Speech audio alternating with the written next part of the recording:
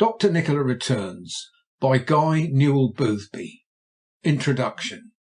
My dear William George Craigie, I have no doubt at all as to your surprise on receiving this letter, after so long and unjustifiable a period of silence, from one whom you must have come to consider either a dead man or at least a permanent refugee. When we last met it was on the deck of Tremorden's yacht in the harbour of Honolulu. I had been down to Kauai, I remember, and the day following you lucky dog, were going off to England by the Royal Mail to be married to the girl of your heart. Since then I have heard quite by chance that you have settled down to a country life, as if to the manner born, taken absorbing interest in mangel wurzels, and while you strike terror into the hearts of poachers and other rustic evildoers, have the reputation of making your wife the very best of husbands. Consequently, you are to be envied and considered by such awful barbarians as myself the happiest of men. While, however, things have been moving thus prosperously with you, I am afraid I cannot truthfully say that they have behaved so well for me. At the termination of our pleasant South Sea cruise just referred to, when our party dismembered itself in the Sandwich Islands, I crossed to Sydney and passed up inside the Barrier Reef to Cooktown, where I remained for 3 months in order to try my luck upon the Palmer goldfields. This proving unsatisfactory, I returned to the coast and continued my journey north to Thursday Island. From the last named little spot I visited New Guinea and gave it my patronage for the better part of 6 months, and received in return a bad attack of fever, after recovering from which I migrated to Borneo, to finally bring up, as you will suppose, in my beloved China. Do you remember how, in the old days when we both held positions of more or less importance in Hong Kong, you used to rally me about my fondness for the celestial character, and my absurd liking for going fan-tea into the queerest company and places? How little did I imagine then to what straits that craze would ultimately conduct me. But we never know what the future has in store for us, do we? And perhaps it is just as well. You will observe, my dear Craigie, that it is the record of my visit to China on this particular occasion that makes this book, and you will understand that it is because of our long friendship for each other, and by reason of our queer researches into the occult world together in the old days, that you find your name placed so conspicuously at the forefront of it. A word now as to my present existence and abode. My location I cannot reveal even to you, and believe me, I make this reservation for the strongest reasons. Suffice it that I boast a little farm of close upon 5,000 acres, in a country such as would gladden your heart, if matrimony and continual well-being have not spoilt your eyes for richness of soil. It is shut in on all sides by precipitous mountain ranges, on the western peaks of which, at this moment, as I sit in my veranda writing to you, a quantity of cloud, tinted with a rose pink by the setting sun, is gathering. A quieter spot, and one more remote from the rush and bustle of civilization, it would be difficult to find. Once every 6 months my stores are brought up to me on muleback by a trusted retainer who has never spoken a word of English in his life, and once every 6 weeks I send to and receive from my post office, 400 miles distant, my mails. In the intervals I imitate the patriarchal life and character, that is to say, I hoe and reap my corn, live in harmony with my neighbour, who is 200 miles away, and, figuratively speaking, enjoy life beneath my own vine and fig tree. Perhaps when the cool west wind blows in the long grass, the wild duck call upon the lagoons, or a newspaper filled with gossip of the outer world finds its way into me, I am a little restless. But at other times I can safely say I have few regrets. I have done with the world, and to make my exile easier I have been permitted that greatest of all blessings, a good wife. Who she is and how I won her you will discover when you have perused this narrative, the compiling of which has been my principal, and I might almost say my only recreation all through our even more than tedious winter. But now spring is upon us, clad in its mantle of luscious grass, and accompanied by the twitterings of birds and the music of innumerable small waterfalls, and I am a new man. The snow has departed, the swallows are working overtime beneath the eaves, and tomorrow this book goes off to you. What you will think of it I cannot say, but remember, whatever else it may not be, it is gospel truth, every word of it. Whether I shall ever again see Dr. Nikola, the principal character in it, is more than I can tell you, but I sincerely trust not. It is for the sake of the circumstances brought about by that extraordinary man that I have doomed myself to a perpetual exile. Still, I have no desire that he should know of my sacrifice. Sometimes lying awake in the quiet watches of the night, and I can hardly believe that the events of the last 2 years are real. The horror of that time still presses heavily upon me, and if I live to be 100, I doubt if I shall outgrow it. When I tell you that even the things, I mean the mysteries and weird experiences into which we thrust our impertinent noses in bygone days, were absolutely nothing compared with those I have passed through since then in Nikola's company, you will at first feel inclined to believe that I am romancing. But I know this, that when you have got my curious story by heart, all doubt on that score will have been swept away. Now, one last entreaty. After you have read this book, do not attempt to find me, or to set my position right with the world. Take my word for it, it is better as it is. And now, without further preamble, let us come to the story itself. God bless you and give you every happiness. Speak kindly of me to your wife, and believe me, until death, if there is such a thing, your affectionate friend, Wilfred Bruce. End of introduction.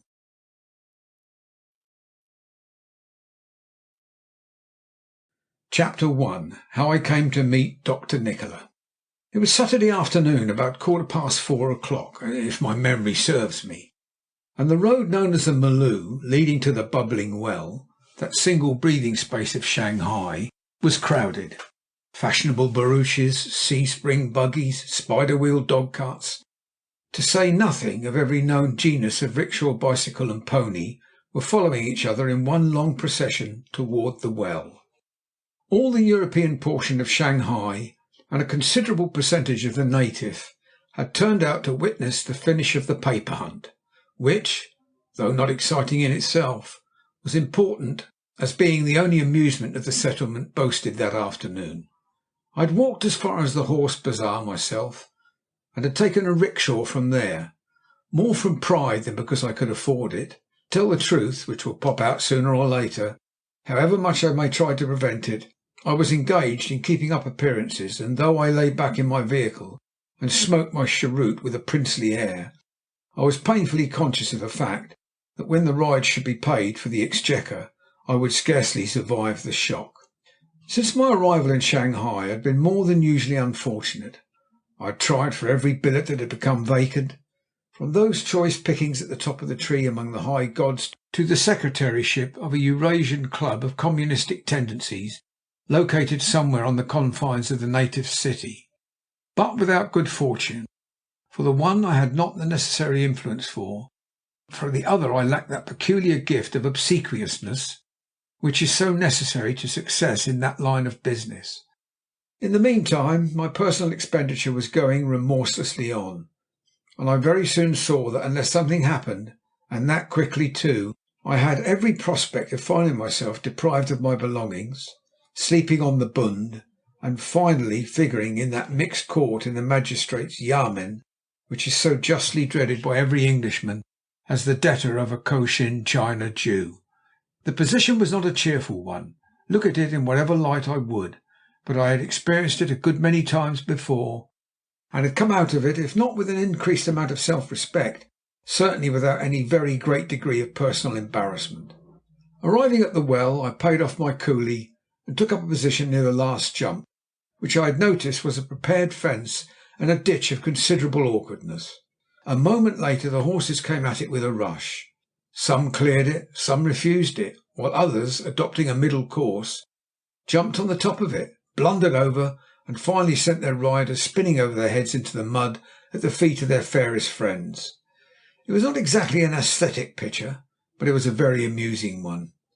When the last horse had landed, thinking the sport was over, I was in the act of moving away, when there was a shout to stand clear. I was just in time to see a last horseman come dashing at the fence. Though he rode with considerable determination, and was bent upon putting a good finish to this day's amusement, his horse was not of the same way of thinking, and for this reason, when he was distant about half a dozen yards from the fence, he broke his stride and stuck his feet into the mud and endeavoured to come to a standstill. The result was not at all what he had expected. He slid towards the fence, received his rider's quirt viciously administered round his flank, made up his mind to jump too late, hit the top rail with his forehead, turned a complete somersault and landed with a crash at my feet. His rider fell into the arms of the ditch, out of which I presently dragged him. When I landed him on the bank he did not look a pretty sight, but on the other hand that did not prevent him from recognising me. "Wilfred Bruce, by all that's glorious!" he cried, at the same time rising to his feet and mopping his streaming face with a very muddy pocket handkerchief. "This is a fortunate encounter for you. Do you know I spent 2 hours this morning looking for you?" "I'm sorry you should have had so much trouble," I answered, "but just at present my residences are a little uncertain." He winked knowingly, and having done so, turned to his horse, which had struggled to his feet and was gazing stupidly about him. "Let me first send this clumsy brute home," he said, "and then I'll find my cart, and after that, if you let me, I will take you back to town with me." We saw the horse led away, and when we had discovered his dog-cart among the crowd of vehicles waiting for their owners, mounted to our seats and set off after a few preliminary antics on the part of the leader on our return to the settlement. Once we were comfortably on our way, George Barkston, who I had known for more than 10 years, placed his whip back in the bucket and turned to me. "Look here, Bruce," he said, flushing a little in anticipation of what he was going to say. "I'm not going to mince matters with you, so let's come straight to the point. We are old friends, and though we've not seen as much of each other during this visit to Shanghai as we used to do in the old days, when you were Deputy Commissioner of whatever it was, I think I'm pretty well conversant with your present condition. I don't want you to think me impertinent, but do you want to let me help you if I can?" "That's very good of you," I answered, but not without a little tremor. However, as he shaved a well-built American buggy by a hair's breadth, to tell the honest truth, I want to get something to do pretty badly. There's a serious deficit in the exchequer, my boy, and although I'm fairly old hand at the game of poverty, I've still got a sort of pride left, and I have no desire to figure in that mixed court next Wednesday on the charge of an inability to pay any Eurasian landlord $20 for board and lodging." "Of course you don't," said Barkston warmly, "and so if you'll let me help you, I've an idea that can put you on to the right track to something. The fact is, there was a chap in the smoking room at the club the other night with whom I got into conversation. He interested me more than I can tell you, for he was one of the most curious beings who, I should imagine, has ever visited the East. I never saw such an odd-looking fellow in my life. Talk about eyes, well, his why, he looked you through and through. You know old Benwell of the revenue cutter Yai Chang? Well, while I was talking to this fellow after a game of pool, in he came. 'Hello, Barkston,' he said, as he brought up alongside the table. 'I thought you were shooting with Jimmy Woodborough up the river. I'm glad to find you're not, for He had got as far as this before he became aware of my companion. Then his jaw dropped. He looked hard at him, said something under his breath, and shaking me by the hand, made a feeble excuse and fled the room. Not being able to make it out at all, I went after him and found him looking for his hat in the hall. 'Come, I say, Benwell,' I cried, 'what's up? What on earth made you bolt like that? Have I offended you?' He led me on one side so that the servants should not hear, and having done so, said confidentially, 'Barkston, I am not a coward. In my time I've tackled Europeans, Zulus, Somalis, Malays, Japanese and Chinese, to say nothing of Manila and the Solomon boys, and what's more, I don't mind facing them all again. But when I find myself face to face with Dr. Nikola, well, I tell you I don't think twice. I bolt. Take my tip and do the same.' As he might just as well have talked to me in Low Dutch for all I should have understood. I tried to question him, but I might have spared myself the trouble, for I could get nothing satisfactory out of him. He simply took me by the hand, told the boy in the hall to call him a rickshaw, and as soon as it drew up at the steps, jumped into it and departed. When I got back to the billiard-room, Nikola was still there, practising losing hazards of extraordinary difficulty. 'I've an opinion I've seen your friend before,' he said, as I sat down to watch him. 'He's Benwell of the Yai Chang, and if I mistake not, Benwell of the Yai Chang remembers me.' 'He seems to know you,' I said with a laugh. 'Yes,' Nikola continued after a little pause. 'I have had the pleasure of being in Mr. Benwell's company once before. It was in Haiphong.' And then, with peculiar emphasis, 'I don't know what he thinks of the place, of course, but somehow I have an idea Your friend will not willingly go near Haiphong again." After he had said this, he remained silent for a little while. Then he took a letter from his pocket, read it carefully, examined the envelope, and having made up his mind on a certain point, turned to me again. "I want to ask you a question," he said, putting the cue he had been using back into the rack. "You know a person named Bruce, don't you? A man who used to be in the civil service, and who has the reputation of being able to disguise himself so like a Chinaman that even Lai Chang Tung would not know him for a European." "I do," I answered. "He's an old friend of mine, and what is more, he's in Shanghai at the present moment. It was only this morning I heard of him." "Bring him to me," said Nikola quickly. "I am told he wants a billet, and if he sees me before 12 tomorrow night, I think I can put him in the way of obtaining a good one." "Now there you are, Bruce, my boy. I have done my best for you." "And I am sincerely grateful to you," I answered. "But who is this man Nikola, and what sort of billet do you think he can find me?" "Who he is, I can no more tell you than I can fly. But if he is not the first cousin of the old gentleman himself, well, all I can say is I'm no hand at finding relationships." "I'm afraid that doesn't tell me very much," I answered. "What's he like to look at?" "Well, in appearance he might be described as tall, though you must not run away with the idea he's what you would call a big man. On the contrary, he is most slenderly built. Anything like the symmetry of his figure, however, I don't remember to have met with before. His face is clean shaven and is always deadly pale, sort of a toad skin pallor that strikes you directly when you see him, and the remembrance of which never leaves you again. His eyes and hair are as black as night, and he is as neat and natty as a new pin. When he is watching you, he seems to be looking through the back of your head into the wall behind, and when he speaks you've got to pay attention, whether you want to or not. All things considered, the less I see of him, the better I shall like him." "You don't give me a very encouraging report of my new employer. What on earth can he want with me?"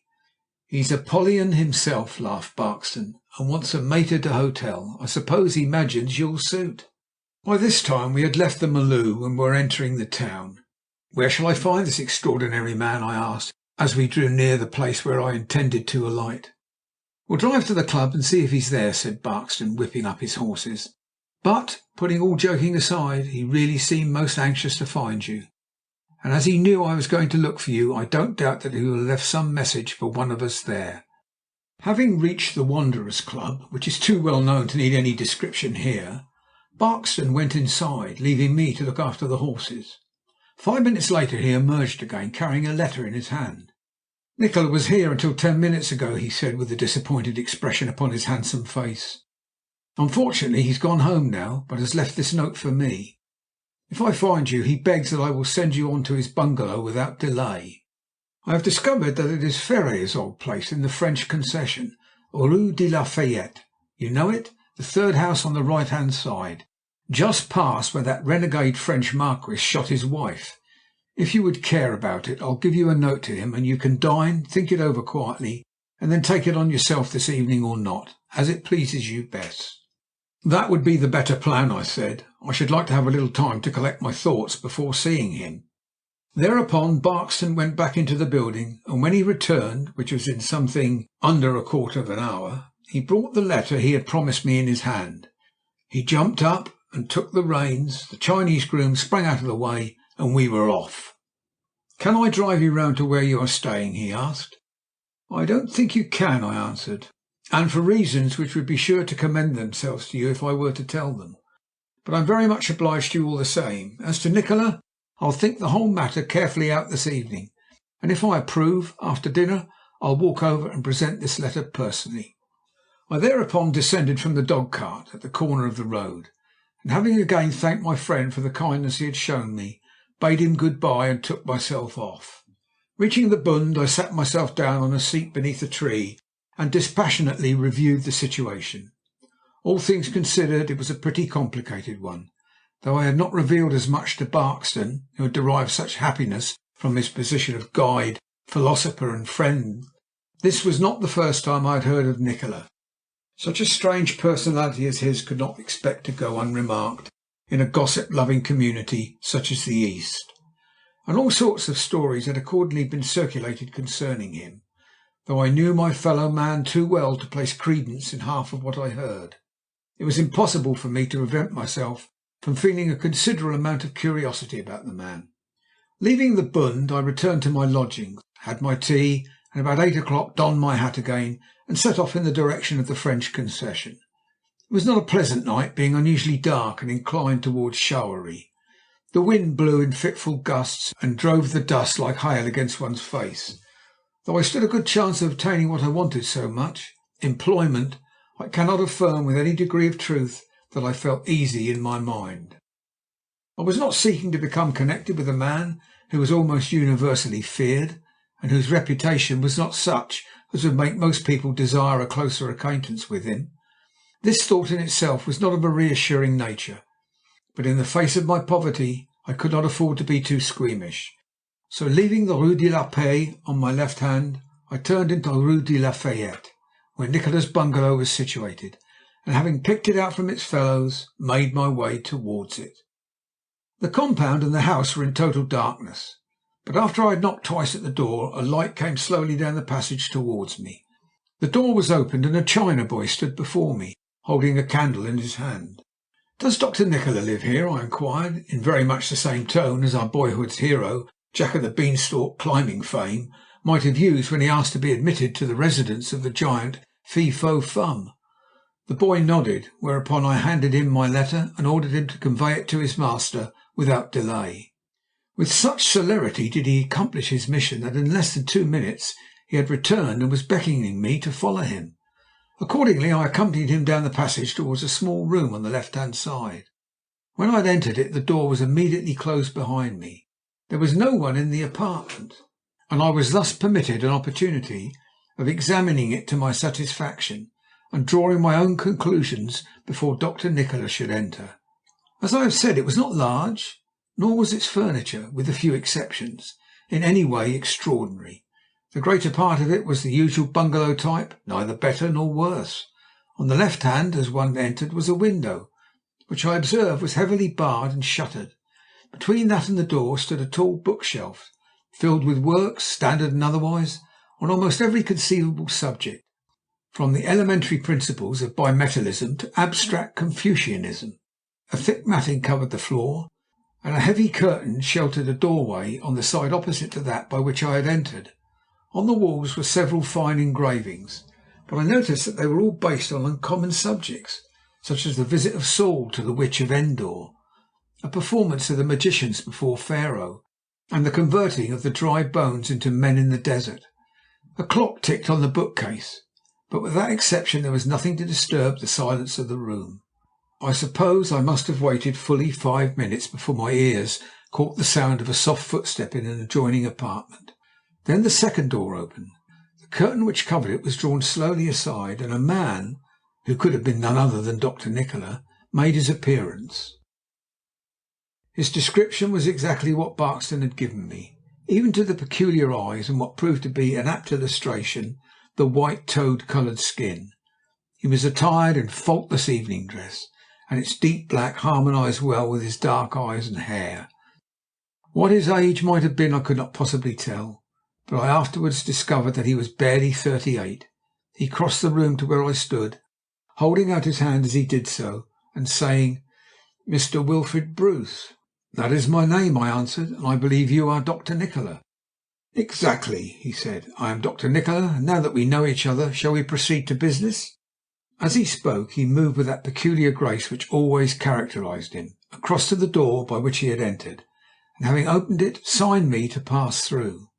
I did so, and found myself in another large room, possibly 40 feet long by 20 feet wide. At the further end was a lofty window containing some good stained glass. The walls were hung with Japanese tapestry and were ornamented with swords, battle axes, 2 or 3 specimens of Rajput armour, books galore, and a quantity of exceedingly valuable china.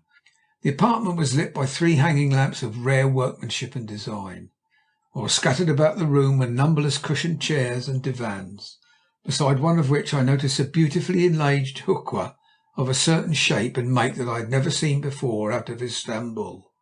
"Pray sit down," said Dr. Nikola. As he spoke he signed me to a chair at the further end. I seated myself and wondered what would come next. "This is not your first visit to China, I'm given to understand," he continued, as he seated himself in a chair opposite mine and regarded me steadfastly with his extraordinary eyes. "It is not," I answered. "I am an old resident in the East, and I think I may say I know China as well as any living Englishman." "Quite so. You were present at the meeting of Kwang Sha's house in the Huazine on the 23rd of August, 1889, and you assisted Ma Pu to evade capture by the Mandarins the week following." "How on earth did you know that?" I asked, my surprise quite getting the better of me, for I had always been convinced that no other soul, save the man himself, was aware of my participation in that affair. "One becomes aware of many strange things in the East," said Nikola, hugging his knee and looking at me over the top of it. "And yet that little circumstance which I have just referred to is apt to teach one how much might one know, and how small after all our knowledge is of each other's lives. One could almost expect as much from brute beasts." "I'm afraid I don't quite follow you," I said simply. "Don't you?" he answered. "And yet it's very simple after all. Let me give you a practical illustration of my meaning. If you see anything in it other than I intend, then the blame must be upon your own head." Upon the table close to his chair lay a large sheet of white paper. This he placed upon the floor. He then took a stick of charcoal in his hand, and presently uttered a long and very peculiar whistle. Next moment, without any warning, an enormous cat, black as his master's coat, leapt down from somewhere onto the floor, and stood swishing his tail before us. "There are some people in the world," said Nikola calmly, at the same time stroking the great beast's soft back, "who would endeavour to convince you that this cat is my familiar spirit, and that, with his assistance, I work all sorts of extraordinary magic. You, of course, will not be so silly as to believe such idle tales. But bear out what I was saying just now. Let us try a little experiment with his assistance. It is just possible I may be able to tell you something more of your life." Here he stooped and wrote a number of figures up to 10 with the charcoal upon the paper.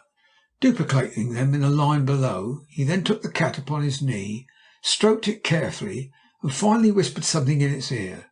Instantly the brute sprang down, placed its right forepaw on one of the numerals in the top row, while, whether by chance or magic I cannot say, it performed a similar action with its left on the row below. 24, said Nikola with one of his peculiar smiles. Then taking a piece of charcoal once more in his hand, and turning the paper over, he wrote upon it the names of the different months of the year. Placing it on the floor, he again said something to the cat, who this time stood upon June. The alphabet followed, and letter by letter the uncanny beast spelt out Appia. "On the 24th of June," said Nikola, "of a year undetermined, you are in Appia. Let's see if we can discover the year." Again he wrote the numerals up to 10, and immediately the cat, with fiendish precision, worked out 1875. "Is that correct?" asked this extraordinary person when the brute had finished its performance. It was quite correct, and I told him so. "I'm glad of that. And now do you want to know any more?" he asked. "If you wish, it might perhaps be able to tell you your business there." I did not want to know, and I can only ask you to believe that I had very good reasons for not doing so. Nikola laughed softly and pressed the tips of his long white fingers together as he looked at me. "Now tell me truthfully, what do you think of my cat?" said he. "One might be excused if one endowed him with satanic attributes," I answered. "And yet, though you think it so wonderful, it's only because I have subjected him to a curious form of education. There is a power latent in animals, and particularly in cats, which few of us suspect. And if animals have this power, how much more may men be expected to possess it? Do you know, Mr. Bruce, I should be very interested to find out exactly how far you think the human intelligence can go. That is to say, how far you think it can penetrate into the regions of what is generally called the occult." "Again I must make the excuse," I said, "that I do not follow you." "Well, then, let me place it before you in a rather simpler form. If I may put it so bluntly, where should you be inclined to say this world begins and ends?" "I should say," I replied, this time without hesitation, "that it begins with birth and ends with death." "And after death?" "Well, what happens then is a question of theology, and one for the parsons to decide." "You have no individual opinion?" "I have the remnants of what I learned as a boy." "I see. In that case you believe that as soon as the breath has forsaken this mortal body, a certain indescribable part of us, which for the sake of argument we will denominate soul, leaves this mundane sphere and enters upon a new existence in one or other of two places. That is certainly what I was taught, I answered. Quite so. That was the teaching you received in the parish of High Walcombe, Somersetshire, and might be taken as a very good type of what your class thinks throughout the world, from the Archbishop of Canterbury down to the farm labourer's child who walks 3 miles every seventh day to attend Sunday school. But in that self-same village, if I remember rightly, there was a little man of portly build whose adherents numbered precisely 45 souls. He was called Father O'Rourke, and I have not the slightest doubt if you had asked him, he would have given you quite a different account of what becomes of that soul, or essence, if we may so call it, after it has left this mortal body. Tobias Smallcombe, who preaches in a spasmodic, windy way on the green to a congregation made up of a few enthusiasts, a dozen small boys, and a handful of donkeys and goats, will give you yet another, and so on through numberless varieties of creeds to the end of the chapter. Each will claim the privilege of being right, and each will want you to believe exactly as he does. But at the same time you must remember, provided we would be quite fair, that there are not wanting scientists, admittedly the cleverest men of the day, who assert that while all our friends are agreed there is life after death, a spirit world in fact, they're all wrong. If you will allow me to give you my own idea of what you think, I should say that your opinion is that when you've done with the solid flesh that makes up Wilfred Bruce, it doesn't much matter what happens. But let us suppose that Wilfred Bruce, or his mind, shall we say, that part of him at any rate, which is anxious, which thinks and which suffers, is destined to exist afterwards through endless eons, a prey to continual remorse for all misdeeds. How would he regard death then? But before you can expect an answer to that question, it is necessary that you should provide that he does so continue to exist, I said. That's exactly what I desire and intend to do, said Nikola. And it is to that end I have sought you out, and we are arguing in this fashion now. Is your time very fully occupied at present? I smiled. I quite understand, he said. Well, I've got a proposition to make you, if you will listen to me. Years ago, and quite by chance, when the subject we are now discussing, and which I am more interested than you can imagine, was first brought properly under my notice, I fell into the company of a most extraordinary man. He was originally an Oxford Don, but for some reason he went wrong, and was afterwards shot by Malacida at Santiago during the Chilean War. Among other places, he had lived for many years in northwestern China. He possessed one of the queerest personalities, but he told me some wonderful things, and what was more to the point, he backed them with proofs. You would probably have called them clever conjuring tricks. So did I then, but I don't now, nor do I think will you when I have done with you. It was from that man and an old Buddhist priest, with whom I spent some time in Ceylon, that I learnt the tiny fact which put me on the trail of what I am now following up. I have tracked it clue by clue, carefully and laboriously, with varying success for 8 long years, and at last I am in the position to say that I believe I have my thumb upon the key note. If I can press it down and obtain the result I want, I can put myself in possession of information the magnitude of which the world, I mean the European world, of course, has not the slightest conception. I am a courageous man, but I will confess that the prospect of what I am about to attempt almost frightens me. It is neither more nor less than to penetrate, with the help of certain Chinese secret societies, into the most extraordinary seat of learning that you or any other men ever heard of, and when there, to beg, borrow, or steal the secrets they possess. I cannot go alone, so must find one man to accompany me. That man must be 1 in 1,000, and he must also necessarily be a consummate Chinese scholar. He must be plucky beyond the average. He must be capable of disguising himself so that his nationality shall never for a moment be suspected, and he must go fully convinced in his own mind that he will never return. If he is prepared to undertake so much, I am prepared to be generous. I will pay him £10,000 before we start, and £10,000 when we return, if return we do. What do you say to that? I didn't know what to say. I wanted money more than I had ever done in my life before, and this was a sum out of the common. I also had no objection to adventure, but this seemed too foolhardy an undertaking altogether. What can I say? I answered. It's such an extraordinary proposition. So it is, he said. but as I take it, we are both extraordinary men. Had you been one of the ordinary rank and file, I should not be discussing it with you now. I would think twice before I refused if I were you. Shanghai is such an unpleasant place to get into trouble in, and besides that, you know next Wednesday will see the end of your money." He said this with an air of such innocence that for the moment it did not strike me to wonder how he had become acquainted with the state of my finances. "Come," he said, "you had better say yes."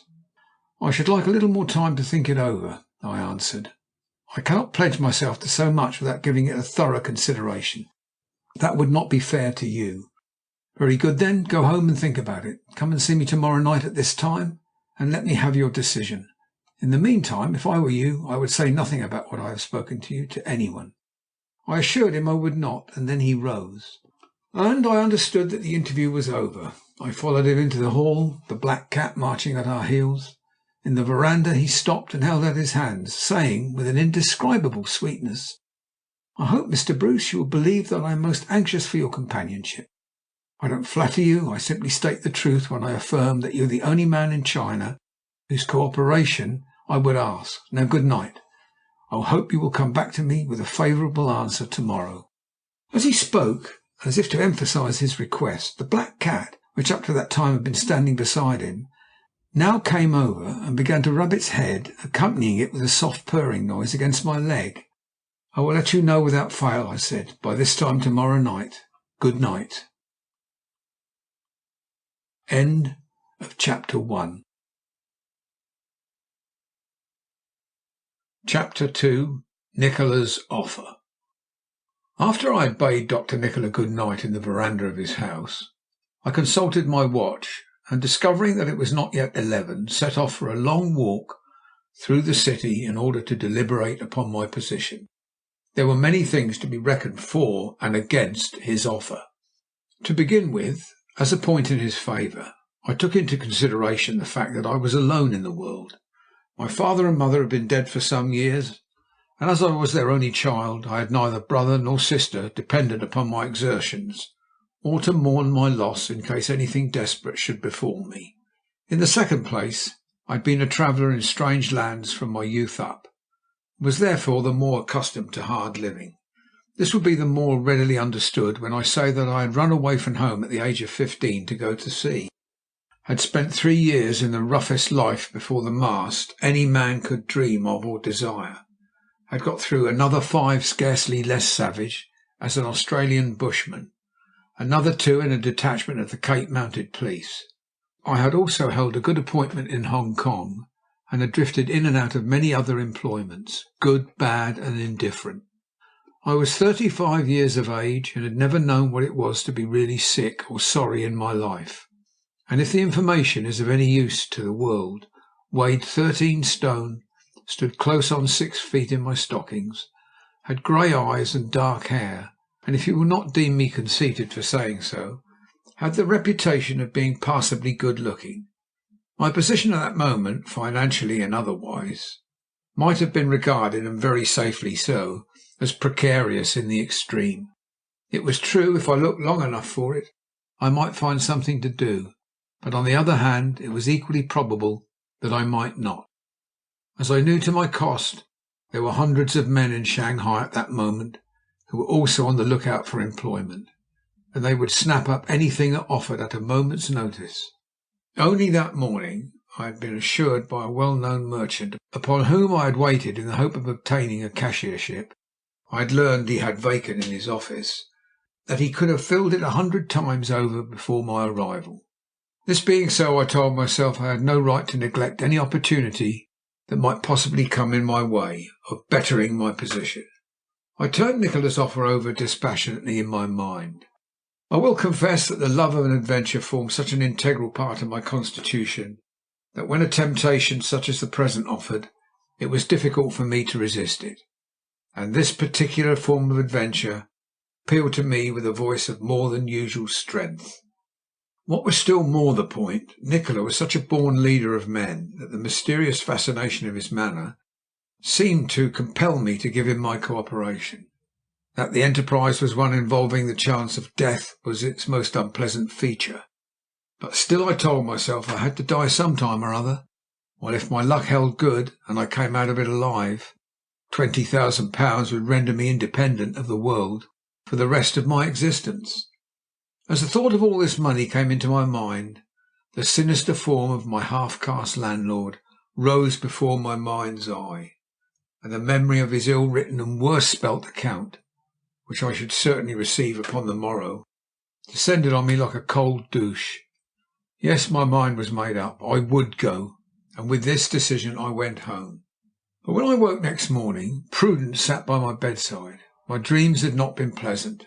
I had seen myself poisoned in Chinese monasteries, dismembered by an official headsman in an atrocious manner, and tortured in 1,000 different ways. Though these nightmares were only the natural outcome of my anxiety, yet I could not disabuse my mind of the knowledge that every one was within the sphere of perfect probability. Directly I should have changed into celestial dress, stained my face, and sewed on my pigtail. I'd be a Chinaman, pure and simple, amenable to Chinese law and liable to Chinese penalties. Then there was the other point. What sort of travelling companion would Nikola prove himself?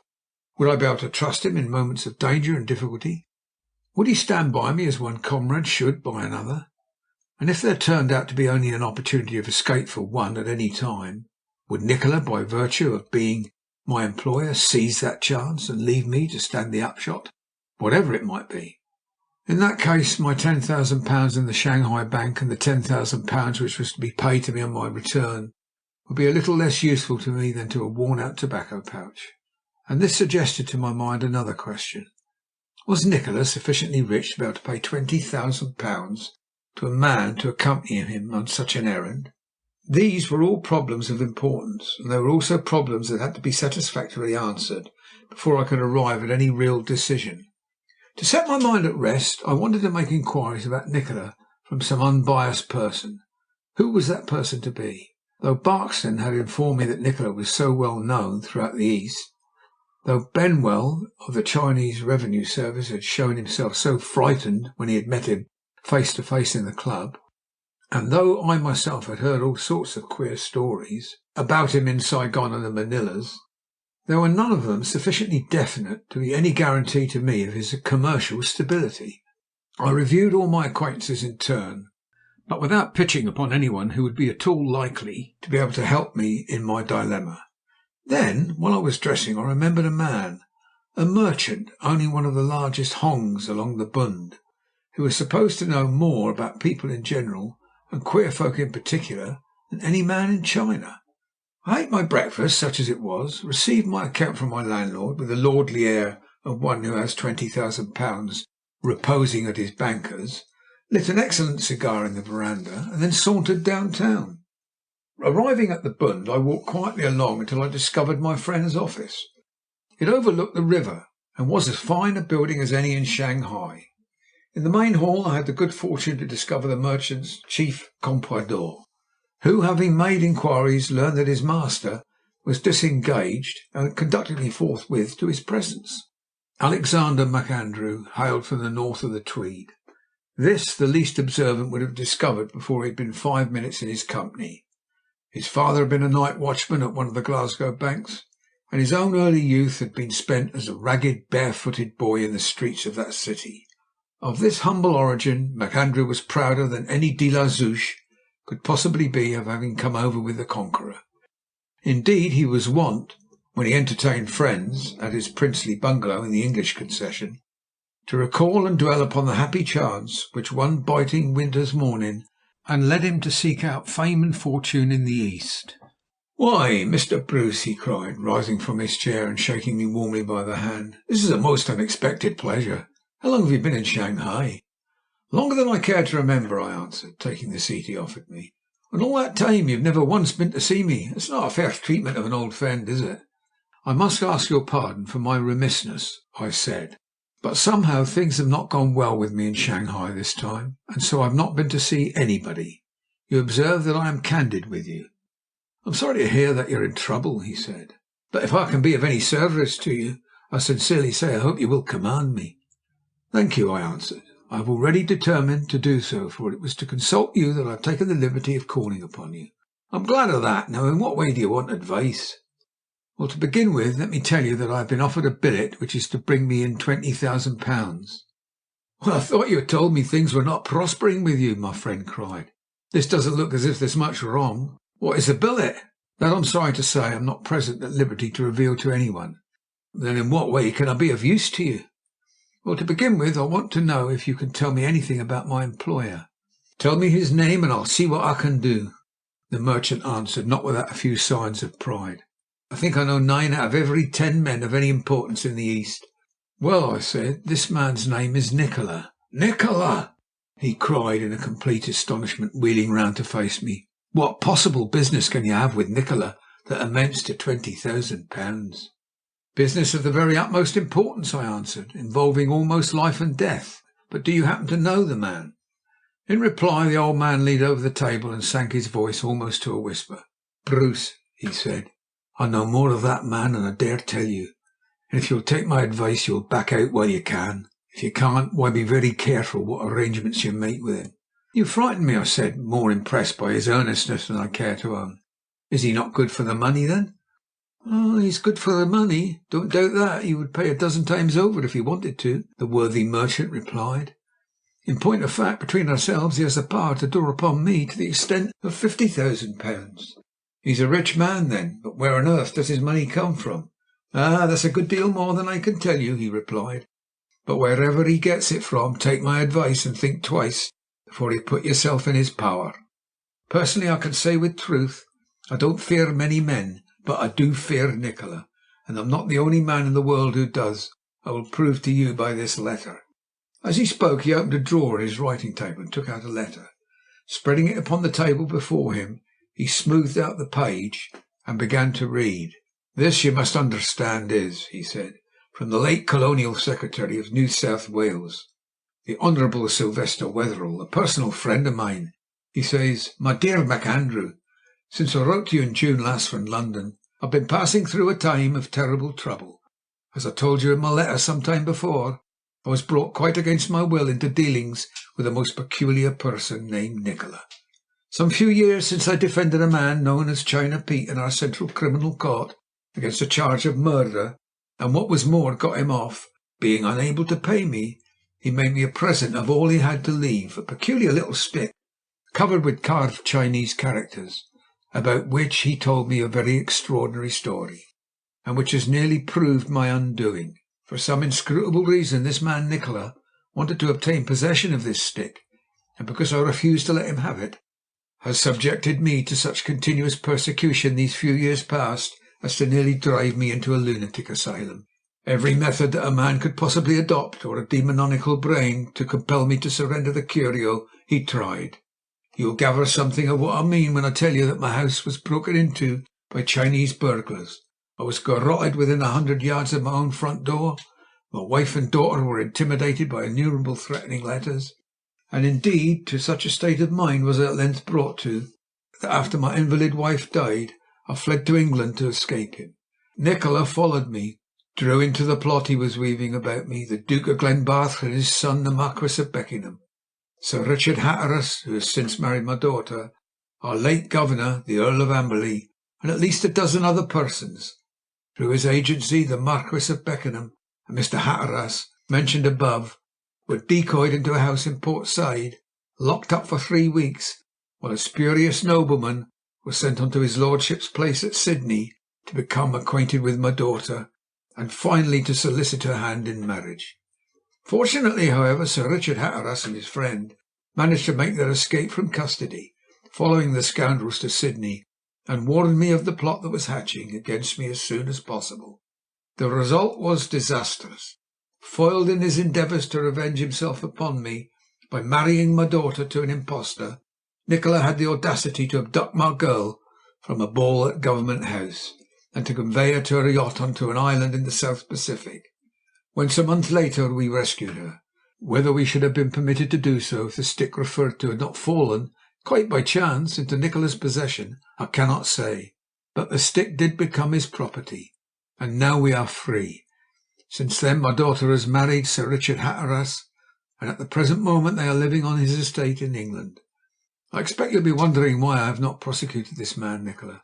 But to tell you the honest truth, MacAndrew, I have such a wholesome dread of him that ever since I have got my girl safely back, and without payment of the large sum, £150,000, he demanded as a ransom, I'm quite content to say no more about the matter.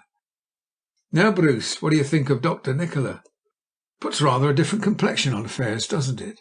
But still, if Nikola will play fair by me, £20,000 is still £20,000, and I've been 20 years in this world trying to make money, and this is the sum total of my wealth. As I spoke, I took out of my pocket all the money I had in the world, half a dozen coins, amounting in English money to a total of 6 and 10pence. I turned to the merchant. I don't know what you'll think, but my own opinion is that Nikola will have to be a very outrageous character to outweigh 20,000 golden sovereigns. I'm afraid you're a little bit reckless, aren't you, Bruce? Said MacAndrew. If you'll take my advice, I should say try something else, and what's more, I'll help you to do so. There's a billet now open in my old friend Webster's office. The salary is a good one, and the duties are light. When I saw him this morning, it was still unfilled. Why not try for it? If you like, I'll give you a letter of introduction to him, and will tell him at the same time that I shall consider it a great personal favour if he will take you into his employ. I'm sure I'm very much obliged to you, I answered warmly. Yes, I think I will try for it. May I have the letter now? With pleasure, he said. I will write it at once. Thereupon he dipped his pen into the ink and composed the epistle. When it was written and I had taken it, I thanked him warmly for his kindness and bade him good-bye.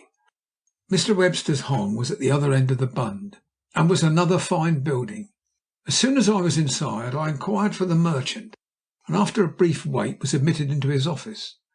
The merchant was Mr. MacAndrew's opposite in every way. He was tall, portly, and intensely solemn. He seldom laughed, and when he did, his mirth was dry and cheerless, like his own exterior. He read my letter carefully through, and then said, I'm exceedingly sorry, Mr. Bruce, that you should have had all this trouble. I should have been only too glad for my friend MacAndrew's sake to have taken you into my employ. Unfortunately, however, the position in question was filled less than half an hour ago. I regret to hear that, I said with a little sigh of disappointment. I really am most unfortunate. This makes the 13th post I have tried for, as you see, unsuccessfully, since I arrived in Shanghai. Well, your luck does indeed seem to be out, was the reply. But if you would like to try and put your applications up into an even number, I will place you in the way of another. I understand that the Red and Yellow Funnel Steamer Company have a vacancy in their office, and if you would care to come along with me at once, I'll take you up and introduce you to the manager myself. In that case, he will probably do all he can for you. I thanked him for his courtesy, and when he had donned his topee, we accordingly set out for the office in question.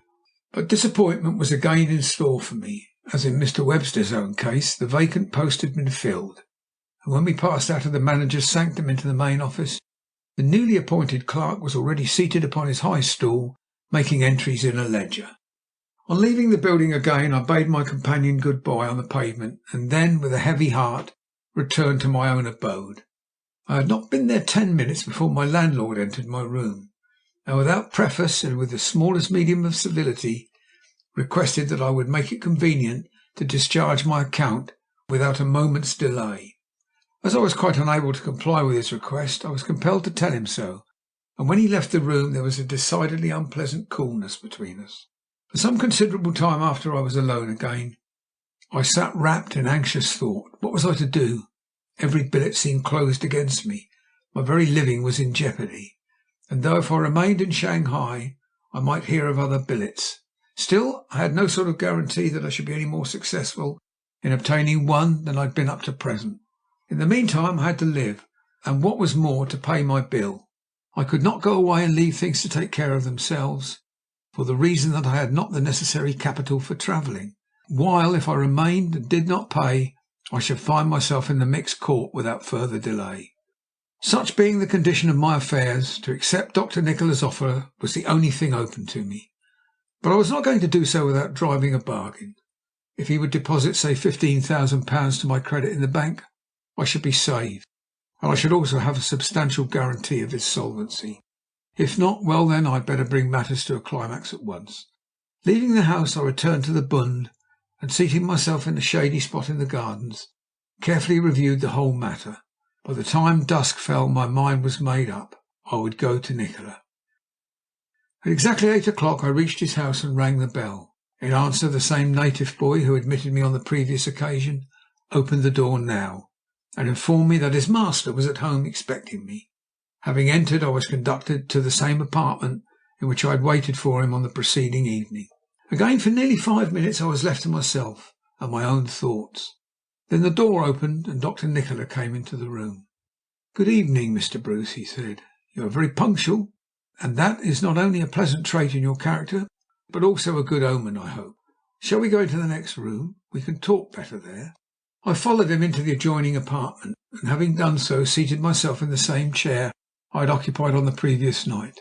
We had not been there half a minute before the black cat made his appearance, and, recognizing me as an old friend, rubbed his head against my leg. "You see, even the cat is anxious to conciliate you," said Nikola, with a queer little smile. "I don't suppose there are 5 other men in the world with whom he would be as friendly as that upon so short an acquaintance. Now let me hear your decision. Will you come with me, or have you resolved to decline my offer?" "Under certain conditions I have made up my mind to accompany you," I said, "but I think it only fair to tell you that those conditions are rather stringent." "Let me hear them," said Nikola, with that gracious affability he could sometimes assume. "Even if they are overpowering, I think it will go hard with me if I cannot effect some sort of compromise with you." "Well, to begin with," I said, "I shall require you to pay into a bank here the sum of £15,000. If you will do that, and will give me a bill at a year for the rest, I'm your man, and you may count upon my doing everything in my power to serve you." "My dear fellow, is that all?" said Nikola quickly. "I will make it £20,000 with pleasure to secure your cooperation. I had no idea it would be the money that would stop you. Excuse me one moment." He rose from his chair and went across to a table at the other side of the room. Having seated himself, he wrote for 2 or 3 moments. Then, returning to me, he handed me a small slip of paper, which I discovered was a cheque for £20,000. "There is your money," he said. "You can present it as soon as you like, and the bank will cash it on sight. I think that should about satisfy you as to the genuineness of my motives. Now I suppose you are prepared to throw in your lot with me." "One moment," I said. "That is not all. You have treated me very generously, and this being so, it is only fair that I should behave in a similar manner to you." "Thank you," said Nikola. "But what is it you have to say to me now? Do you know a man named Wetherell?" "Perfectly," said Nikola. "He was the Colonial Secretary of New South Wales until about 6 months ago. I have very good reasons for knowing him. I had the honour of abducting his daughter in Sydney, and I imprisoned his son-in-law in Port Said. Of course I know him. You see, I am also candid with you." "Vastly. But, pardon the expression, was it altogether a nice transaction?" "It all depends upon what you consider a nice transaction," he said. "To you, for instance, who have your own notions of what is right and what is wrong, it might seem a little peculiar. I am in different case, however. Whatever I do I consider right. What you might do in 9 cases out of 10 I should consider wrong. Wetherell might have saved himself all the trouble by selling me the stick which China Pete gave him, and about which he wrote to MacAndrew, who read the letter to you this morning." "How do you know he did?" "How do I know anything?" said Nikola. "He did read it, and if you will look at me fixedly for a moment, I will tell you the exact purport of the rest of your conversation." "I don't know that that is necessary," I said. "Nor do I," said Nikola quietly, and then lit a cigarette. "Are you satisfied with my explanation?" "Was it an explanation?" I asked. Nikola answered with a smile, and lifted the cat on to his knee. He stroked its fur with his long white fingers, at the same time looking at me from under his half-closed eyelids. "Do you know, I like you," he said after a while. "There's something so confoundedly matter-of-fact about you. You give me the impression every time that you begin to speak that you're going to say something really smart." "Thank you." "I was going to add that the rest of your sentence invariably shatters the impression. You evidently have a very small impression of my cleverness." "Not at all. I am the one who has to say the smart things. You will have to do them. It is an equal distribution of labour. Now, are we going together, are we not?" "Yes, I will go with you," I said. "I am delighted," said Nikola, holding out his hand. "Let us shake hands upon it." We shook hands, and as we did so, he looked me fairly in the face. "Let me tell you," he said, "once and for all, if you play fair by me, I will stand by you, come what may. But if you shirk one bit of your responsibility, well, you will only have yourself to blame for what happens. That's a fair warning, isn't it?" "Perfectly," I answered. "Now will you tell me something of the scheme itself, and when you propose to start?" End of chapter 2.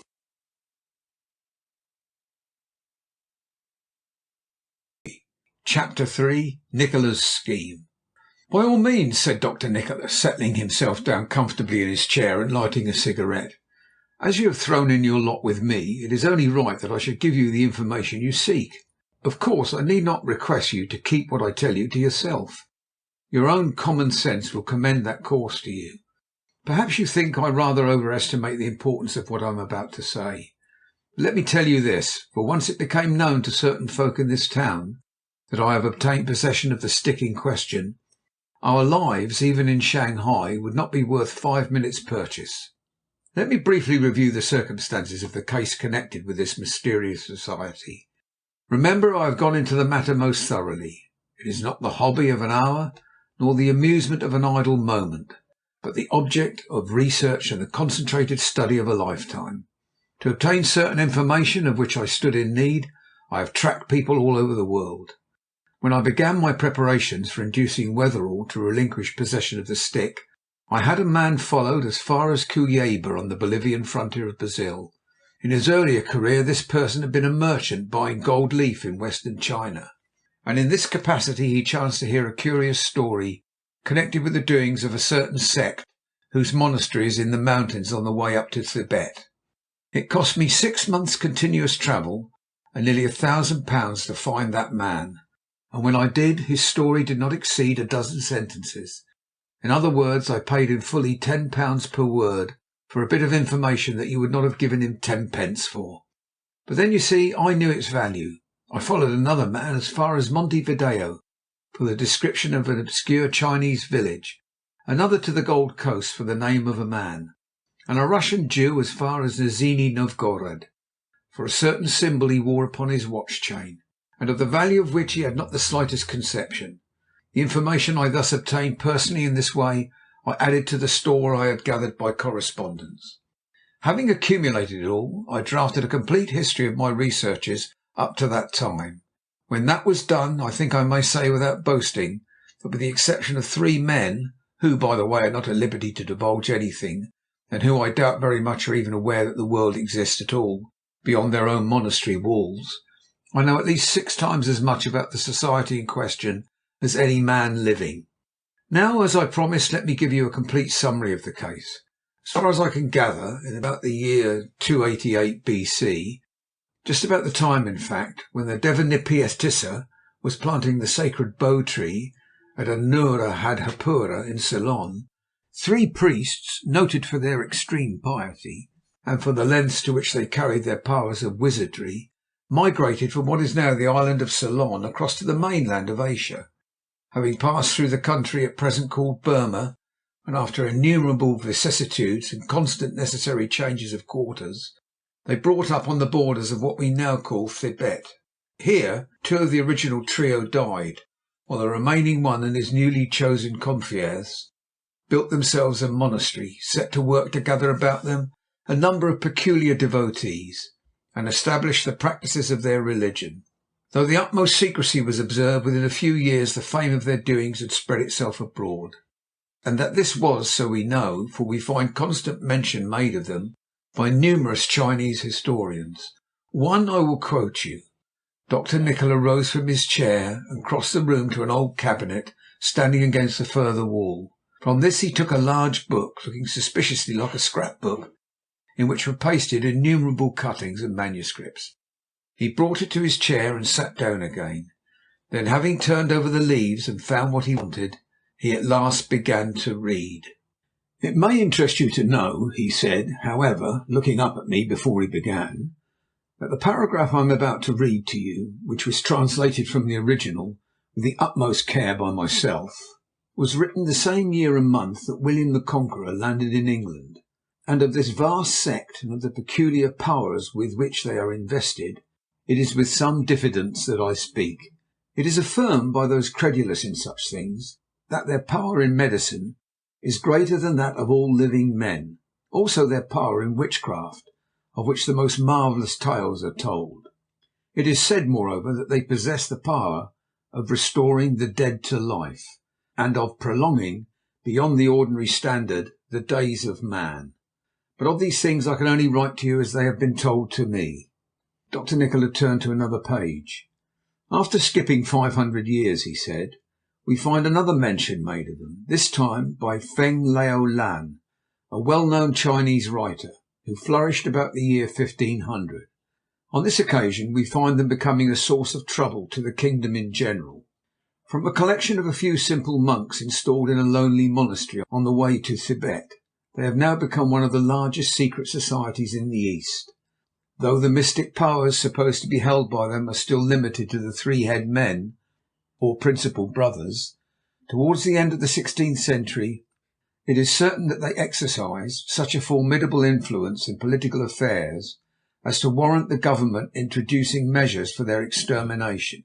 Indeed, I am inclined to believe that the all-powerful Triad Society, Beng, Hoang Cheng Hock Beng, which exercised such an enormous influence in China until quite recently, was only an offshoot of the society which I am so eager to explore.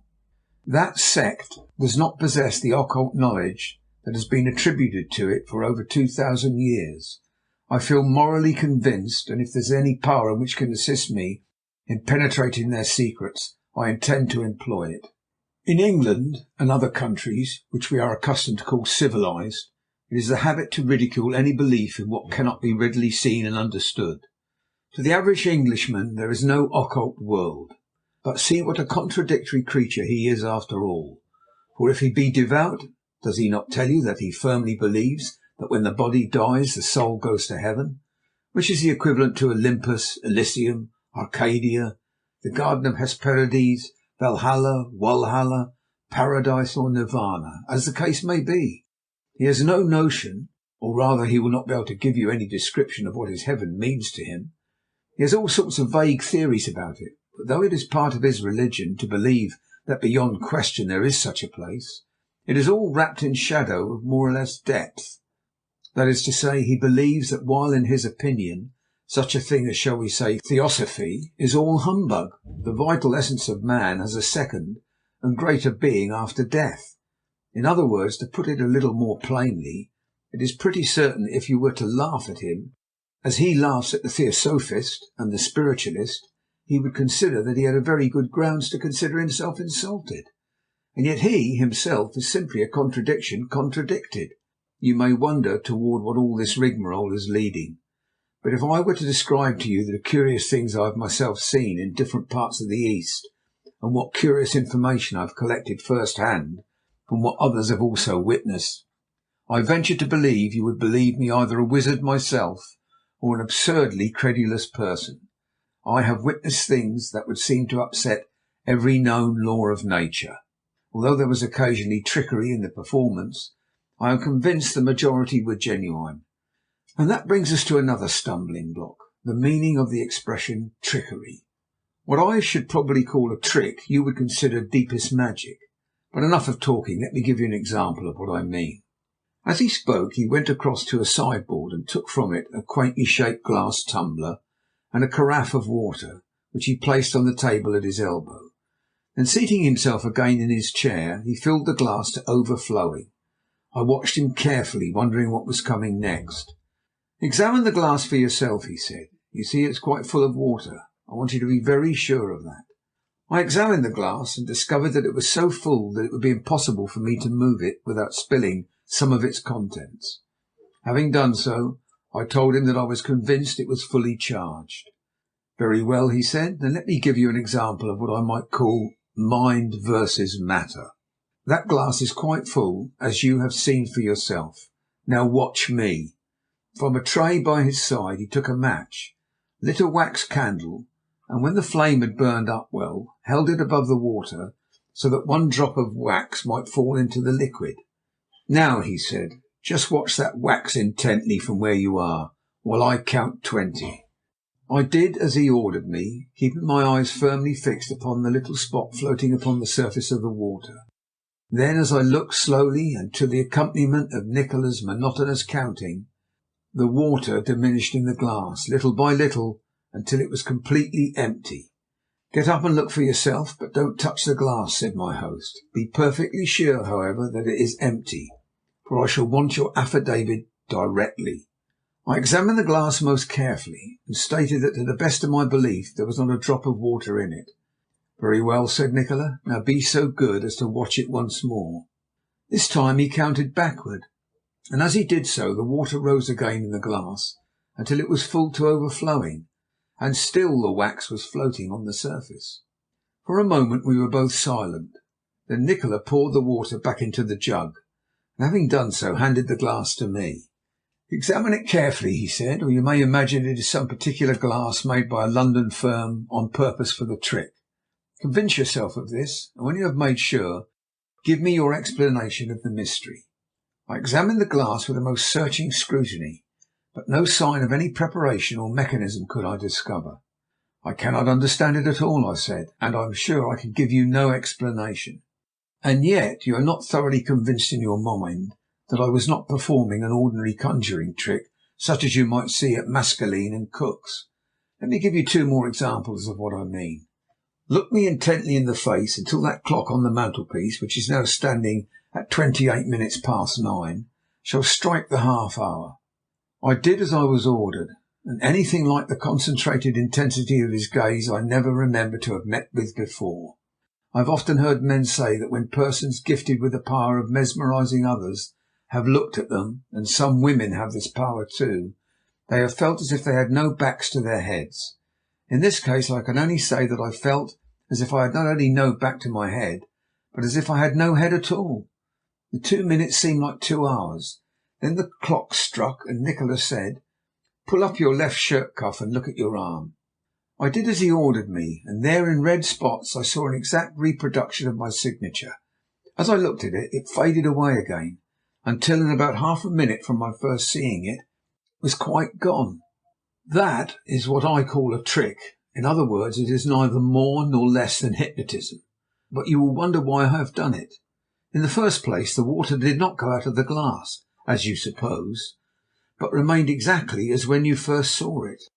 I simply willed that you should imagine it did go, and your imagination complied with the demand made upon it.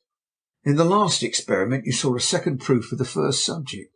Of course, both are very easily accounted for, even by one who has dabbled in the occult as little as you have. But though you call it hypnotism in this airy fashion, can you give me an explanation of what you mean by that ambiguous term? "Simply that your mind," I answered, "is stronger than mine, and is able to dominate it." "That's the popular reply, I grant you," he answered, "but it's hardly a correct one. I fancy, even if it were, how could it be possible for me to transmit thoughts which are in my brain to yours?" "That I cannot attempt in any way to explain," I answered. "But isn't it classified under the general head of thought transference?" "By some people, I admit, but your description, hypnotism, though involved, is quite as correct a term.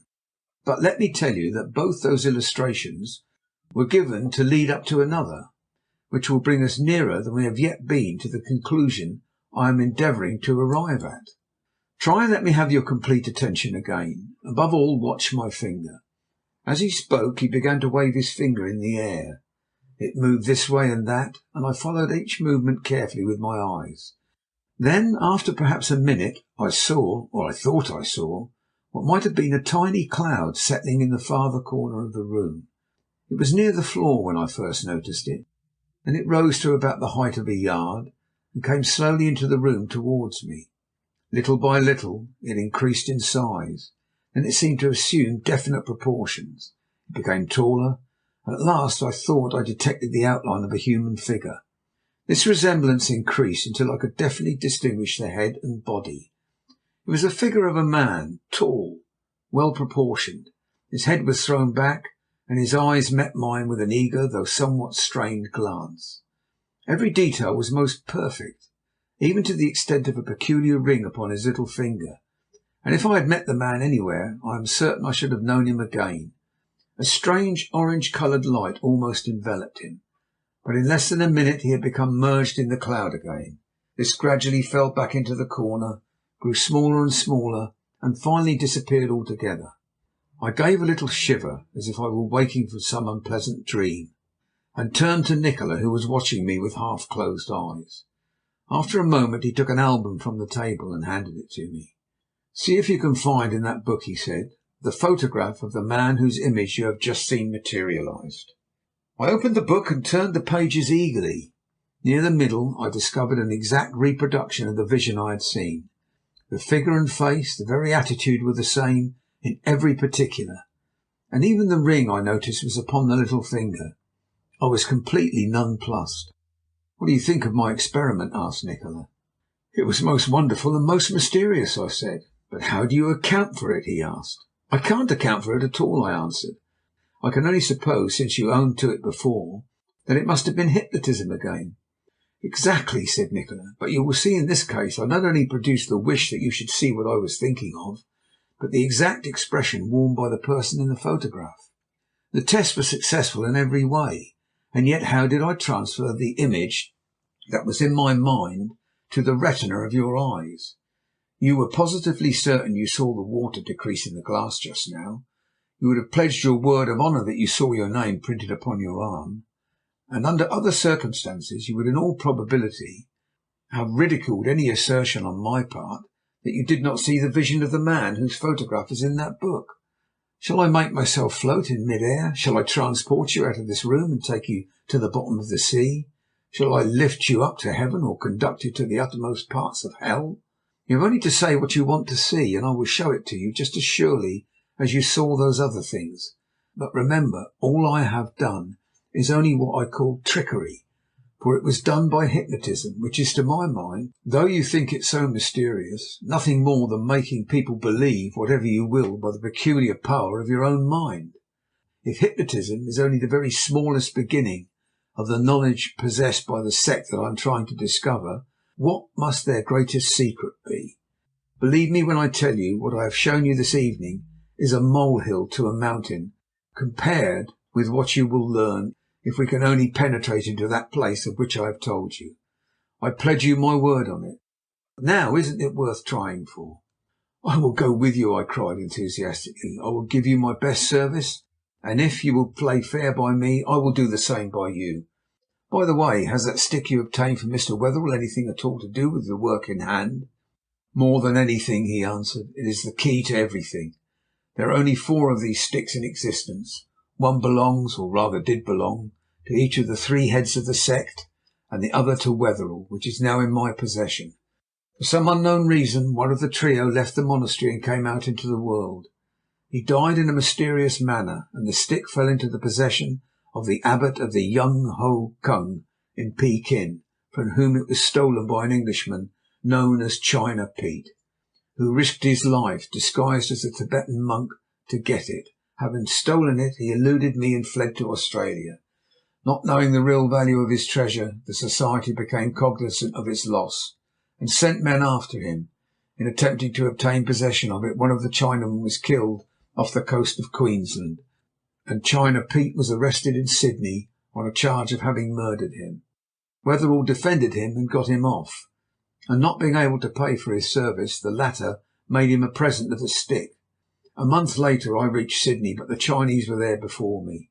We both tried to obtain possession of it, but owing to Wetherell's obstinacy, neither of us was successful.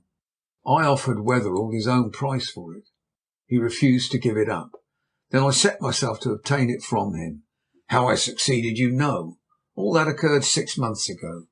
As soon as it was in my possession, I returned here with the intention of penetrating into China and endeavouring to find out what I so much wanted to know." "And where is the stick now?" I inquired. "In very safe keeping," he answered. "But if you would care to see it, I shall have very much pleasure in showing it to you."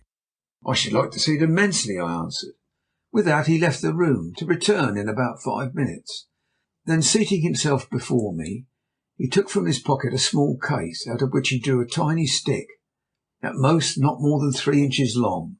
It was a commonplace little affair, deep black in colour, covered with Chinese hieroglyphics in dead gold. Attached to it at one end was a piece of frayed gold ribbon, much tarnished and showing evident signs of having passed through many hands. He handed it to me, and when I had received it I examined it carefully. "But if this stick were originally stolen," I said, "you will surely not be so imprudent as to place yourself in the power of the society with it in your possession. It would mean certain death." If it were all plain sailing and there were no risks to be run, I doubt very much I should even pay you £20,000 for the benefit of your company," he answered. "It is because there is a great risk, and because I am extremely doubtful whether we shall ever come out of it alive, that I am taking you with me. I intend to discover their secret, if possible, and I also intend that this stick, which undoubtedly is the key to some mysterious power, shall help me in my endeavours. If you are afraid to accompany me, having heard all I have to say, I will allow you to forget your promise and turn back while there is time." "I have not the slightest intention of turning back," I answered. "I don't know that I am a braver man than most, but if you are willing to go on, I am willing to accompany you." "And so you shall, and there's my hand on it," he cried, giving me his hand as he spoke. "Now tell me what you intend to do," I said. "How do you mean to begin?" "Well, in the first place," said Nikola, "I shall wait here until the arrival of a man from Pekin. He is one of the lay brethren of the society, and as soon as he puts in an appearance and I have got his information, we shall disguise ourselves, myself as an official of one of the coast provinces, you as my secretary, and together we will set out for the capital. Arriving there, we will penetrate the Lamaserai, the most anti-European monastery in all China, and extract from the chief priest sufficient information to make the next step upon our journey. After that we shall proceed as circumstances dictate." "And when do you intend that we shall start?" "As soon as the man arrives, perhaps tonight, probably tomorrow morning. And as to our disguises, I have everything we can possibly need." "In that case, I suppose there is nothing to be done tonight until the messenger arrives?" "Nothing, I think." "Then, if you will allow me, I will wish you good night and be off to bed. In case I do not hear from you tonight, what hour would you like me to call tomorrow?" "I will let you know before breakfast time without fail." Once more I followed him down the main passage of the bungalow into the front veranda. Arriving there, we shook hands, and I went down the steps into the street. As I turned the corner and made my way in the direction of the place to which I intended to proceed, I saw a man, without doubt a Chinaman, rise from the corner and follow me. For nearly quarter of a mile he remained about 100 yards behind me. Then he was joined by a second, who presently left his companion behind and continued the march. Whether their espionage was only accidental, or whether I was really the object of their attention, I was for some time at a loss to conjecture. But when I saw the second give place to a third, and the third begin to decrease the distance, I must own I was not altogether comfortable in my mind. Arriving at a more crowded thoroughfare, I hastened my steps, and having proceeded about 50 yards along it, I dodged down a side lane. This lane conveyed me into another, which eventually brought me out within half a dozen paces of the house I wanted. That the occupants of the house had not yet gone to bed was evident from the lights I could see moving about inside. In response to my knock, someone left the room upon the right of the passage and came towards the door where I waited. When I opened it, I discovered it was MacAndrew himself. "Why, Bruce," he cried in surprise when he discovered who his visitor was, "you've chosen a pretty late hour for calling. But never mind, come along, I'm glad to see you." As he spoke, he led me into the room from which he had just emerged. It was his dining room. It was furnished in a heavy, solemn, but most luxurious fashion. In a chair beside the long table, for MacAndrew has a large family, and 12 sit down to the morning and evening meals, was seated a tiny grey-haired lady, his wife, while opposite her, engaged upon some fancy work, was a pretty girl of 16, his youngest daughter, so I discovered. That the lateness of my visit also occasioned them some surprise I could see by their faces, but after a few commonplace remarks they bade me good night and went out of the room, leaving me alone with the head of the house. "I suppose you have some very good reason for this visit," the latter said as he handed me a box of cigars, "or you wouldn't be here. Have you heard of a new billet? Or has your innocent friend Nikola commenced to blackmail you?" "Neither of these things has happened," I answered with a laugh. "But as I am leaving Shanghai in all probability tomorrow morning before banking hours, I want you to know that if I may so far tax your kindness as to ask you to take charge of a cheque for me." I thereupon reproduced Nikola's payment and handed it to him. He took it, glanced at it, looked up at me, returned his eyes to the cheque once more, and then whistled. "This looks like business," he said. "Doesn't it?" I answered. "I can hardly believe that I am worth £20,000. "And what do you want me to do with it?" inquired MacAndrew, turning the paper over in his hand, just as if it was some uncanny talisman which might suddenly convert him into a camel or an octopus. I want you to keep it for me, if you will, I answered. To put it on deposit in your bank would be the best plan, I think.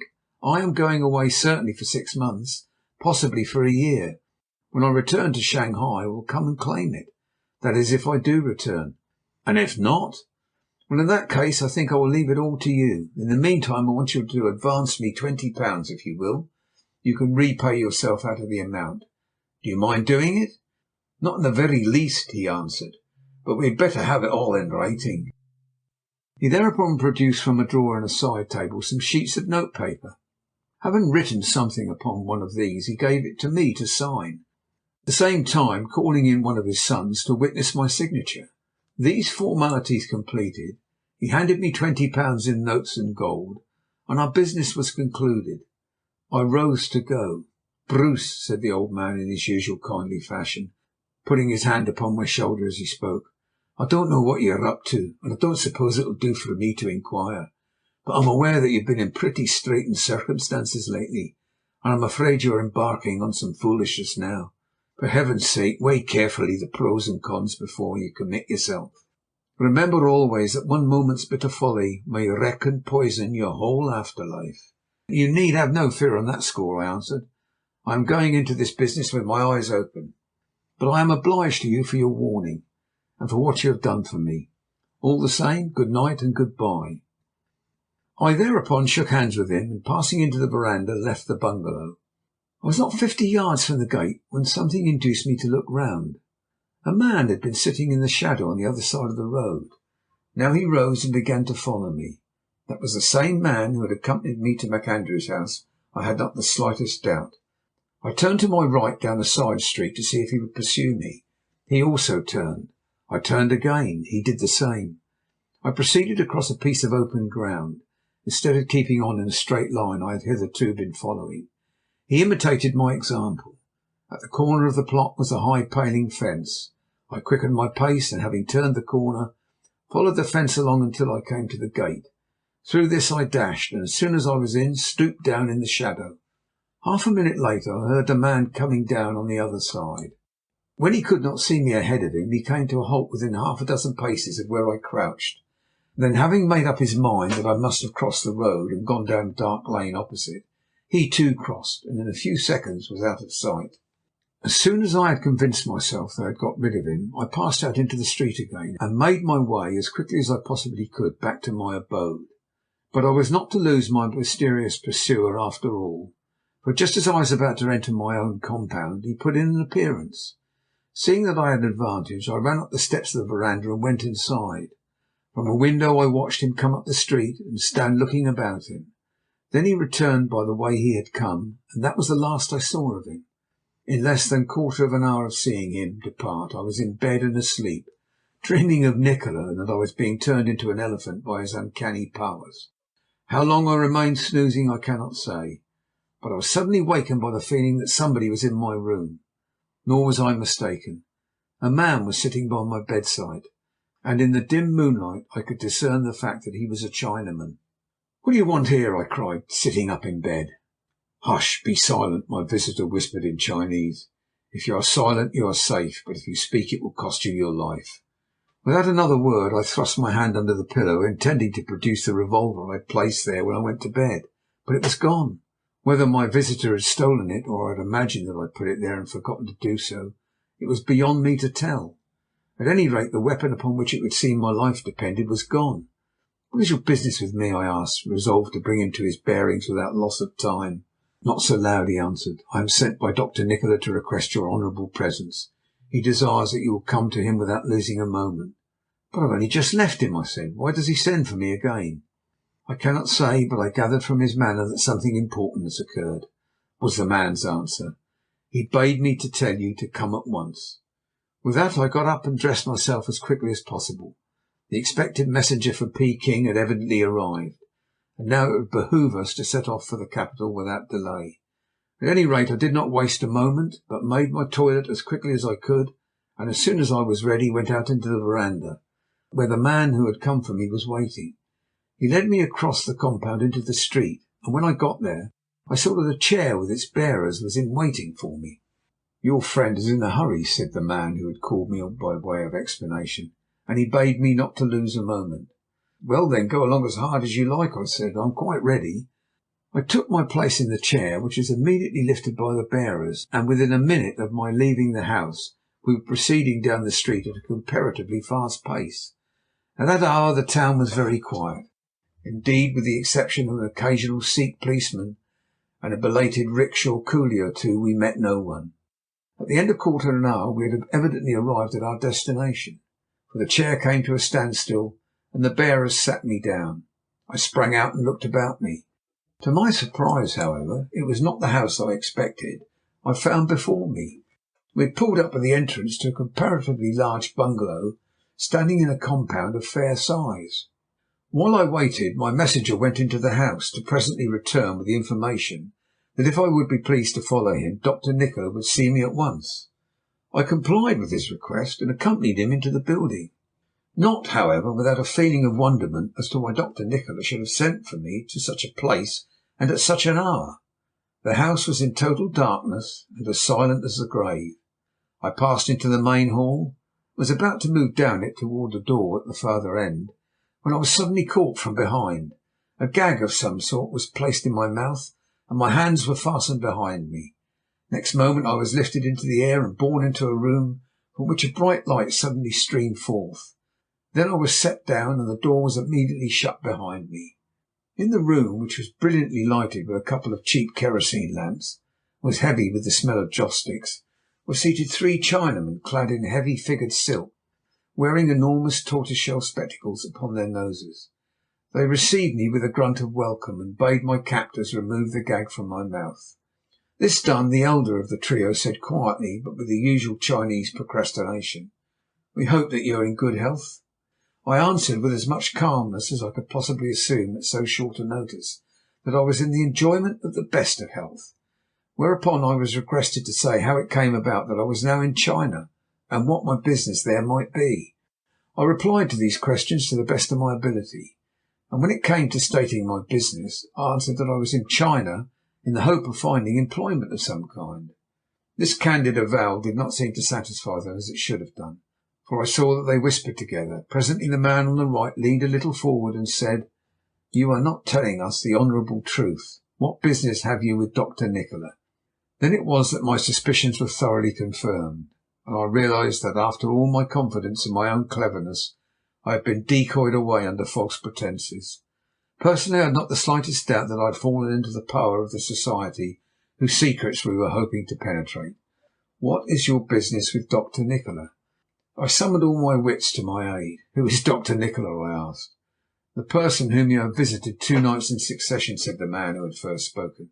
"Tell us what mischief you and he are hatching together." Seeing that it would be useless attempting to deny my association with Nikola, I insinuated that we were interested in the purchase of Chinese silk together, but this assertion was received with a scornful grunt of disapproval. "We must have the truth," said the man in the biggest spectacles. "I can tell you no more," I answered. "We shall have no opinion then but to extract the information by other means," he continued. With that he made a sign to one of the attendants, who immediately left the room, to return a few moments later with a roll of chain and some peculiarly shaped wooden bars. A heavy sweat rose upon my forehead. I had seen so much of Chinese torture, and now it looked as if I were about to taste of it. "What do you know of Dr. Nikola?" repeated the elder man, who was evidently the principal of the trio. "Nothing more than I have told you," I repeated, this time with unusual emphasis. Again he asked the same question without a change of tone, but I only repeated my former answer. "For the last time, what do you know of Dr. Nikola?" "I have told you all I know," I answered, my heart sinking like lead. Thereupon he raised his hand a little and made a sign to the men near the door. Instantly I was caught and thrown upon my back upon the floor. Before I could expostulate or struggle, a curious wooden collar was clamped around my neck, and a screw was turned in it till it nearly choked me. Once more I heard that voice say monotonously, "What do you know of Dr. Nikola?" I tried to repeat my former assertion that I knew nothing, but I found difficulty in speaking. Then the man in the centre rose and came over to where I lay. Instantly the collar was loosed, my arms were unbound, and a voice said, "Get up, Mr. Bruce, you have no further fear. We shall not hurt you." It was Dr. Nikola. End of chapter 3. Dr. Nikola Returns by Guy Boothby. Chapter 4.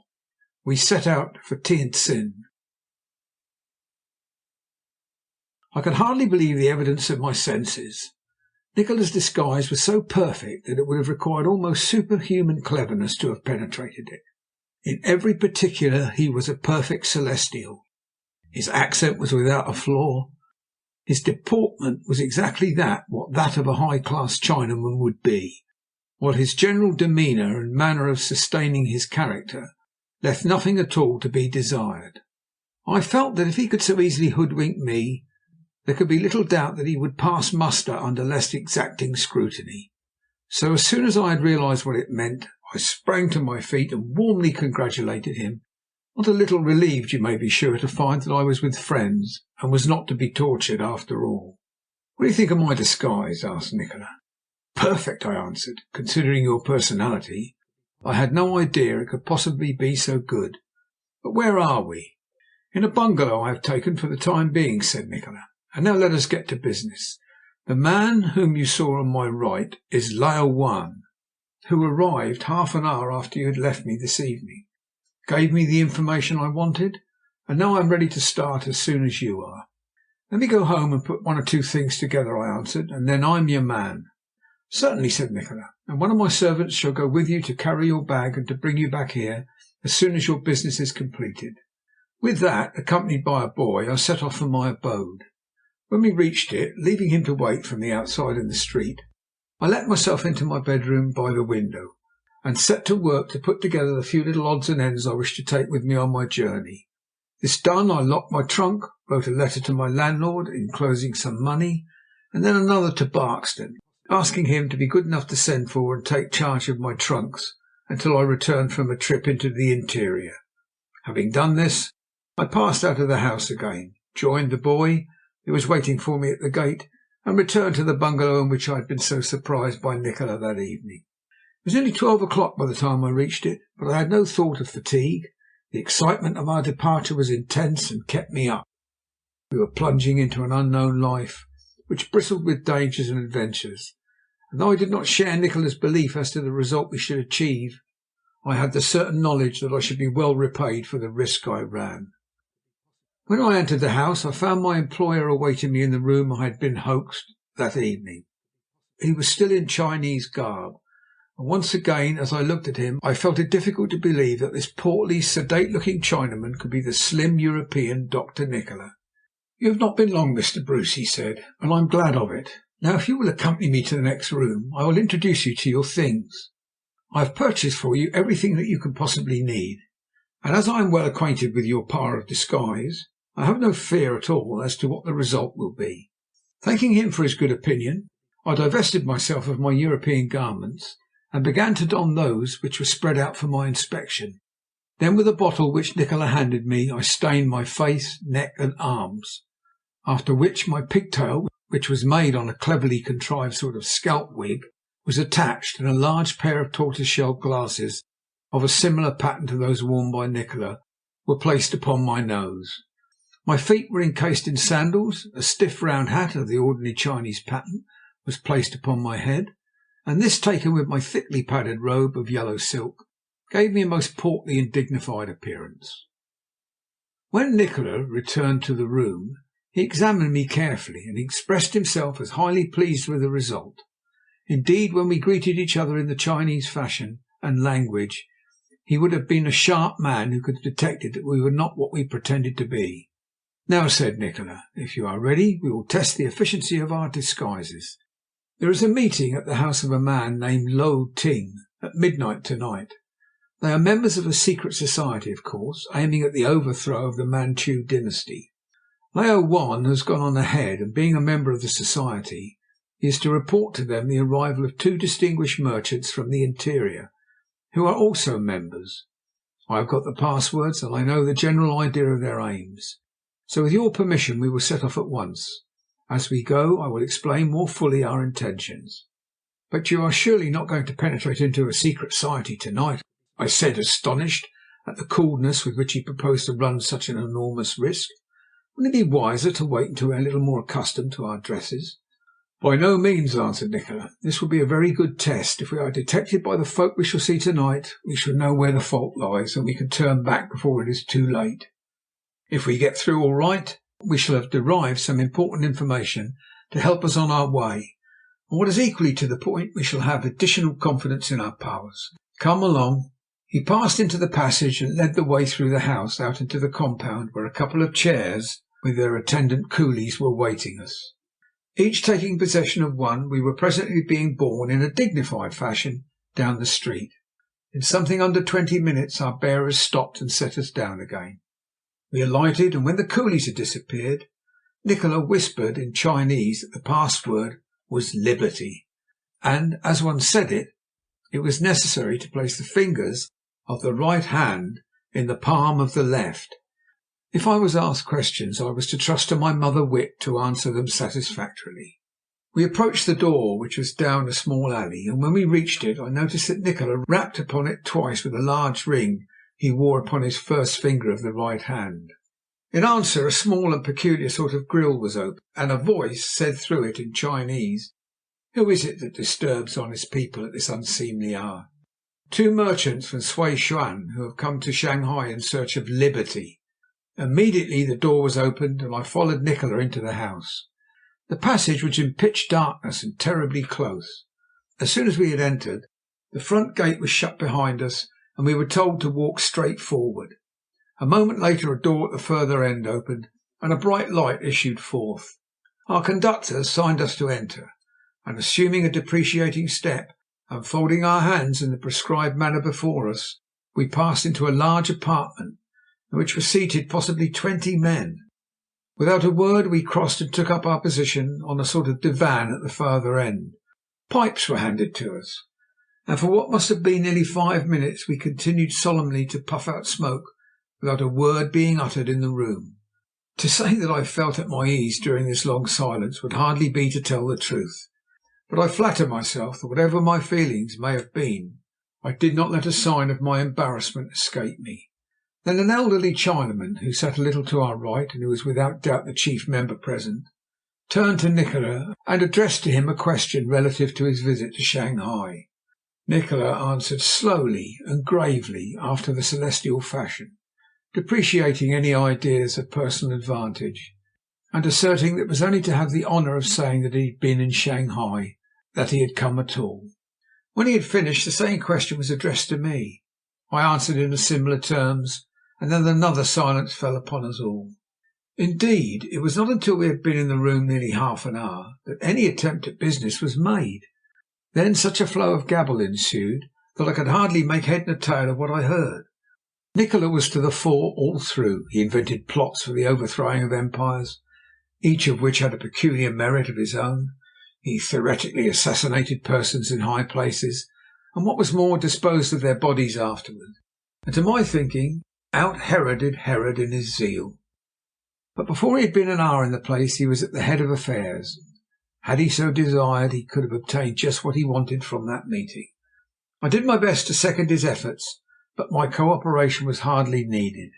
3 o'clock had passed before the meeting broke up. Then one by one the members departed from the room, until only Lao One, the old man who had first addressed us, Nikola and myself were left in occupation. Then, little by little, with infinite tact, Nikola led the conversation round to the direction he wanted. How had he learned that the old man knew anything at all of the matter was more than I could understand. But that he did know something, and that with a little persuasion he might be induced to give us the benefit of his knowledge, soon became evident. "But these things are not for everyone," said the old man, after a brief recital of the tales he had heard. "If my honourable friend will be guided by one who is aged enough to be his father, he will not seek to penetrate further." "The sea of knowledge is for all who can swim in it," answered Nikola, puffing solemnly at his pipe. "I have heard these things often, and I would make my mind certain of their truth. Can you help me to such inquiries? It is for the sake of the light of heaven." As he spoke, he took from a pocket under his upper coat the small stick he had obtained from Wetherell. The old man no sooner saw it than his whole demeanour changed. He knelt humbly before Nikola and implored his pardon. "If my lord had spoken before," he said tremblingly, "I would have answered truthfully. All I have is at my lord's disposal. "I want nothing," said Nikola, "beyond the next step. This I must have at once." "My lord shall be instantly obeyed," said the old man. "It is well," Nikola answered. "Let there be no delay, and let no word pass your lips. Send it to our friend Lao One, who will bring it to me." Having said this, he rose to go, and in 5 minutes we were back in our respective chairs, being borne down the streets again. When we reached the house from which we had started, Nikola called me into the room where we had dressed. "You have had an opportunity now of seeing the power of that stick," he said. "It was Lao One who discovered that the man was a member of the society. All that talk of overthrowing the Manchu dynasty was simply balderdash, partly real, but also meant to deceive. Now, if all goes well, the old fellow will open the first gate to us, and then we shall be able to go ahead. Let us change our clothes and get back to my own house. If I mistake not, we shall have to be off up the coast before breakfast time." With that we set to work, and when we had changed our things, and we were once more dressed in European habiliments, left the house and returned to the bungalow where I had first called upon Nikola. By this time it was close upon daylight, and already the stir of life was discerned in the streets. Making our way into the street, we proceeded direct to Nikola's study, where his servants had prepared a meal for us.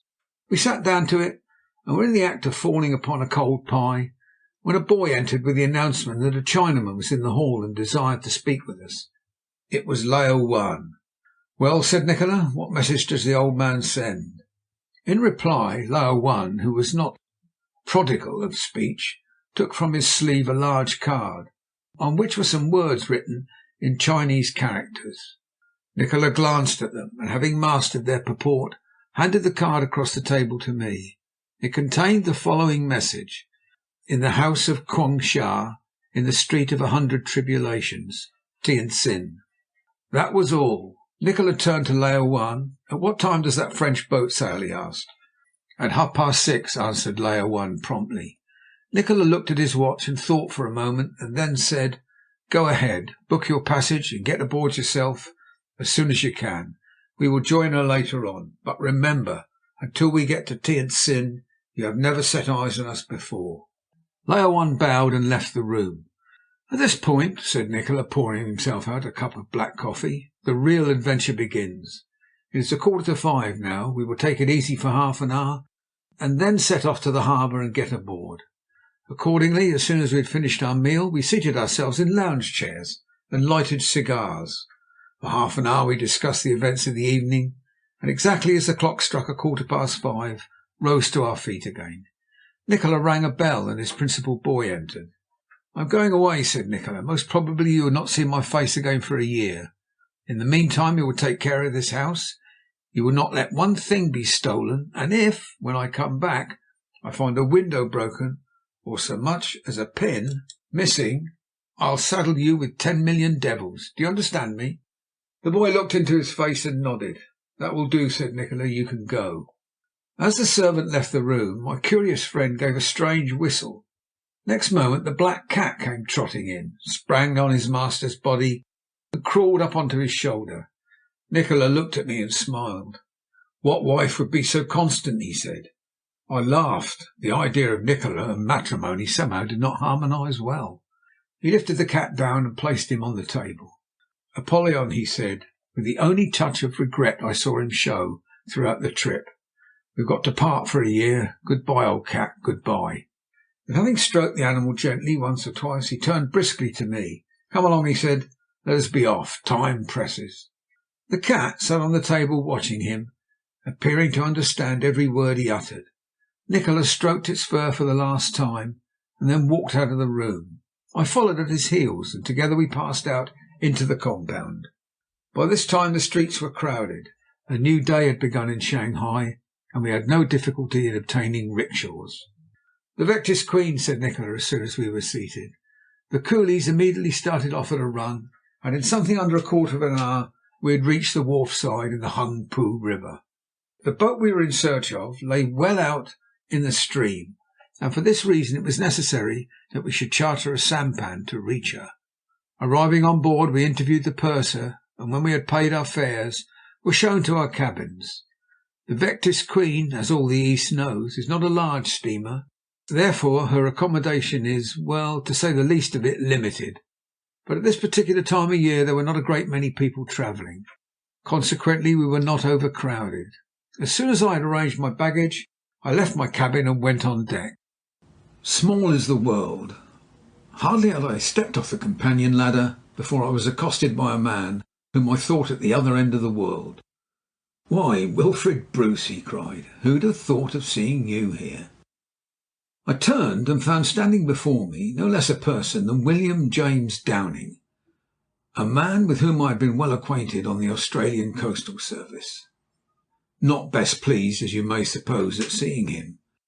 "Getting on for a year," he answered. "I came up with one of our boats, had a row with the skipper, and left her in Hong Kong. After that I joined this line, but though I don't think much of the Chinkies, I am fairly well satisfied." "You're looking pretty well, old man, but you've got precious sunburnt since I saw you last." "It's the effect of too much rice," I said with a smile. He laughed with the spontaneous gaiety of a man who finds amusement in anything, however simple. And then we walked up the deck together. As we turned to retrace our steps, Nikola emerged from the companion and joined us. I introduced Downing to him, and in 5 minutes you would have supposed them friends of years' standing. Before they had been together a quarter of an hour, Nikola had given him a prescription for prickly heat, to which Downing was much addicted, and when this proved successful, the young man's gratitude and admiration were boundless. By breakfast time we were well down the river, and by midday Shanghai lay far behind us. Throughout the voyage Nikola was in his best spirits. He joined in all the amusements, organised innumerable sports and games, and was indefatigable in his exertions to amuse.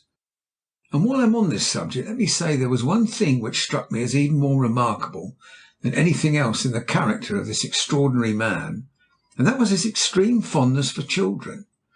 There was one little boy in particular on board the boat, a wee toddler, scarcely 4 years old, with whom Nikola soon established himself on terms of intimacy. He would play with him for hours at a stretch, never tiring, and never for one moment allowing his attention to wander from the matter in hand. I must own that when I saw them playing together under the lee of one of the boats on the promenade deck, or beneath the awning aft, I could scarcely believe my eyes. I wanted to ask myself if this man, whose entire interest seemed to be centred on paper boats and pigs cut out of orange peel, could be the same Nikola from whom Wetherell, ex-colonial secretary of New South Wales, had fled London as from a pestilence, and at the sight of whom Benwell, of the Chinese Revenue Service, had excused himself and rushed out of the club in Shanghai. That, however, was Nikola's way.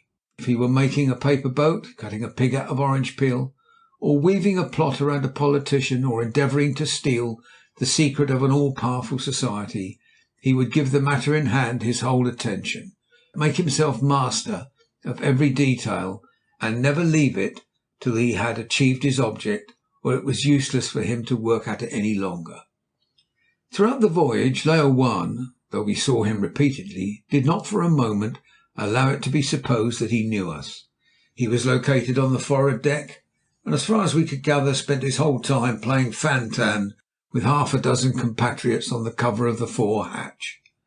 The voyage up the coast is not an exciting one, but at last, about sunset one evening, we reached Tientsin, which, as all the world knows, is a treaty port located at the confluence of the Yu Ho, or the Grand Canal, with the river Pei Ho. As soon as we came alongside the jetty, we collected our baggage and went ashore.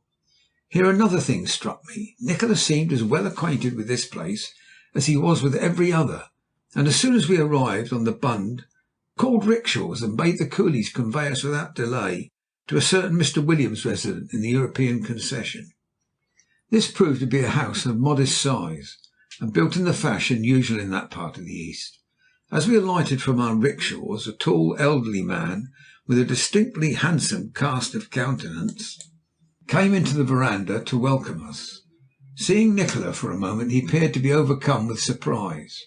"Can it be possible that I see Dr. Nikola?" he cried. "It's not only possible, but quite certain that you do," said Nikola, as he signed to the coolie to lift his bag out and then went up the steps. "It is 2 years since I had the pleasure of seeing you, Mr. Williams, And now I look at you, you don't seem to have changed at all since we taught Ma Feng that lesson in Seoul." "You've not forgotten that then, Dr. Nikola?" "No more than Ma Feng has," my companion answered with a short laugh. "And what can I do for you now?" "I want you to let us tax your hospitality for a few hours," said Nikola. "This is my friend, Mr. Bruce, with whom I am engaged upon an important piece of work." "I am delighted to make your acquaintance, sir," said Mr. Williams, and having shaken hands, he escorted us into the house. 10 minutes later we were quite at home in his residence, and were waiting myself impatiently for communication from Lao Wan. And here I must pay a tribute to Nikola's powers of self-concentration. Anxious as the time was, peculiar as was our position, he did not waste a moment, but took from his travelling bag an abstruse work on chemistry, which was his invariable companion, and settled himself down to a study of it. And even when the message did come, he did not stop at once, but continued the calculations upon which he was engaged until they were finished, when he directed Lai Wan to inform him as to the progress he had made. "Your arrival," said the latter, "is expected, and though I have not been to the house, I have learned that preparations are being made for your reception. In that case, then, you had better purchase ponies and have the men in readiness, for in all probability we shall leave for Peking to-morrow morning." "At what time will your Excellency visit the house?" asked Lao Wan. "Some time this evening," answered Nikola, and thereupon our trusty retainer left us. At 7 o'clock our evening meal was served. After it was finished, I smoked a pipe in solitude, while Nikola went into a neighbouring room for half an hour's earnest conversation with our host. When he returned, he informed me that it was time for us to dress, and thereupon we went to our respective rooms and attired ourselves in our Chinese costumes. Having done this, we let ourselves out by a side door and set off for the native city. It was fully 10:30 before we reached it, but we preferred to allow those who were expecting us to wait, rather than that we should betray any appearance of hurry. Anyone who has had any experience of Tientsin will bear me out when I say that of all the dirty and pestilential holes this earth of ours possesses, there are but very few that can equal it, and scarcely one that can surpass it. Narrow, irregular streets, but little wider than an average country lane in England, run in and out and twist and twine in every conceivable direction. Overhead, the second stories of the houses, decorated with signboards, streamers and flags, almost touch each other, so that even in the middle of the day a sort of dim religious light prevails. At night, as may be expected, it is pitch dark, and both by day and night it smells abominably. Arriving at the end of the street to which we had been directed, we left our chairs and proceeded for the rest of the distance on foot. Halfway down this particular thoroughfare, which was a little wider and certainly a degree more respectable than its neighbours, we were met by Lao Wan, who conducted us to a house of which we were in search. In outward appearance it was not unlike its fellows. It was 1 story high, had large overhanging eaves, a sort of a trellis-shielded verandah, and a low arched doorway. On this last our Chinese companion knocked with his fist, and at the third repetition the door was opened. Lao Wan said something in a low voice to the janitor, and thereupon with many bows he admitted us. "There is but one sun," said the guardian of the gate humbly. "But there be many stars," said Nikola. And thereupon the man led us as far as the second door along the passage. Arriving at this, he knocked upon it in a peculiar manner. It was instantly opened, and we stepped inside. Here stood another man, holding a queer-shaped lamp in his hand. On seeing us, he intimated that we should follow him, which we did, down a long passage to bring up finally at a curtained archway. Drawing the curtain aside, he bade us to pass through, and when we had done so, redrew it after us. We found ourselves in a large, dark-coloured room, the floor, walls and ceiling of which were made of wood, remarkably resembling teak. It was unfurnished save for a few scrolled banners suspended at regular intervals upon the walls, and a few cushions in a corner. When we entered it, it was quite empty, but we had not long to wait before our solitude was interrupted. I had turned to speak to Nikola, who was examining a banner on the left wall, when suddenly a quiet footfall behind me attracted my attention. I wheeled quickly round and found myself confronted by a Chinaman whose age could have been scarcely less than 80 years. His face was wrinkled like a sun-dried crab-apple. His hair was almost white, and I noticed that he walked with a stick. But one thing was very curious about his appearance. Though the house in which we found ourselves was by no means a small one, though it showed every sign of care, and even in places betokened the possession of considerable wealth on the part of its owner, this old man, who was undoubtedly the principal personage in it, was clad in garments that evidenced the keenest poverty. When he reached Nikola, whom he seemed to consider, as indeed did everyone else, the chief of our party, he bowed before him and said, "Your Excellency is expected. All the arrangements for your progress onwards have been made." "Very good," said Nikola. "And what has been done?" "News has been sent to Peking," said the old man, "and the chief priest will await you in the Lammasai. I can tell you no more. And now let me know what has been said about my coming." "It is said that they who have chosen wisely." "That is well. I am satisfied," said Nikola. "Now leave us. I am tired and would be alone. I shall remain the night in this house and go onward at daybreak tomorrow morning. See that I am not disturbed." The old man assured Nikola that his wishes would be respected, and having done so, left the room. When he had gone, Nikola drew me to a further end of the apartment and whispered hurriedly, "I see it all now. Luck is playing into our hands. If I can get hold of the two men I want to carry this business through, I'll have the society's secret or die in the attempt. Listen to me. When we arrive tonight, I learn from Williams, who knows almost as much of the underlife of China as I do myself, that after this long interval there's been an election to fill the place of the man whom China Pete killed in the Lammasai to obtain possession of that stick. The man chosen is the chief priest of the Lama temple of Hankow, a most religious and extraordinary person. He is expected in Pekin either this week or next. These people have mistaken me for him, and I mean that they shall continue in their error. If they find that we are hoodwinking them, we are dead men that instant. But if they don't, and we can keep this other man out of the way, we can get from them all we want to know. It's a chance that might never come again, so we must make the most of it. Now attend carefully to me. It would never do for me to leave this place tonight, but it is most imperative that I should communicate with Williams. I must write a letter to him, and you must take it. He must send 2 cablegrams without an instant's delay." So saying, he drew from a pocket inside his sleeve a small notebook, and what seemed most incongruous, a patent American fountain pen. Seating himself upon the floor, he began to write. For nearly 5 minutes complete silence reigned in the room. Then he 2 or 3 leaves from the book and handed them to me. "Take these to Williams," he said. "He must find out where this other man is without losing an instant, and communicate with the folk to whom I am cabling. Come what may, they must reach him before he can get here, and carry him out to sea. Once there, he must not be allowed to land again until you and I are safely back in Shanghai." "And who is Williams to cable to?" "The 2 men in whom I have the greatest confidence. One is named Eastover, and the other Prendergast. He will send them this message: To Prendergast, care Gregson, Hong Kong. Come Tien next boat. Don't delay a moment. When you arrive, call on Williams at once. Nikola." End of chapter 4.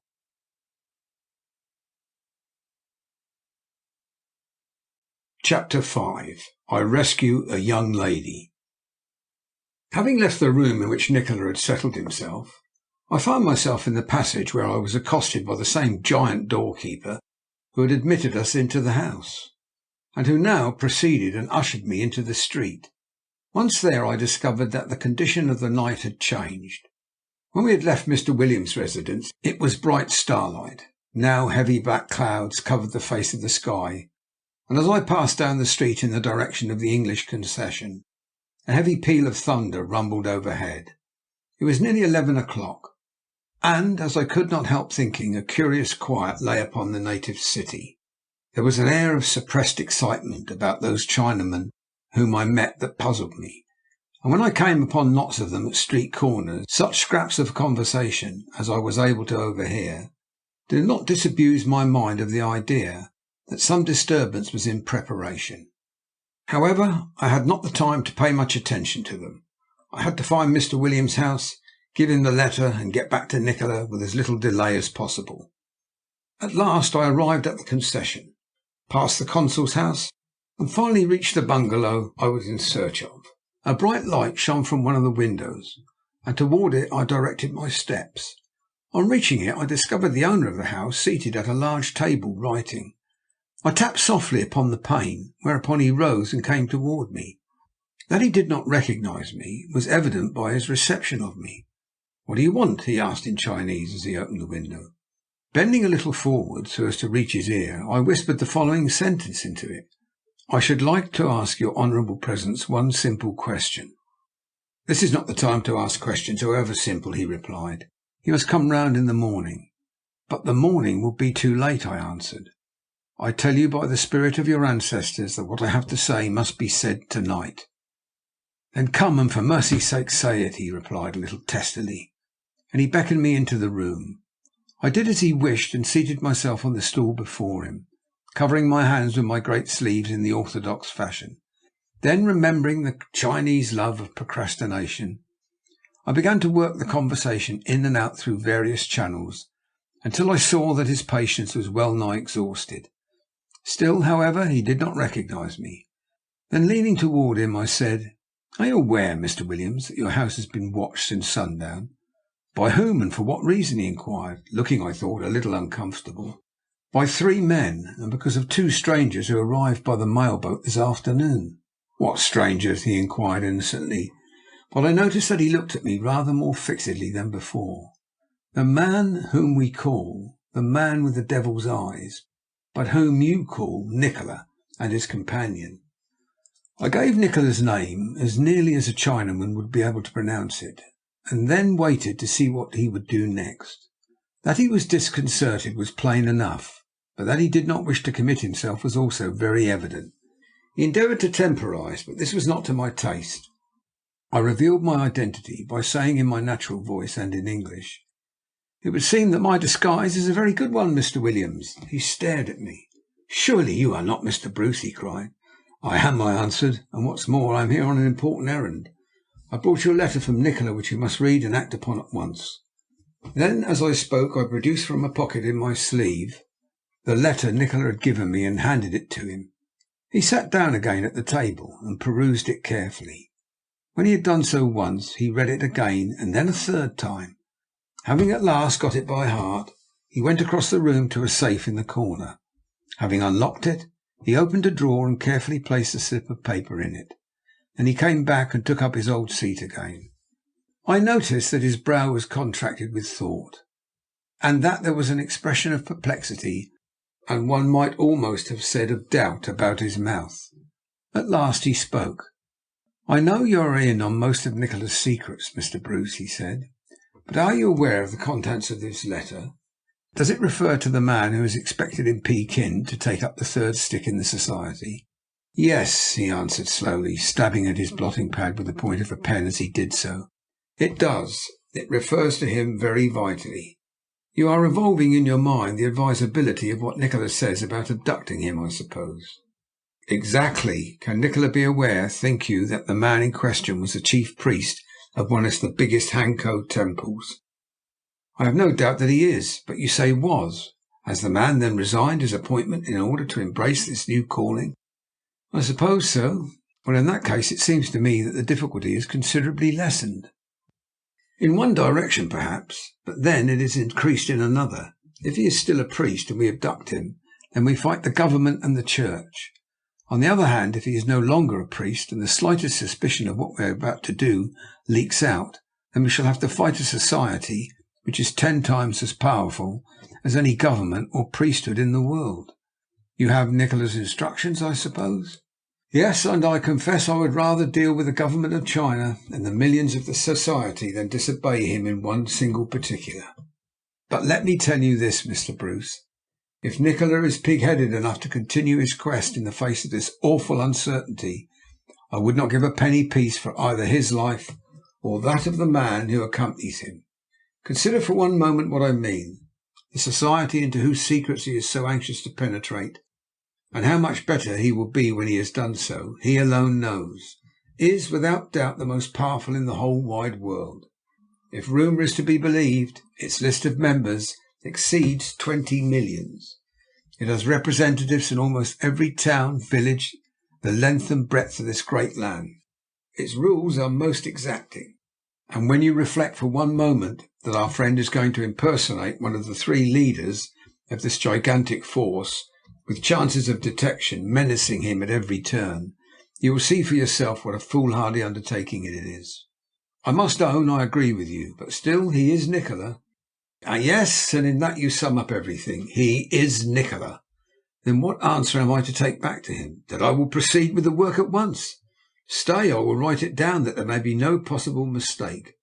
So saying, he wrote for a moment, and then when his letter was completed, handed it to me.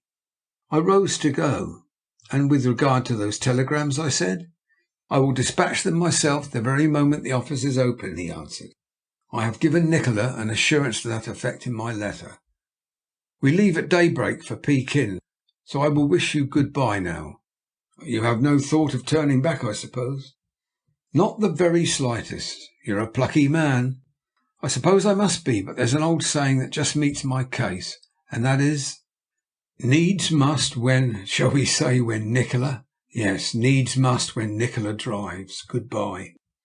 Good-bye, and may good luck go with you. So I shook hands with him at the front door, and then descended the steps and set off on my return to the native city. As I left the street in which the bungalow stood, the clock struck 12. The clouds, which had been so heavy when I set out, had now drawn off the sky, and it was bright starlight.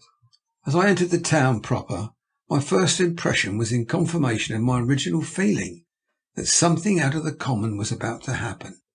Nor was I deceived. Hardly had I got 100 yards before a tumult of angry voices broke upon my ear.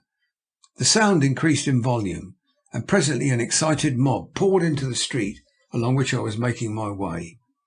Had it been possible, I would have turned to one side and so escaped them, but now this was quite impossible.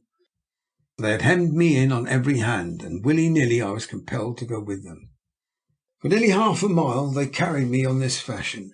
Then, leaving the thoroughfare along which they had hitherto passed, they turned sharply to the right hand, and brought up before a moderate-sized house, having a double frontage and standing at a corner. Wondering what it might all mean, I accosted a youth standing by my side, and questioned him. His answer was brief but to the point. "Kwaizu, devil," he cried, picking up a stone and hurling it through the nearest window. The house, I soon discovered, was the residence of a missionary, who, I was relieved to hear, was absent from home, and as I could see the mob was bent on wrecking his dwelling, I left them to their work and proceeded on my way again. But though I did not know it, yet another adventure was in store for me. As I turned from the street into which I had passed from that in which the mob was destroying the residence of the missionary, I heard a shrill cry for help. I immediately came to a standstill in order to discover whence it proceeded. I had not long to wait, however, before I found it, for almost as I stopped it rang out again. This time it undoubtedly came from a dark lane on my right. Without a second's thought I picked up my heels and ran across to it. At first it was so dark I could see nothing. Then at the farther end I made out three figures, and toward them I hastened. When I got there I found that one was a girl, the second an old man who was stretched out upon the ground, while the third was an active young Chinaman of the coolie class. He was standing over the man's body, menacing the girl with a knife. My sandals made no noise upon the road, and as I came up the dark side of the street, neither of the trio noticed my presence until I was close upon them. But swift as I was hardly quick enough, for just as I arrived the girl threw herself upon the man, who at the same instant raised his arm and plunged his knife into her shoulder. It could not have gone very deep, however, before my fist was in his face. He rolled over like a ninepin, and for a moment lay on the ground without moving, but did not remain there very long. Recovering his senses, he sprang to his feet and bolted down the street, yelling at the top of his voice, "Kwaizu, Kwaizu," in the hope of bringing the mob to his assistance. Before he was out of sight, I was kneeling by the side of the girl upon the ground. She was unconscious, but she did not remain so long. Her face was deadly pale, and I saw that her left shoulder was soaked in blood. From her I turned to the old man. He was a fine-looking old fellow, fairly well dressed and boasting a venerable white beard. He lay stretched out at full length, and one glance was sufficient to tell me his fate. How it had been caused I could not tell, but there was no doubt about the fact that he was dead. When I had convinced myself of this, I went back to the girl. Her eyes were wide open, and as I knelt beside her, she said, "What has happened?" "You've been wounded," I answered. "And my father?" "He is dead." With that she uttered a little cry, and for a moment lost consciousness again. I did not, however, wait to question her any further, but went across to where her father lay, and picking up the body on my arms, carried it across the street to a dark corner. Having placed it there, I returned to the girl, and lifting her onto my shoulder, ran down the street in the direction I had come as fast as I could go. In the distance I could plainly hear the noise of the mob, who was still engaged in wrecking the unfortunate missionary's dwelling. Arriving at the spot where I had stood when I first heard the cry for help, I picked up my old course and proceeded along it to my destination. In something less than 10 minutes I had reached the house and knocked in the same peculiar manner upon the door, which was immediately opened. As soon as I had given the password, I was admitted with my burden. If the custodian of the door thought anything, he did not give utterance to it, but permitted me to reach the second door unmolested. Again I knocked, and once more the door was opened, but this time I was not to pass unchallenged. Though I had given the password correctly, the giant bade me wait while he scrutinized the burden in my arms. "What have you there?" he asked. "Have you the right to ask?" I said. "Stand aside, or there are those who will make you pay for stopping me." He looked a trifle disconcerted, and after a moment's hesitation signed me to pass. I took him at his word and proceeded into the room where I had left my chief. That Nikola was eagerly expecting me I gathered from the pleasure my appearance inspired in him. "You're late," he cried, coming quickly across to me, and at the same instant closing the door behind me. "I have been expecting you this hour past. But what have you got there?" "A girl," I answered, "the daughter of a missionary. She has been wounded and even now is unconscious. If I had not discovered her, she would have been killed by the man who murdered her father." "But what on earth made you bring her here?" "What else could I do? Her father is dead, and I believe the mob has wrecked her house." "Put her down," said Nikola, "and let me look at her." I did as he bade me, and thereupon he set to work to examine her wound, with a deftness extraordinary and a tenderness of which one would hardly have believed him capable. He bathed the wound with water, which I procured from the adjoining room. Then, having anointed it with some stuff of his own, bound it up with a piece of Chinese cloth. When his work was finished, he said, "Lift her up while I try the effect of this upon her." From a pocket he took a small cut-glass bottle, shaped something like that which European ladies use for carrying smelling salts, and, having opened her mouth, poured a few drops of what it contained upon her tongue. Almost instantly she opened her eyes, looked about her, and seeing, as she supposed, 2 Chinamen bending over her, fell back with an expression of abject terror upon her face. But Nikola, who was still kneeling beside her, reassured her, saying in English, "You have no need to fear. You are in safe hands. We will protect you, come what may." His speech seemed to recall her to a remembrance of what happened. "Oh, my poor father!" she cried. "What have you done with him?" "To save your life," I answered, "I was compelled to leave his body in the street where I had found it." "I must go and get it," she said, and as she spoke she tried to rise. But Nikola held out his hand and he stayed her. "You must not move," he said. "Leave everything to me. I will take care that your father's body is found and protected." "But I must go home." "My poor girl," said Nikola tenderly, "you do not know everything. You have no home to go to. It was wrecked by the mob this evening." "Oh, dear, dear! Then what is to become of me? They have killed my father and wrecked our house, and we trusted them so." Without further discussion Nikola rose and went out of the room. Presently he returned and again approached the girl. "I have sent men to find your father's body," he said. "It will be conveyed to a safe place, and within half an hour the English consul will be on the trail of his murderer. Now tell me how it all happened." "I will tell you what I can," she answered, "but it seems so little to have brought about so terrible a result. My father and I left our home this evening at 7:30 to hold a service in the little church our few converts had built for us. During the course of that service it repeatedly struck me that there was something wrong, and when we came out and saw the crowd that had collected at the door of the little building, this impression was confirmed. Whether they intended to attack us or not I cannot say.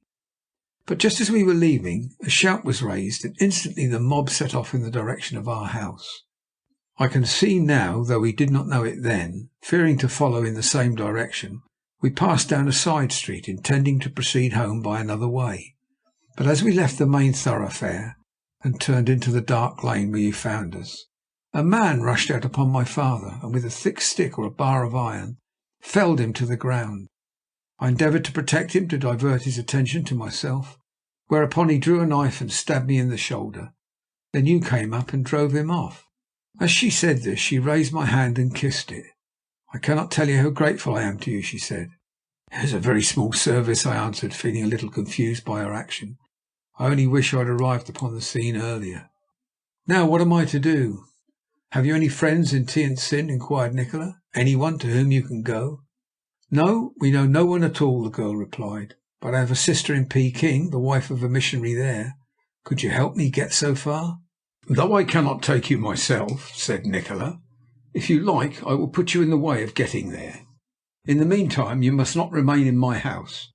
Do not be afraid, however. I will see that you are properly taken care of." Again he left the room, and while he was gone I looked more closely at the girl whom I had rescued. Her age might have been anything from 20 to 23. Her face was a perfect oval in shape. Her skin was the most delicate I had ever seen. Her mouth was small, and her eyes and hair were a beautiful shade of brown. But it was her sweet expression which was the chief charm of her face, and this was destined to haunt me for many a long day to come. I don't think I can be accused of being a ladies' man. Somehow or another I have never been thrown much into women's society. But I must confess, when I looked into this girl's face, a thrill such as I had never experienced before passed over me. "How can I thank you for your goodness?" she said simply. "By bearing your trouble bravely," I answered. "And now, may I ask you your name?" "Why not? My name is Medwin, Gladys Mary Medwin. And yours?" "It ought to be Marpoo in this dress, oughtn't it? But in reality it is Wilfred Bruce." "But why are you disguised in this fashion?" "That, I am sorry to say, I cannot tell you," I answered. "Do you know, Miss Medwin, it's just possible that you may be the last Englishwoman I shall ever speak to in my life." "What do you mean?" she asked. "Again, I can only say that I cannot tell you. But I may tell you this much, that I am going away in a few hours' time to undertake something which more probably than not will mean that I shall lose my life. I don't know why I should say this to you, but one cannot be prosaic at such moments as these. You say I have done you a service. Will you do one for me?" "What can I do?" she asked, placing her little hand upon my arm. "This ring," I said, at the same time drawing a plain gold circlet from my finger, "was my poor mother's last gift to me. I dare not take it with me where I am going. Would it be too much to ask you to keep it for me? In the event of my not returning, you might promise me to wear it as a little memento of the service you say I have done to you tonight." As I spoke, I raised the hand that lay upon my arm, and taking it in mine, placed the ring upon her finger. "I will keep it for you with pleasure," she said. "But is this work upon which you are embarking really so dangerous?" "More so than you can imagine," I replied. "But be sure of this, Miss Medwin, if I do come out of it alive, I will find you out and claim that ring." "I will remember," she answered, and just as she had finished speaking, Nikola re-entered the room. "My dear young lady," he said hurriedly, "I have made arrangements for your safe conduct to the house of a personal friend, who will do all he can for you while you remain in Tientsin. Then, as soon as you can leave this place, he will have you escorted carefully to your sister in Pekin. Now I think you'd better be going. A chair is at the door, and my friend will be waiting to receive you. Mr. Bruce, will you conduct Miss Medwin to the chair?" "You are too good to me." "Not at all. You will amply compensate me if you will grant me one favour in return." "How can I serve you?" "By never referring in any way to the fact of your having met us. When I tell you that our lives will in a great measure depend upon your reticence, I feel sure you will comply with my request. Not a word shall escape my lips." Nikola bowed, and then almost abruptly turned on his heel and walked away. Seeing that it was meant as a signal that she should depart, I led the way out of the room, down the passage, and through the front door into the street, where a chair was in waiting. Having placed her in it, I bade her good night in a whisper. "Good bye," I said. "If ever I return alive, I will inquire for you at the house to which you are now going. Goodbye, and may God protect you." She took my hand in hers, and in an instant I felt something placed in the palm. The coolies took up the poles, and the next moment the equipage was moving down the street. I turned and went back into the house to find Nikola pacing up and down the room where I had left him, his hands behind his back and his head bowed. He looked up at me, and without referring to what had happened, said quickly, "The ponies will be at the door in an hour's time. If you want rest, you'd better take it now." "What do you intend doing?" I asked. "I'm going to have an interview with the old man we saw tonight. I want to try and worm some more information for our guidance out of him. Don't leave this room until my return, and above all, remember in your future dealings with me that I am a chief priest, and as such I am entitled to the deepest reverence. Always bear in mind the fact that one little mistake may upset all our plans, and may land both our heads on the top of the nearest city gate." "I will remember," I said, and thereupon he left the room. When he had gone, I put my hand into my pocket and drew out the little keepsake that Miss Medwin had given me. It proved to be a small but curiously chased locket, and to my sorrow contained no photograph. She had evidently worn it round her neck, for a small piece of faded ribbon was still attached to it. I looked at it for a moment, then slipped the ribbon round my own neck, for so only could I hope to prevent it being stolen from me. Then I laid myself down upon a mat in the corner, and in less time than it takes to tell, fell fast asleep. It must have been nearly an hour later when I woke to find Nikola shaking me by the shoulder. "Time's up," he said. "The ponies are at the door, and now we must embark on the next stage of our adventure." I had hardly collected my faculties and scrambled to my feet before the old man whom I had seen on the previous evening entered the room, bringing with him a meal which consisted principally of rice and small coarse cakes made of maize. We fell upon them and soon had them finished, washing them down with repeated cups of excellent tea. When our meal was finished, Nikola led the old man aside and said something to him in an undertone, emphasizing his remarks with solemn gestures. Then, with the whole retinue of the house turning out to do us honour, we proceeded into the courtyard, to find Layer 1 in waiting with 5 ponies. 2 were laden with baggage. Upon one of the others Nikola mounted himself. I appropriated the second, Layer 1 contenting himself with the third. Then, amid the respectful greeting of the household, the gates were opened and we rode into the street. As Nikola said, we had embarked upon another stage of our adventures. End of chapter 5.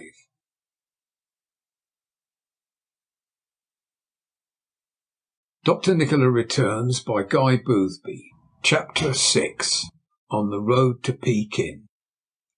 As we left the last house of the native city of Tientsin behind us, the sun was in the act of rising. Whatever the others may have felt, I cannot say, but this I know, that there was at least one person in the party who was heartily glad to bid good-bye to the town. Although we had only been in it a short time, we had passed through such a series of excitements during that brief period as would have served to disgust even such a glutton as Don Quixote himself with an adventurous life. For the first 2 or 3 miles our route lay over the dry mud plain, where the dust, which seemed to be mainly composed of small pebbles and camel dung, whistled continuously in the dawn wind. We rode almost in silence. Nikola, by virtue of his pretended rank, was sometimes yards ahead. I next, Layer 1 came behind me, and the baggage ponies and the mafus, or native grooms, behind him again. I don't know what Nikola was thinking about, but I am not ashamed to confess that my own thoughts continually reverted to the girl whom I had been permitted the opportunity of rescuing on the previous evening. Her pale, sweet face never left me, and I found that she monopolized my thoughts to the exclusion of everything else. Though I tried again and again to bring my mind to bear upon the enterprise on which we were embarking, it was of no avail. On each occasion I came back to the consideration of a pair of dark eyes and a wealth of nut-brown hair. That I should ever meet Miss Medwin again seemed most unlikely. That I wanted to, I will not deny, and while I'm about it, I will even go so far as to confess that not once I found myself wishing, for the self-same reason, that I had thought twice before accepting Nikola's offer. But one moment's reflection was sufficient to show me that had I not fallen in with Nikola, I should in all probability not only never have known her at all, or what was more to the point, I should most likely have been in a position where love-making would not only have been foolish, but quite out of the question. When we had proceeded something like 5 miles, Nikola turned in his saddle and beckoned me to his side. "By this time," he said, "Prendergast and Eastover will have received the telegrams I requested Williams to dispatch to them. They will not lose a moment in getting on their way, and by the middle of next week they should have the priest of Hankow in their hands. It will take another 3 days for them to inform us of the fact, which will mean that we shall have to wait at least 10 days in Pekin before presenting ourselves at the Lamarasi. This being so, I shall go to a house which has been recommended to me in the Tartar city. I shall let it be understood there that I am anxious to undertake a week's prayer and fasting in order to fit myself for the responsibilities I am going to take upon me, and during that time I can see no one. By the end of the 10th day I should know enough to penetrate into the very midst of the monks, and after that it should be all plain sailing. But do you think your men will be able to abduct this well-known priest without incurring any suspicion?" "They will have to," answered Nikola. "If they don't, we shall have to pay the penalty. But there you need have no sort of fear. I have the most perfect faith in the men. They have been well tried, and I am sure of this. If I were to tell either of them to do anything, however dangerous it might be, they would not think twice before obeying me. By the way, Bruce, I don't know that you are looking altogether well." "Well, I don't feel quite the thing," I answered, "but it will pass off. Well, let us push on. We must reach the rest house tonight, and to do that we've got a 40-mile ride ahead of us." It is a well-known fact that though Chinese ponies do not present a very picturesque outward appearance, there are few animals living that can equal them in pluck and endurance. Our whole cavalcade, harness and pack saddles included, might have been purchased for a £20 note, but I very much doubt if the most costly animal to be seen in Rotten Row on an afternoon in the season could have carried us half so well on our way as those shaggy little beasts which stood scarcely more than 13 hands. In spite of our camping for a couple of hours in the middle of the day, we were at the rest house halfway to Peking before sundown, and a wretched place it proved to be, a typical Chinese inn, with small bare rooms, quite unfurnished, and surrounded by a number of equally inhospitable stables. As soon as we arrived we dismounted and entered the building, on the threshold of which the boorish Chinese landlord received us. His personality was in keeping with the external appearance of his house, but observing that we were strangers of importance, he condescended to part so far from his usual custom as to show us at least the outward signs of civility. So we chose our rooms and ordered a meal to be prepared at once. Our bedding was unpacked and spread upon the floor of our bedroom, and almost as soon as this was done the meal was announced as ready. A Chinese inn, particularly in the interior, is seldom a cheerful place, and this example was certainly no exception to the rule. It was, as I have said, villainously dirty. The food with which we were served consisted of almost raw eggs, tough fowls, and a curiously cooked mess of pork. The last named dish, as everyone knows who has had anything to do with the country, is one of the staple diets of all but Mohammedan Chinamen. Swarms of beggars, loathsome to a degree, infested the place, begging and whining for any trifle, however insignificant. They crawled about the courtyards and verandas, and at last became so bold as to penetrate our rooms. It was too much of a good thing, and I saw that Nikola thought so too. When one beggar, more impertinent than the rest, presented himself before us, after having been warned repeatedly, Nikola called Lai Wan to him and bade him take the fellow outside, and with the assistance of 2 coolies treat him to a supper of bamboo. Anyone who has seen this peculiar punishment will never forget it, and at last the man's cries for mercy became so appalling as to warrant my proceeding into the courtyard and bidding them let him go. After I returned to my room, which adjoined that occupied by Nikola, we sat talking for nearly an hour and then retired to rest. But though I disrobed myself of my Chinese garment and stretched myself out upon the blankets, sleep would not visit my eyelids. Possibly I was a little feverish. At any rate, I began to imagine all sorts of things. Strange and horrible thoughts crowded upon my brain, and the most uncanny sounds spoke from the silence of the night. Little noises from afar concentrated themselves until they seemed to fill my room. A footfall in the street would echo against the wall with a mysterious clearness, and the sound of a dog barking in a neighbouring compound was intensified till it might have been the barking of a dozen. So completely did this nervousness possess me that little by little I found myself discovering a danger even in the creaking of the boards and the chirrup of an insect on the roof. How long this sort of thing continued I cannot say, but at last I could bear it no longer.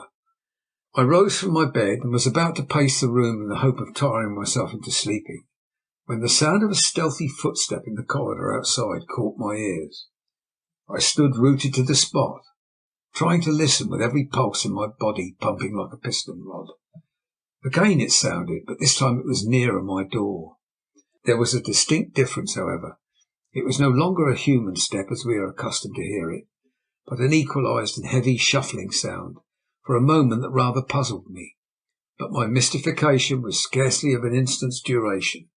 I had heard that sound before, the same night that a man in the adjoining room in the hotel had been murdered. 1 second's reflection told me that it was made by someone proceeding along the passage upon his hands and knees. But why was he doing it? Then I remembered that the wall on the other side of the corridor was only a foot or two high. The intruder, whoever he might be, did not wish to be seen by the occupants of the rooms. I drew back into the corner of my room, took a long hunting knife that I always carried with me from beneath my pillow, and awaited the turn of events. Still the sound continued, but by this time it had passed my door, and as soon as I had settled this to my satisfaction, I crept to the passage and looked out. From where I stood I was permitted a view of the narrow corridor, but it was empty. Instinct told me that a man had passed into the room next to mine. Since I had first heard him, he would not have had time to get any further. The adjoining apartment was Nikola's, and after the fatigue of the day, it was 10 chances to 1 he would be asleep. That the mission was an evil one it did not require much penetration to perceive. A man does not crawl about lonely corridors when other men are asleep on hands and knees for any good purpose. Therefore, if I wished to save my employer's life, I knew I must be quick about it. A second later I had left my room and was creeping up to where the other man had undoubtedly gone in. Reaching the doorway, I stood irresolute, trying to discover by listening whereabouts in the room the man could be. A moment later there came the sound of a heavy grunt, followed by a muttered ejaculation. As I heard it, I rushed into the room, across to where I knew Nikola had placed his bed.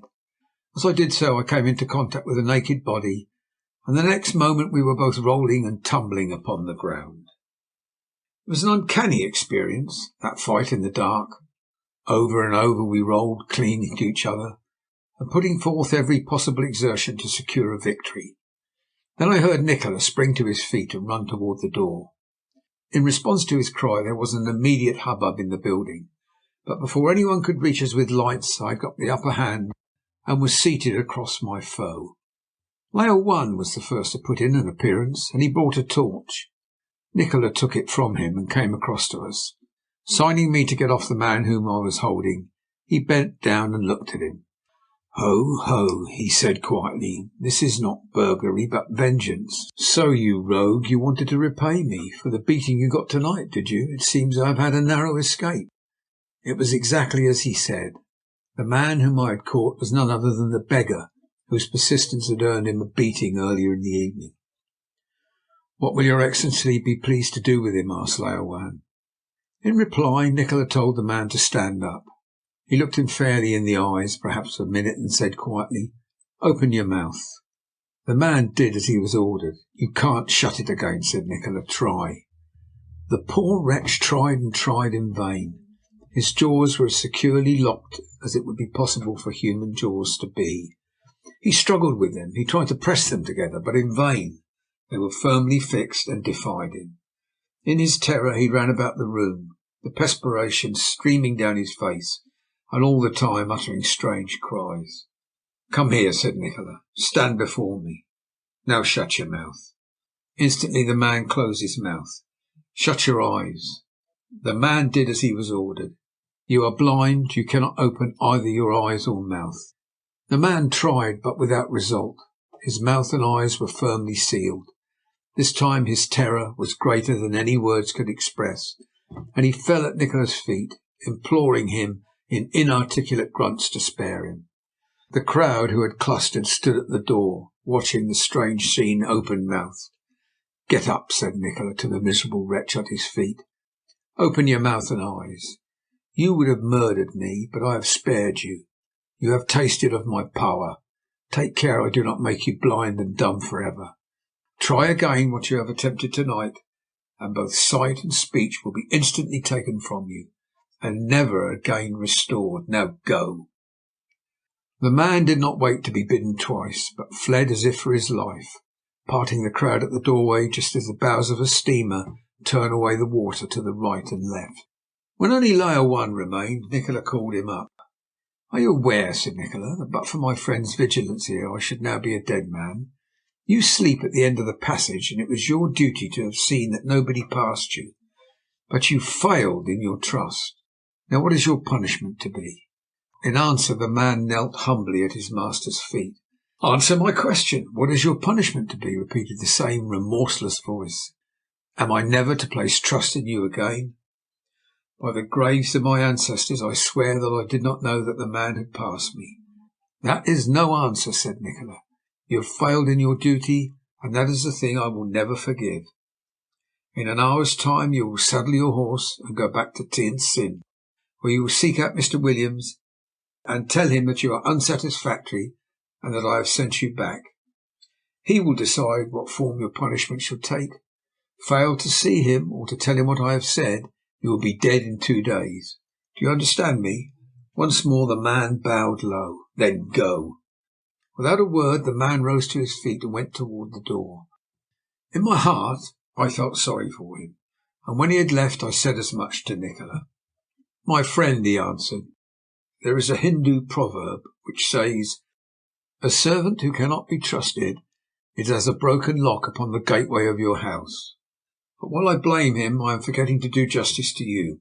One thing is very certain, but for your intervention I should not be talking to you now. I owe you my life. You will not find me ungrateful." "It was fortunate," I said, "that I heard him pass along the passage, otherwise we might both have perished. It was strange, after all the exertions of the day, that you should have been awake.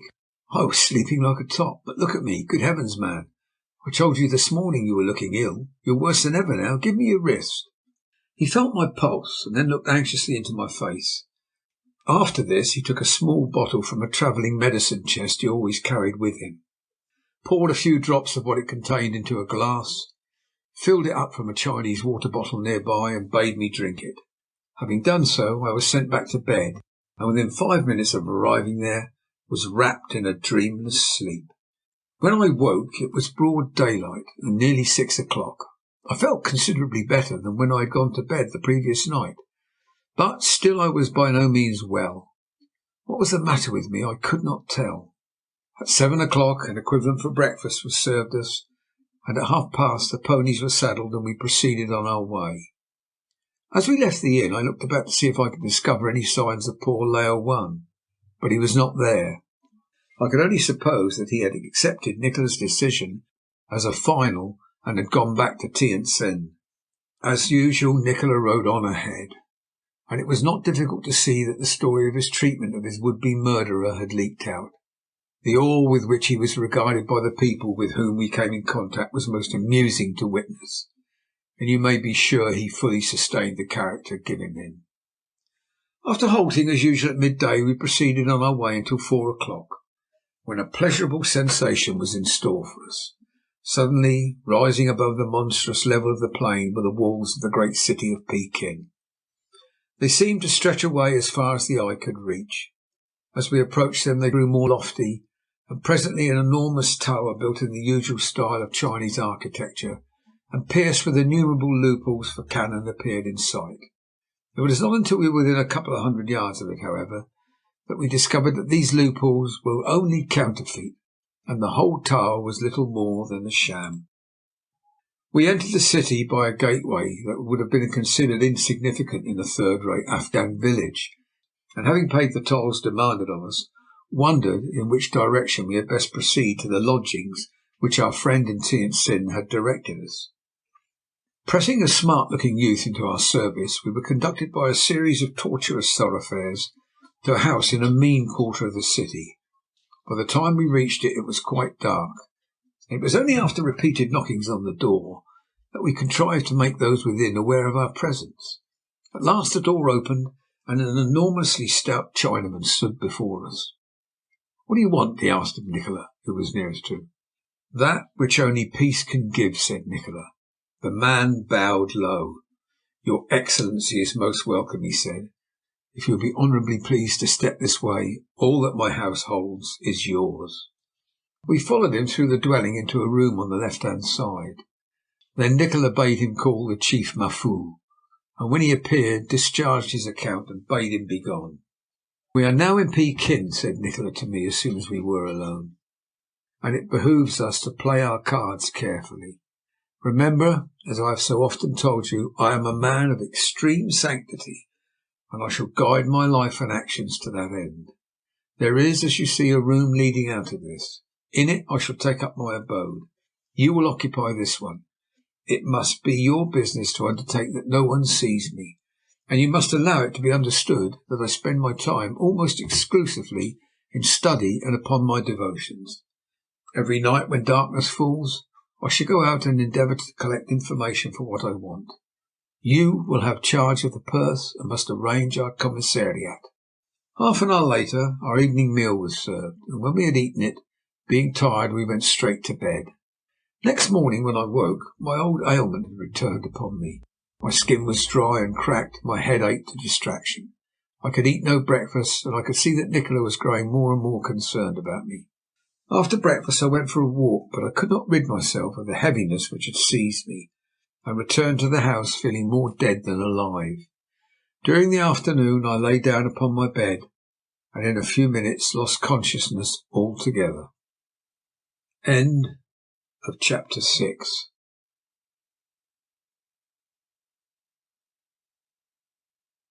Chapter 7. A Serious Time. It was broad daylight when I recovered consciousness. The sunshine was streaming into my room, and birds were twittering in the trees outside. But though I sat up and looked about me, I could make neither head nor tail of it. There was evidently something wrong.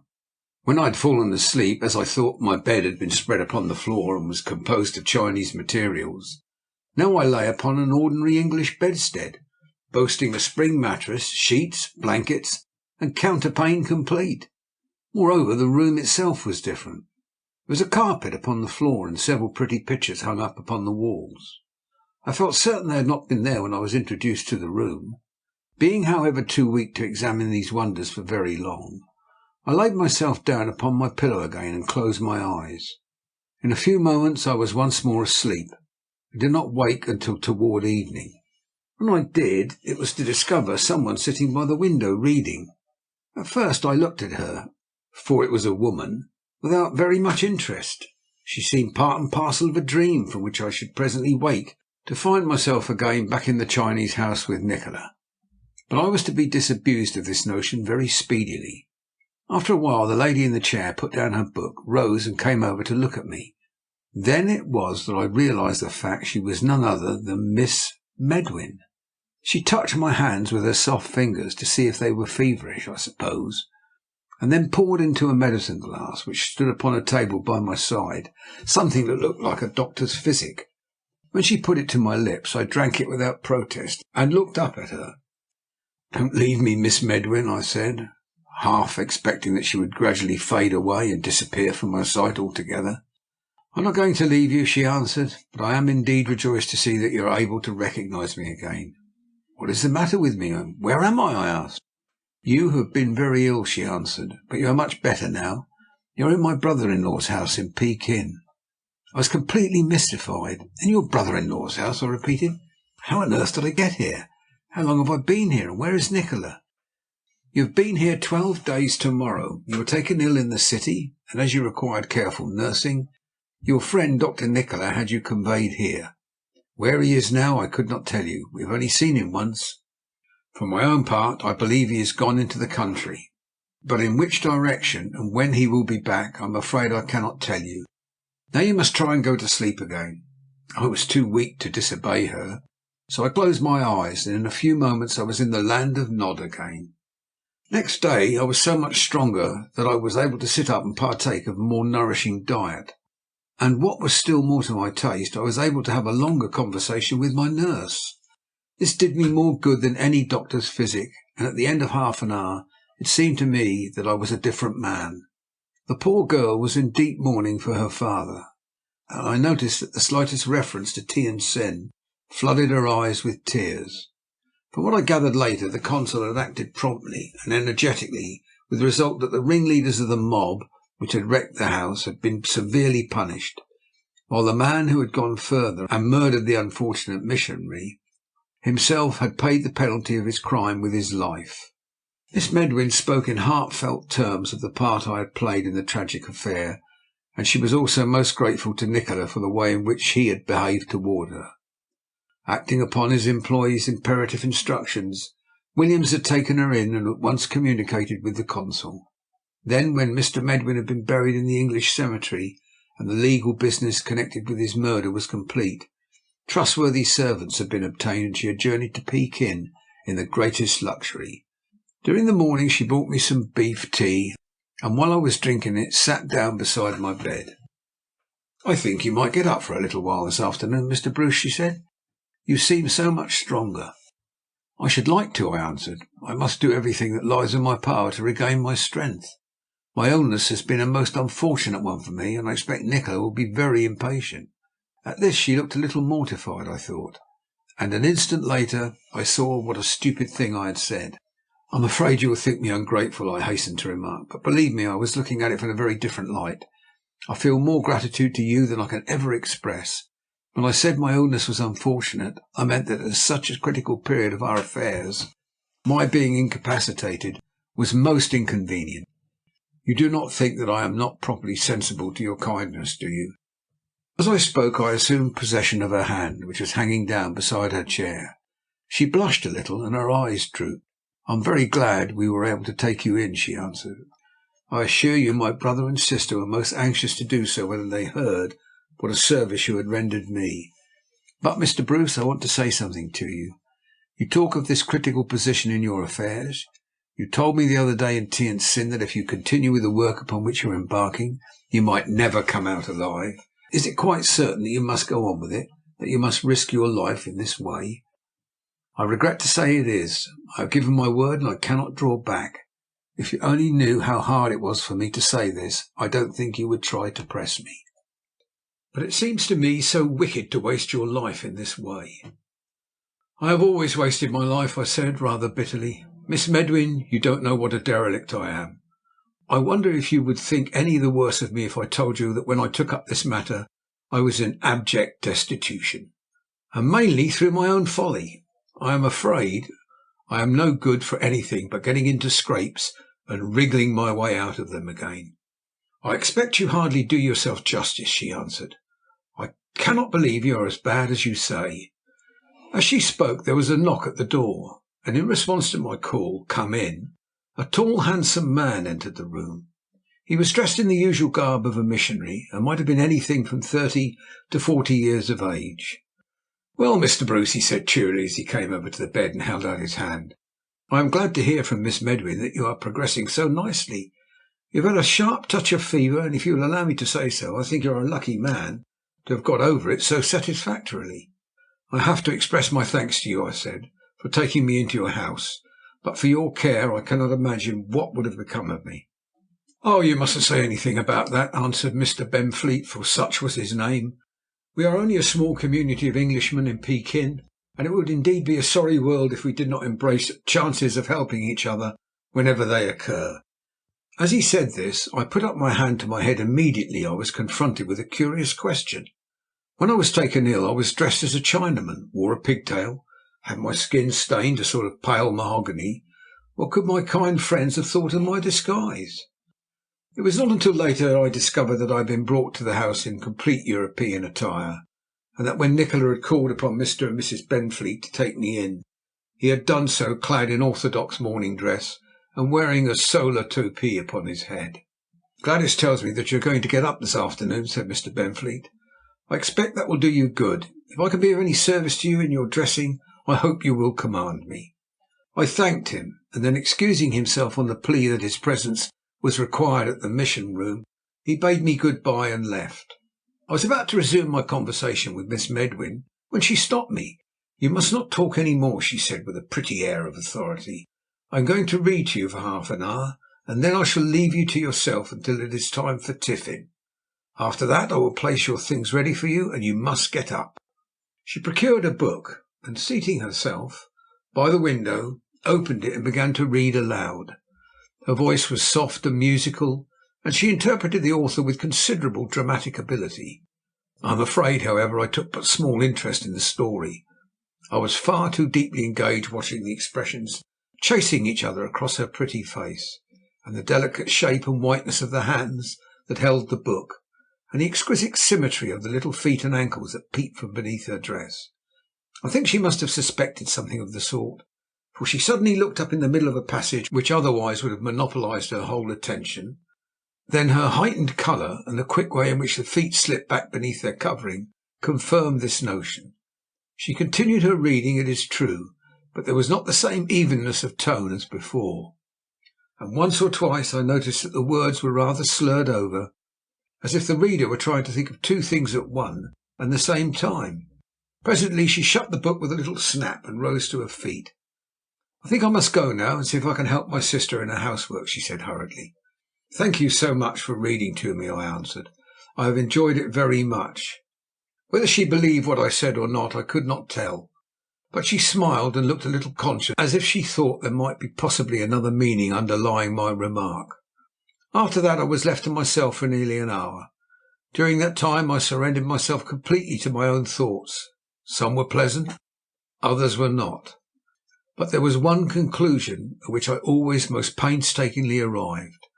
The conclusion was that of all the girls I had ever met, Miss Gladys Medwin was by far the most adorable. She seemed to possess all the graces and virtues given to woman, and to have the faculty of presenting them to the best advantage. I could not help seeing that my period of convalescence was likely to be a very pleasant one, and you will not blame me, I suspect, if I registered a vow to make the most of it. How long I should have with them it was impossible for me to say. Nikola, my old man of the sea, might put in an appearance at any moment, and then I should be compelled to bid my friends good-bye without delay, and to plunge once more into his mysterious affairs.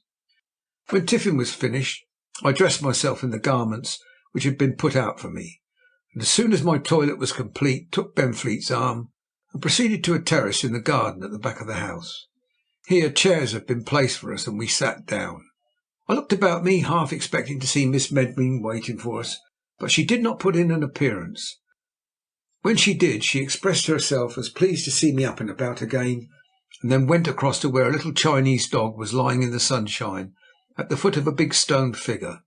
Whether she was always as fond of the little cur I cannot say, but the way she petted and caressed it on this particular occasion would have driven most men into a fever of jealousy. I don't know that I am in any way a harsh man with animals, but I'm afraid if that dog had come anywhere near me just then, I should have been tempted to take a stick to him and treat him to one of the finest beatings he had ever enjoyed in his canine existence. Presently she looked up, and seeing that I was watching her, returned to where we sat, uttered a few commonplaces, more than half of which were addressed to her brother-in-law, and finally made an excuse and returned to the house. To say that I was disappointed would scarcely be the truth. To assert that I was woefully chagrined would perhaps be nearer the mark. Had I offended her, or was this the natural way of women? I had read in novels that it was their custom, if they thought they had been a little too prodigal of their favours while a man was in trouble, to become cold and almost distant to him when he was all right again. If this were so, then her action on this particular occasion was only in the ordinary course of things, and must be taken as such. But soon I discovered that it would be easier to reach the North Pole, and so decide a question which the world has been puzzling about for centuries, and to attempt to be logical at such a crisis as I am now describing. That I was in love I will not attempt to deny. It was, however, the first time I had experienced the fatal passion, and for that reason, like measles caught in later life, it was doubly sudden and severe. For this reason, the treatment to which I had just been subjected was not, as may be expected, of a kind calculated to make my feelings easier. Whether Mr. Benfleet thought anything I cannot say. He certainly said nothing. If, however, my manner after Miss Bedwin's departure did not strike him as peculiar, he could not have been the clear-headed man his small Pekin world believed him. All I know is that when I returned to the house I was about as contrary and irritable a piece of man-flesh as could have been found in that part of Asia. But within the hour I was to be treated to another example of the strange contrariness of the feminine mind. No sooner had I arrived in the house than everything was changed. It was hoped that I had not caught a fresh cold. A most comfortable chair was set apart for my use, and an unnecessary footstool was procured and placed at my feet. Altogether I was the recipient of as many attentions and as much insinuated sympathy as I had been subject to coldness before. I did not know what to make of it, but man, like a bear, can be made to dance several tunes, so in less than half an hour I had completely thawed and forgotten my previous ill temper. Next day I was so much stronger as to be able to spend the greater part of my time in the garden. On this occasion, both Mr. and Mrs. Benfleet being otherwise engaged, Miss Medwin was good enough to permit me a considerable amount of her company. You may be sure I made the most of it, and we whiled away the time chatting pleasantly on various subjects. At tiffin, to which I sat up for the first time, it was proposed that during the afternoon we should endeavour to get as far as the Great Wall. Accordingly, as soon as the meal was over, we set off. The narrow streets were crowded with pushing coolies, springless private carts, sedan chairs, ponies but little bigger than St. Bernard's dogs, and camels, some laden with coal from the western hills, and others bearing brick tea from Pekin away up in the far north. Beggars in all degrees of loathsomeness, carrying the scars of almost every known ailment upon their bodies, and in 9 cases out of 10 not only able but desirous of presenting you with a replica of the disease, swarm around you and push and jostle you as you walk, while at every few yards you are assailed with scornful cries and expressions that would bring a blush to the cheek of the most blasphemous coal-heaver in existence, accompanied by gestures which make your hands itch to be upon the faces of those who practise them. If you mix up with all this the sights and smells of the foulest Eastern city you can imagine, add to it the remembrance of the fact that you are despised and hated by the most despicable race under the sun, fill up whatever room there is left with the dust that lies on a calm day 6 inches deep upon the streets, and in a storm, and storms occur on an average at least 3 times a week, covers you from head to foot with a coating of corrupted impurity, and you will have received but the smallest impression of what it means to take a walk in the streets of Pekin. To the Englishman who has never travelled in China, it may appear that this denunciation is a little extravagant. My only regret is that personally I do not consider it strong enough. Not once but 100 times did I find good reason to regret having brought Miss Medwin out with me. But thank goodness we reached the wall at last. Having once arrived there, we seated ourselves on a bastion and looked down upon the city. It was an extraordinary view we had presented to us. From the wall we could see the Cheyenne Men, or Great Gate. To the north lay the Tartar city.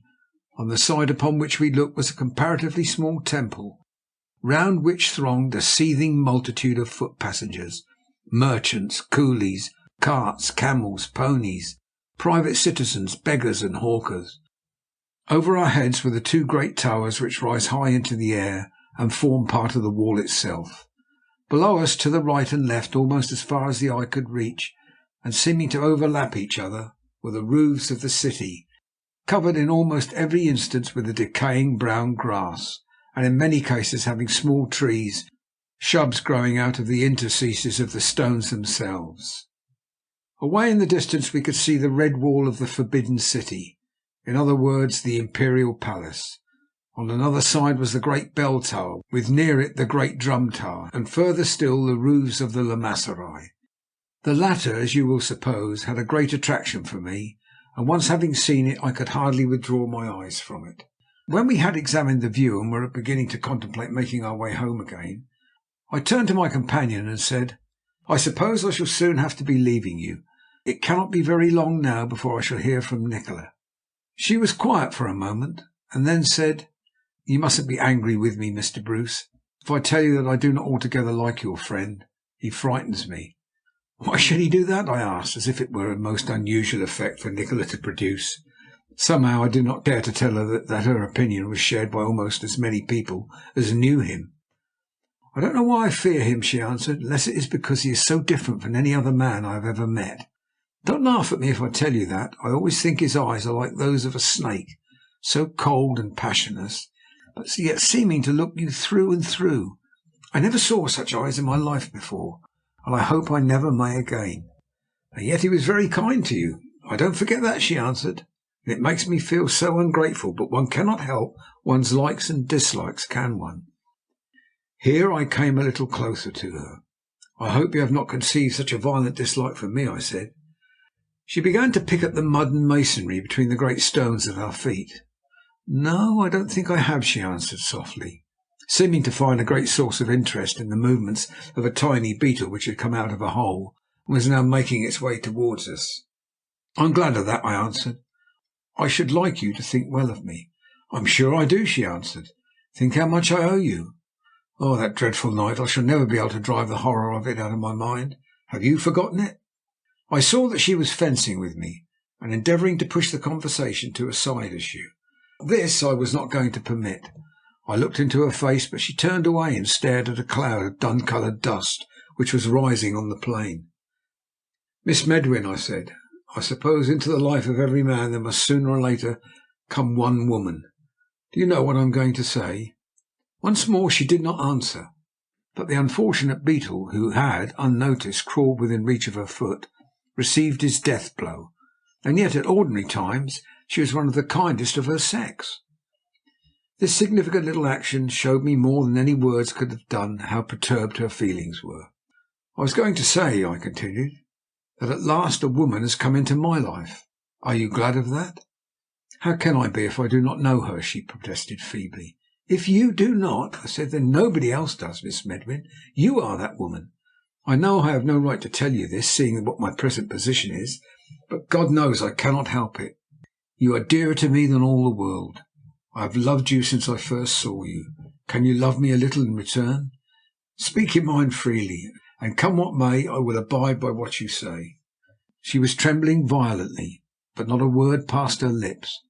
Her face was very pale, and she seemed to find a difficulty in breathing, but at any cost I was going to press her for an answer. "What have you to say to me, Gladys?" "Can I say?" "Say that you love me," I answered. "I love you," she whispered, and then in the face of all Peking I kissed her on the lips.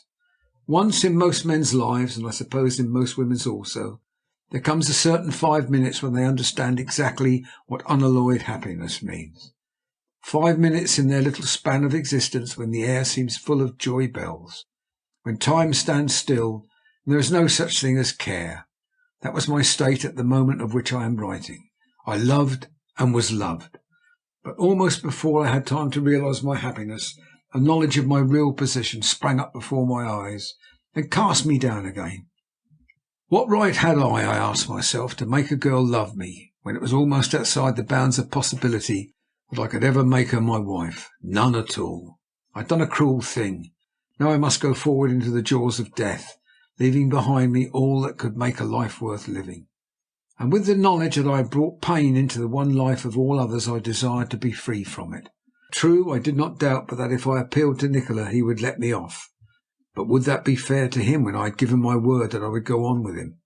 No, there was nothing for it but for me to carry out my promise and trust to fate to bring me safely back into my own world again.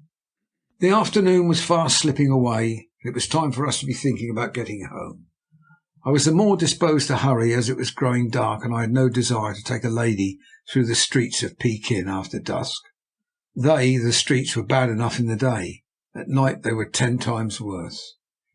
We accordingly descended from the wall, and in 20 minutes we had reached the Benfleets' bungalow. By the time we entered the house I had arrived at a determination. As an honourable man, there were only 2 courses open to me. One was to tell Mr. Benfleet the state of my affections, the other to let Gladys firmly understand that until I returned, if return I did, from the business for which I had been engaged, She must not consider herself bound to me in any shape or form. Accordingly, as soon as the evening meal was finished, I asked the missionary if he would allow me 5 minutes' conversation. He readily granted my request, but not, I thought, without a little cloud upon his face. We passed into his study, which was at the other end of the building, and when we got there he bade me take a seat, saying as he did so, "Now, Mr. Bruce, what is it you wish to say to me?"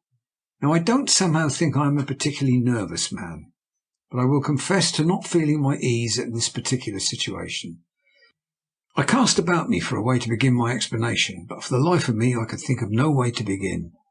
"Mr. Benfleet," I said at last in desperation, "you will probably be able to agree with me when I assert that you know very little about me." "I think I can meet you there," said the clergyman with a smile. "I know very little about you. I could wish that you knew more." "For what reason?" "To be frank with you, for a very vital one. I proposed to your sister-in-law, Miss Medwin, this afternoon." "I must confess I thought you would," he said. "There have been signs and wonders in the land of late, and although Mrs. Benfleet and I live in Pekin, we are still able to realize what the result is likely to be when a man is as attentive to a girl as you have been to my sister-in-law. I trust you do not disapprove." "Am I to say what I think?" "By all means. I want you to be perfectly candid." "But I am afraid I must say that I do disapprove." "You have, of course, a very good reason." "I don't deny that it is one that time and better acquaintance might possibly remove. But first let us consider in what light you stand to us. Till a fortnight or so ago neither I, my wife, nor Miss Medwin were aware that there was such a person in the world. But you were ill and we took you in, all the time knowing nothing as to your antecedents. You will agree with me, I think, that an English gentleman who figures in Chinese costume and does not furnish a reason for it, and who perambulates China with a man that is very generally feared, is not the sort of person one would go out of one's way to accept for the husband of a sister one loves.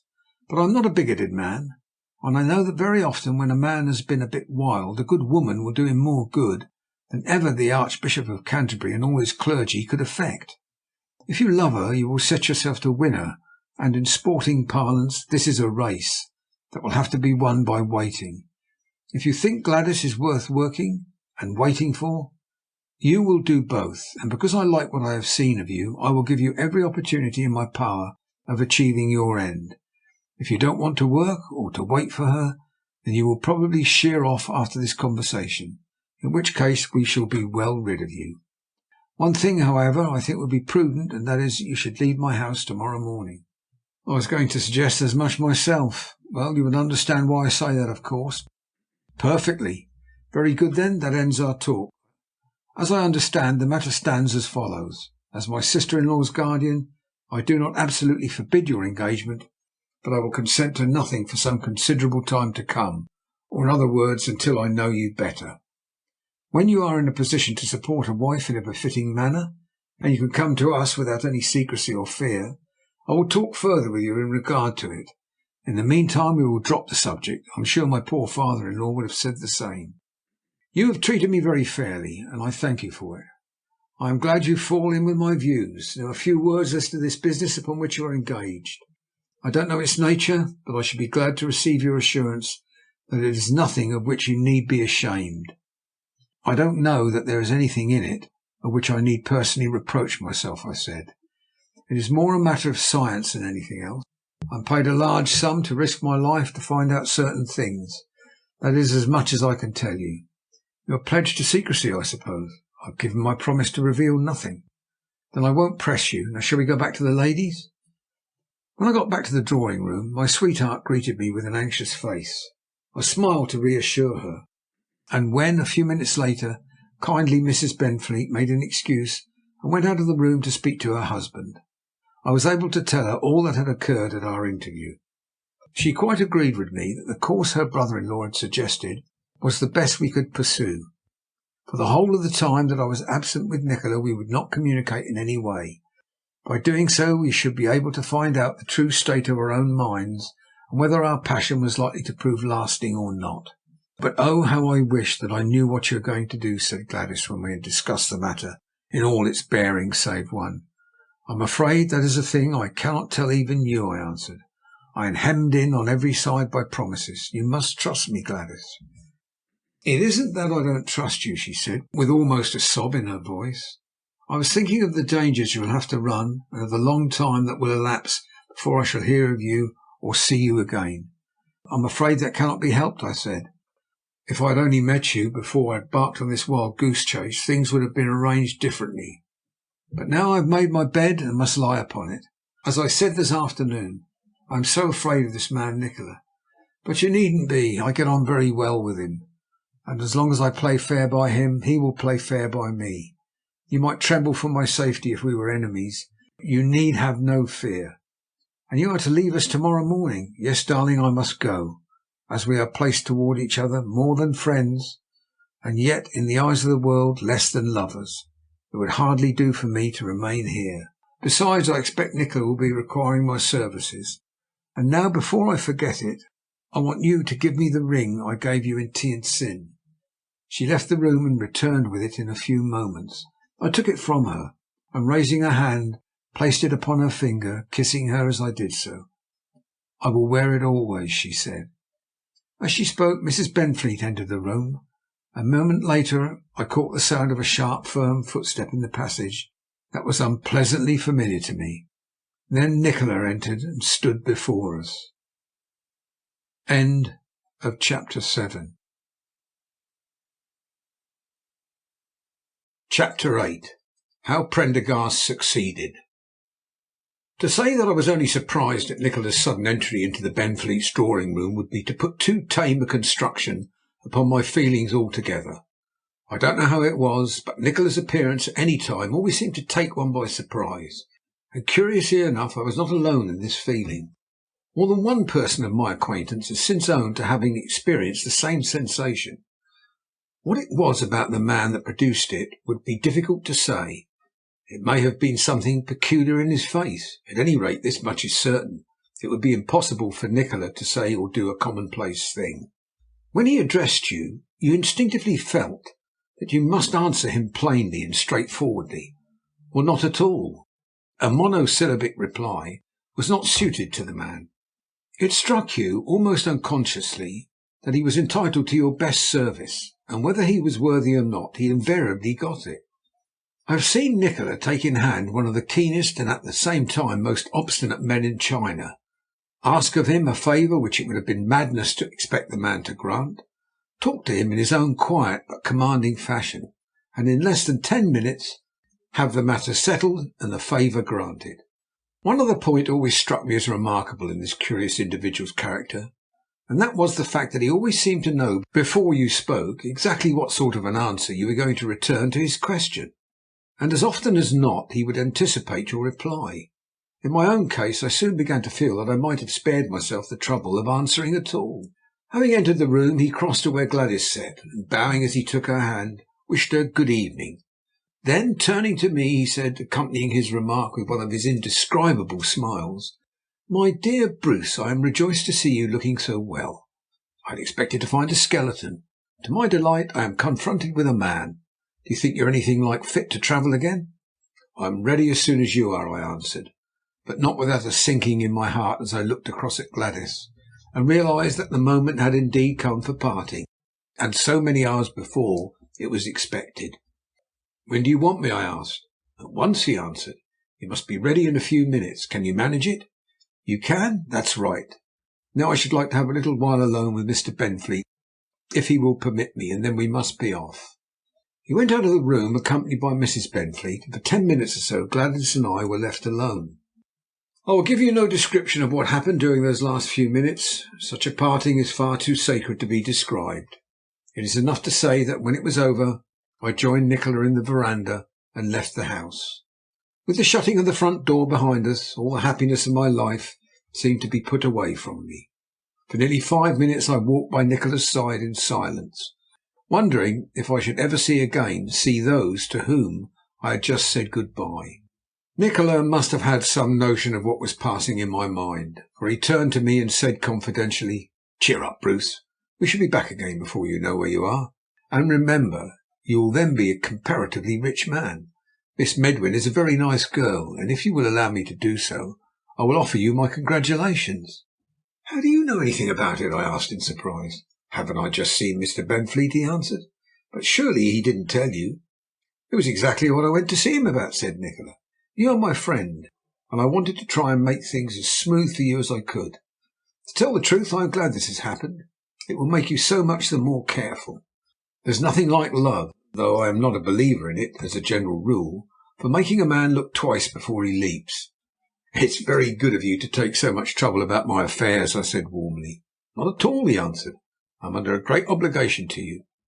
And besides, there can be no question of trouble between two men situated as we are.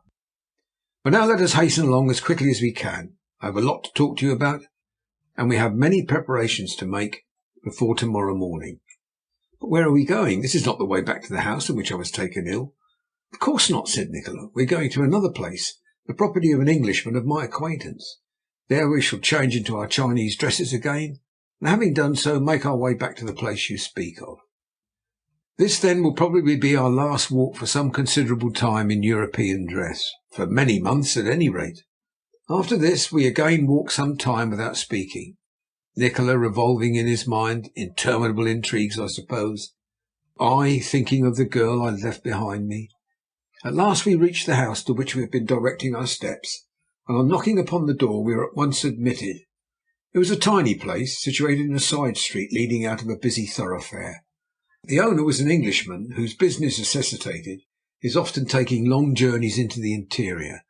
He was a bachelor, and, as I gathered from Nikola, by no means particular as to his company, nor, I believe, did he bear too good a reputation in Pekin. Before I had been 5 minutes in his company I had summed the man up exactly, and could understand why Nikola had chosen him. That he was afraid of Nikola was self-evident, and that Nikola intended that he should be was equally certain. To cover his nervousness, the man, whose name was Edgehill, affected a jocular familiarity, which intensified rather than concealed what he was so anxious to hide. "You're looking very so-so-ish, Mr. Bruce," he said when I was introduced to him. Then, with a leer, "The old thing, I suppose." "I have been down with a fever," I answered. "I don't wonder at it," he replied.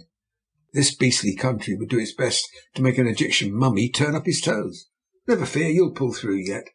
I thanked him for this assurance, then turned to Nikola, who had seated himself in a long cane chair, and with his fingertips pressed together was staring hard at the ceiling.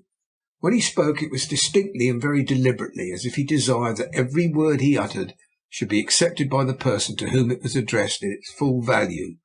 "And so, Mr. Edgehill, after my warnings you have told your Chinese friends that I was your visitor, have you?"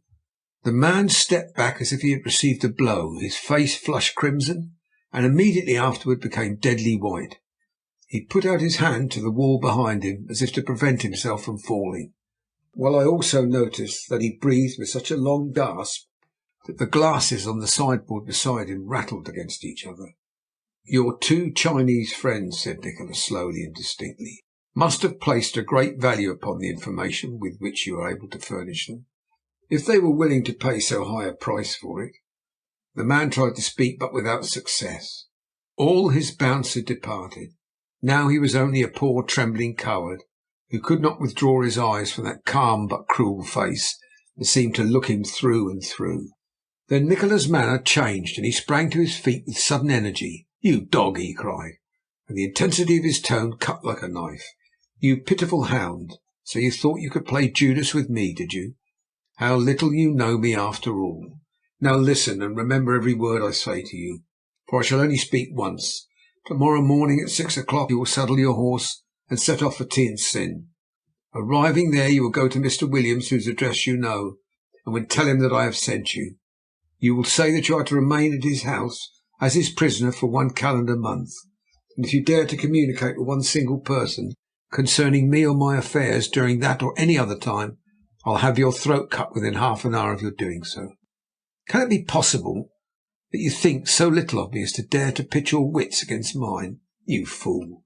When you get out of my sight, go down on your knees and thank Providence I haven't killed you for your presumption. Do you remember Hanotat? Well, take care, my friend, that you do not come to his end. You have been warned, remember. Now go and prepare for your journey. I will not communicate with Williams myself. If you are not in his house by breakfast time on Thursday morning, it will save you expense, for you will never want to eat another. Not a word did the man utter in reply, but left the room directly he was permitted to do so. When he had gone, I turned to Nikola, for my astonishment exceeded all bounds, and said, "How on earth did you know that he had given any information about us?" In reply, Nikola stooped down and picked up from the floor 2 small stubs. On examination, I discovered that they were the remains of 2 Chinese cigarettes. When I had examined them, he went across the room to a small curtained shelf, from which projected the mouth of a brandy bottle. 3 glasses, all of which had been used, stood by the bottle, which was quite empty. Having pointed out these things to me, he went back to his chair and sat down. "Edghill," he explained, "doesn't drink brandy, except when he has company and his guests insist. Even then he takes very little of it. When I left the house this evening to fetch you, I noticed that the bottle was more than 3 parts full, and I'm quite certain there were no ends of Chinese cigarettes upon the floor then, because I looked about. What is more, 2 men were watching the house from across the way as I went down the street. The man's manner when he let us in added another link to the chain of evidence, and his face when I asked him the first question told me the rest. Of course it was all guesswork, but I have not learned to read faces for nothing. At any rate, you saw how true my accusation proved." "But what do you think the man can have told them?" I asked. "And who could the people have been who questioned him?" "He can't have told them much," Nikola replied, "because there wasn't much to tell. But who the men could have been, I am quite unable even to conjecture. I distrust them on principle, that's all." "But why did you send him to Williams?" "To keep him out of the way of further mischief until we have had a fair start. Also because I wanted to teach him a lesson. I may have occasion to use him again, and a little bit of discipline of this sort will do him no harm. But now let us change the subject. I have something else I want to talk to you about. First, see that there is no one at the door, then bring your chair nearer to mine." I tiptoed over to the door, and when I had reached it, waited for a moment, then opened it suddenly.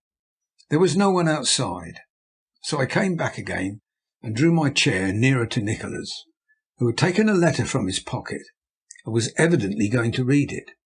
Before he did so, however, he said in a low voice, "This letter is from Prendergast.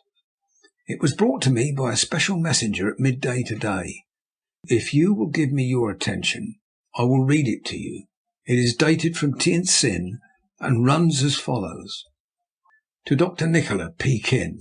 Dear Sir, I have to inform you that on Thursday week last I received a telegram from Mr. Williams of this place, bidding me to come to him at once in order to negotiate some important business on your account.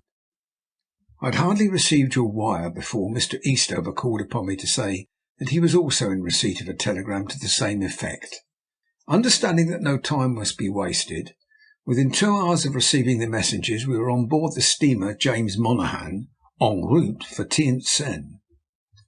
That place we reached in due course, and immediately reported our arrival to your agent, Mr. Williams, from whom we learned the nature of the work upon which we were to be employed. Its danger was quite apparent to us, and at first, I must own, the difficulties that surrounded it struck me as insurmountable.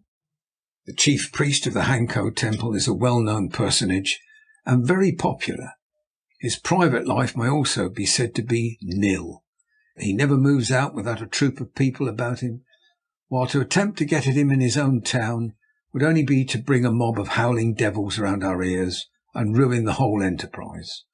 I immediately placed myself in communication with Chung Yen, who fortunately was in Hanko. It was through his agency we discovered that the priest, who, as you know, has resigned his office in the temple, was in the act of setting off upon a long journey. As soon as I learned this, I instructed Chung Yen to endeavour to elicit the route. He did so, and informed me that the man proposed travelling by way of Hangzhou and Fengqing to Sanchu, thence up the Grand Canal by way of Singhai to Tientsin, whence it was said he was going to make his way on to Pekin. I examined a chart of the country very carefully, and also conferred with Mr. Williams and Mr. Eastover, who both agreed with me that any action which might be necessary should be contrived and carried out at Sanchu, which, as you know, is a town a little below where the point of the canal running to Nanxing joins the Yunliangho River. This settled, the next thing to be done was to endeavour to discover how the abduction of the priest could be effected. To suit your purposes, we saw that it must be arranged in such a fashion that no scandal should ensue. He would have to be abducted in such a manner that his followers would suppose he had left them of his own free will. But how to do this was a problem, and very difficult to work out. The man is old and exceedingly suspicious. He has a reputation for trusting nobody, and he invariably acts up to it. Unless, therefore, we can invent some really plausible excuse, he would be almost impossible to catch. And foreseeing this, I again called in Chung Yen to my assistance. At any cost, I told him that he must manage to get into the priest's service, and once there he must ingratiate himself with his master to the very best of his ability. The time was so short that we dared not wait to cultivate an opportunity, but had to work in our chances as they rose to suit ourselves. At great risk, Chung Yen managed to get himself appointed a member of the priest's travelling party. Once this was done, his peculiar ability soon brought him under his master's notice, and that end having been achieved, the rest was easy. Within 3 days of his arrival, the household was broken up, and the priest, with a numerous retinue, commenced his journey. By the time they had travelled 100 miles, Chung Yen was on very familiar terms with him. He discovered many means of adding to the priest's comfort, and during the march he was so assiduous in his attentions that his master began to place more and more trust in him. When they reached Fon Ching, he was advanced to the post of secretary, and then the plot which I had arranged was ready to be put into execution. Little by little Chung Yen dropped into his master's willing ears the news of a fortune which he assured him might be obtained with very little risk. The avaricious old man swallowed the bait only too readily, and when he had digested the letters which the astute Chung read him from time to time, and which were supposed to have been written by his cousin Quang Ta from San Chu, he was as good as caught. After 8 days of continuous travelling, the company arrived at the entrance to the canal. Eastover and I had left Tientsin by this time, and had travelled post-haste down to meet them. Once they were fairly installed at the principal inn, Chung Yen came to see me. He had arranged everything most carefully. It appeared, even to the extent of having it circulated amongst his fellow servants, that after leaving San Chu, the high priest intended dispensing with their services and going on alone. It now only remained for us to arrange a meeting with him, and to have some means prepared whereby we might convey him across country over the 40-odd miles that separated San Chu from Chai Kow Ho, where a junk was already waiting to receive him. While Eastover undertook the arrangement of this part of the business, I drew up the plan which was to give us possession of the priest's person. Chung Yen was to represent to him that he was the unhappy possessor of a cousin who was a noted freebooter. By virtue of his evil habits, he had accumulated great riches, but finding himself now only just beyond the fingertips of the law, he was most anxious to purchase a friend who would stand by him in case of evil happening when should he come closer. The greedy old priest, intending to ask a large share of the plunder for the favour accorded, consented to bestow his patronage upon the youth, and when he was made to understand that his share of the transaction would amount to something like 6,000 taels, his anxiety to obtain possession of the coin became more and more intense. He discussed the matter with Chung Yen over and over again, and finally it was decided that that night they should proceed together to a certain house in the village, where he should interview the culprit and also receive his share of the gains. As soon as I was made conversant with what had been arranged, I pushed forward my plans, engaged a man to impersonate the cousin, and by the time dusk had fallen had everything in readiness. Relays of ponies were stationed at intervals along the road to the coast, and the skipper of the junk only waited to have his passenger aboard to weigh anchor and be off.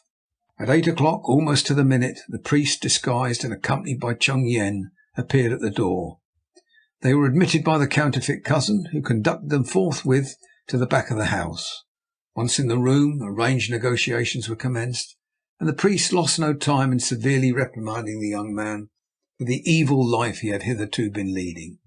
Then, that he might the better be able to understand what a nefarious career it had been, he demanded a glimpse of the profits that had accrued from it. They included a bag of dollars, a good selection of gold leaf, a quantity of English money, and a small bag of precious stones. All of these things had been prepared at considerable cost for his inspection. His old eyes twinkled greedily as they fell upon this goodly store, and his enthusiasm rose as each successive bag was opened. When at last the contents of the bag of stones were spread out before him, he forgot his priestly sanctity altogether in his delight and stooped to examine them. As he did so, Chung Yang sprang forward, clapped a chloroform sponge against his nose, while the spurious cousin pulled his heels from under him and threw him on his back upon the floor in the twinkling of an eye. The anaesthetic did its work well, and in less time than it takes to tell, the old gentleman was in our power. 10 minutes later he was safely tied up in a chair and was being deported as fast as his bearers could conduct him. In the meantime, Chung Yen had returned to the inn, where he paid off the retinue and informed them that their master had received a sudden summons and started up the canal for Tientsin alone.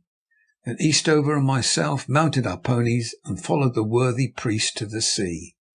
Chai Kow Ho, which, as you know, is a place of abject poverty and is only visited by junks bringing millet from Tientsin in exchange for fish, was the very place for our purpose.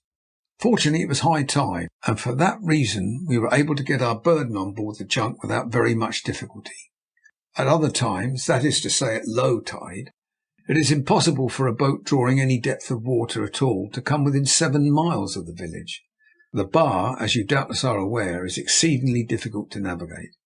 As soon as we had handed over the man to the commander of the boat, we returned to the shore. An hour later the junk set sail. By the time you receive this letter, the high priest of Hankow will in all probability be somewhere among the pirates of Along Bay. As his captors on board the junk have no respect for his creed, and he has no money upon his person to bribe them to set him ashore again, I think he will find it difficult to get back to the mainland. But to prevent anything of the sort occurring, I have told the owner of the junk that if on the 21st day of August, 6 months ahead, he conveys him to Michel Duchesne, who by that time will be in Formosa, he will receive £100 English in exchange for his person. I think this will suit your purpose. As to our own movements, they were as follows. Leaving Chai Kai Ho, we chartered a junk for ourselves and proceeded up the coast to Pi Tang Ho, and thence on pony back to Sien Sin, which place we arrived 2 days since. Chung Yen I have rewarded with $2,000, and he is now on his way as fast as he can travel to Hong Kong. He intends, I believe, to make for Singapore, where he will reside until all chance of trouble has blown over. I have taken the precaution to register his address in case we should require his services again. Should you desire Mr. Eastover or myself, we will remain in Tientsin for a fortnight longer. After that, Eastover proposes crossing to Japan, while I return to Hong Kong. Trusting that the matter in which we have conducted this dangerous affair will be to your satisfaction, I have the honour to subscribe myself, your obedient servant, William Prendergast. Now, said Nikola, as he folded up this precious document, the coast is clear, and I intend to be the high priest of Hankow. During the time you have been ill, I have been making a number of important inquiries, and I think I know pretty well the kind of course I shall have to steer. Tomorrow morning I intend that we shall enter the Lamaserai, where it will be imperative that we have all our wits about us. A change in our dress will be necessary, particularly in mine. The priest is a comparatively old man, and I must resemble him as nearly as possible. It will be a difficult character to support for so long. Do you think you are capable of it? He looked at me with one of his peculiar smiles. There was a time in my life, he said, when I used to be a little uncertain as to my powers. Since then I have taught myself to believe that if a man makes up his mind, there is nothing in this world he cannot do. Yes, I shall manage it. You need have no fear on that score. I have no fear, I answered truthfully. I have the most implicit confidence in you. I'm glad to hear it, said Nikola, for you will want it all. Now let us rest for a while. At 5 o'clock we must begin to dress. At 6 I have to see that Edghill starts off for Tientsin. Without more ado, therefore, we procured blankets and stretched ourselves out upon the floor. In less than 5 minutes I was asleep, dreaming that I was helping the priest of Hankow to abduct Nikola from the Lamaserai, where he had gone to deposit the stick that Wetherall had given him. When I woke, it was to hear the horses' hoofs clattering out of the yard. It was broad daylight, and on looking about me I discovered that Nikola was not in the room. Presently he entered. Edghill has departed, he said, with a queer expression upon his face. I have just seen him off. Somehow I think it will be a long day before he will attempt to play tricks with Dr. Nikola again. End of chapter 8.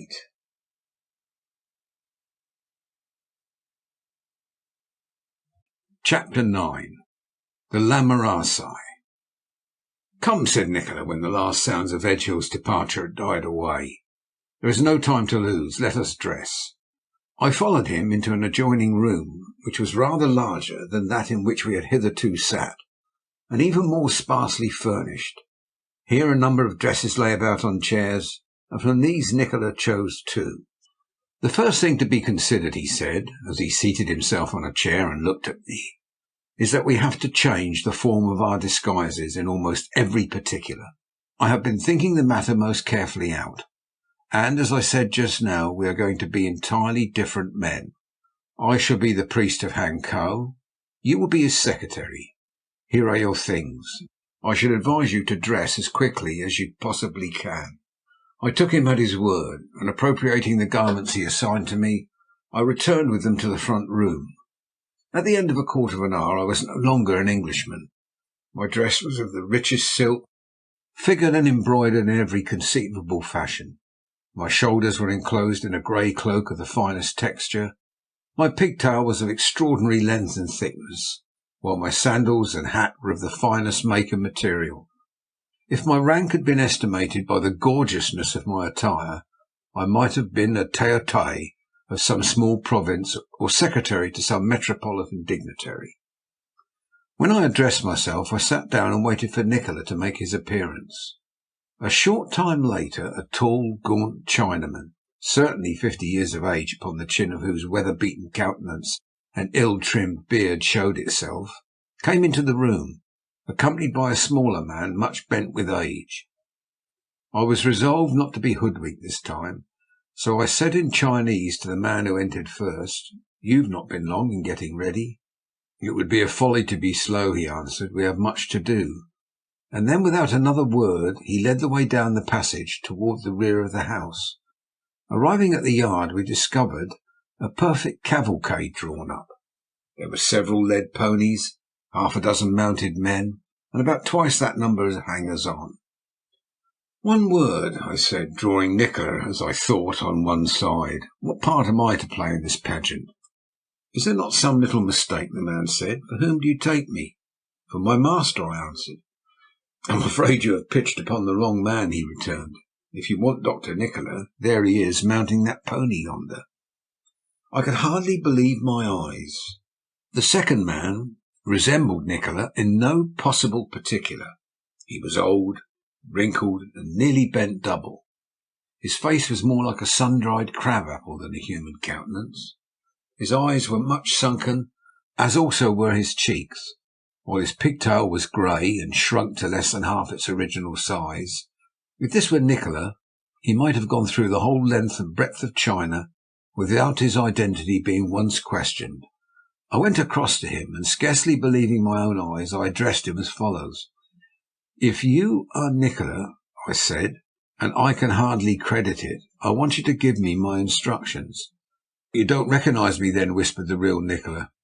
"I am glad of that. I wanted to try you. I thought to myself, if he does not find me out, it is scarcely likely that anyone else will. Your own disguise is most excellent. I congratulate you on it. With regard to your position, you are, of course, supposed to be my secretary, but I will give you a few pointers as we proceed. Now let us be starting. But first, who is the man whom I mistook for you?" "He is a fellow whom I picked up while you were ill. He was recommended to me by a person I can trust, and as I have taken means to ensure his fidelity, you need have no fear of his betraying us. He will only accompany us as far as the Lamarasai, and then, having posed as a chief of my retinue, he will leave us. Now mount your animal and let us start."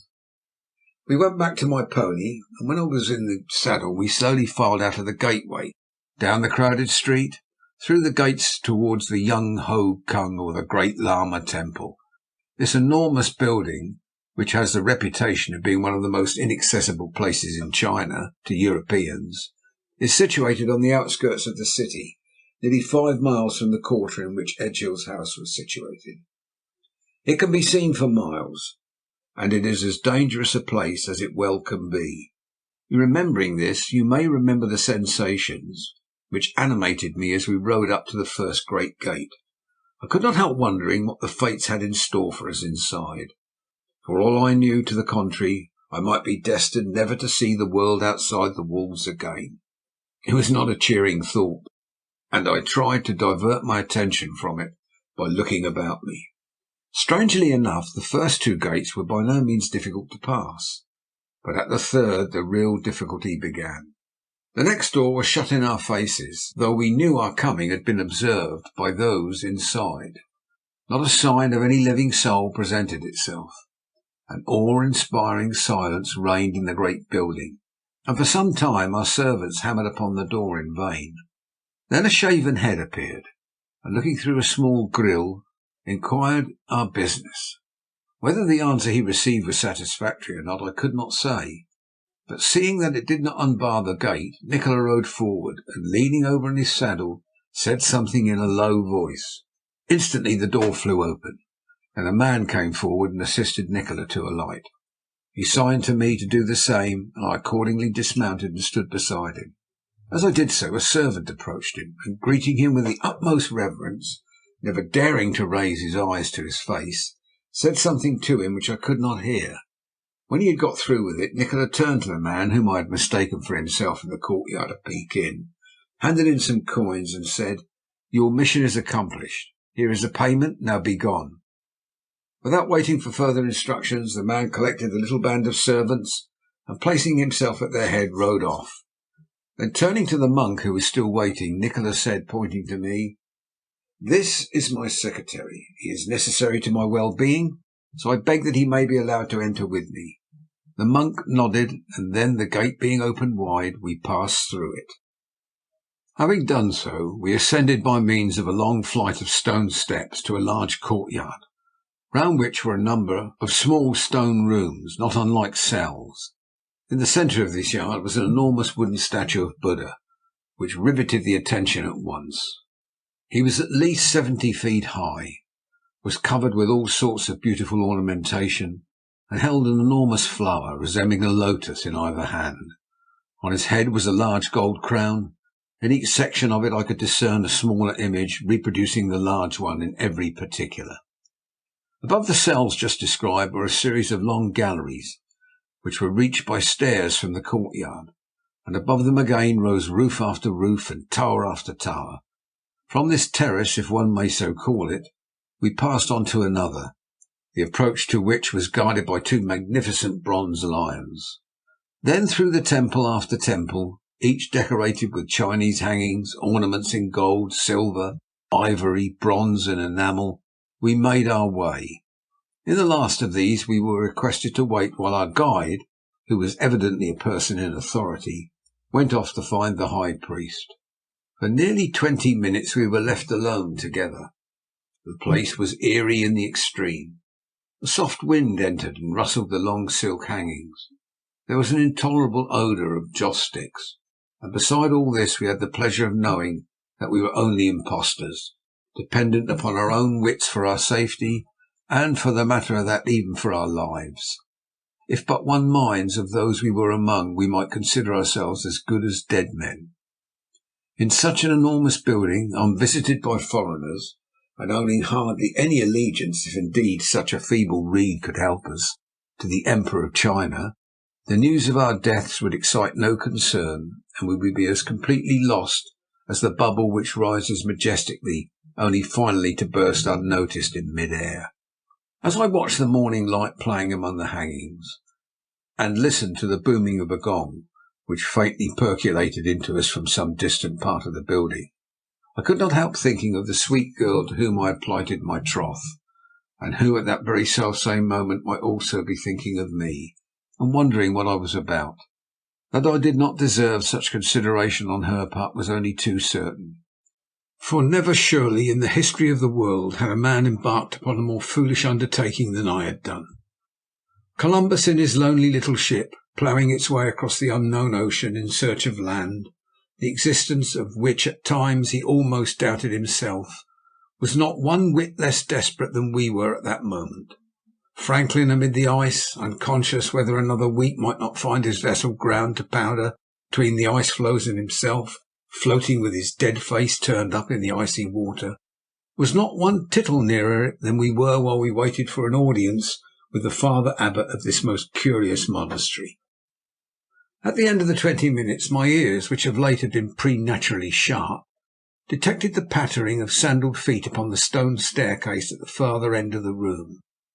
Next moment 3 figures appeared, 2 of whom were leading a third between them. The supporters were young men in the prime of life. The third must have been at least nearly 80 years of age.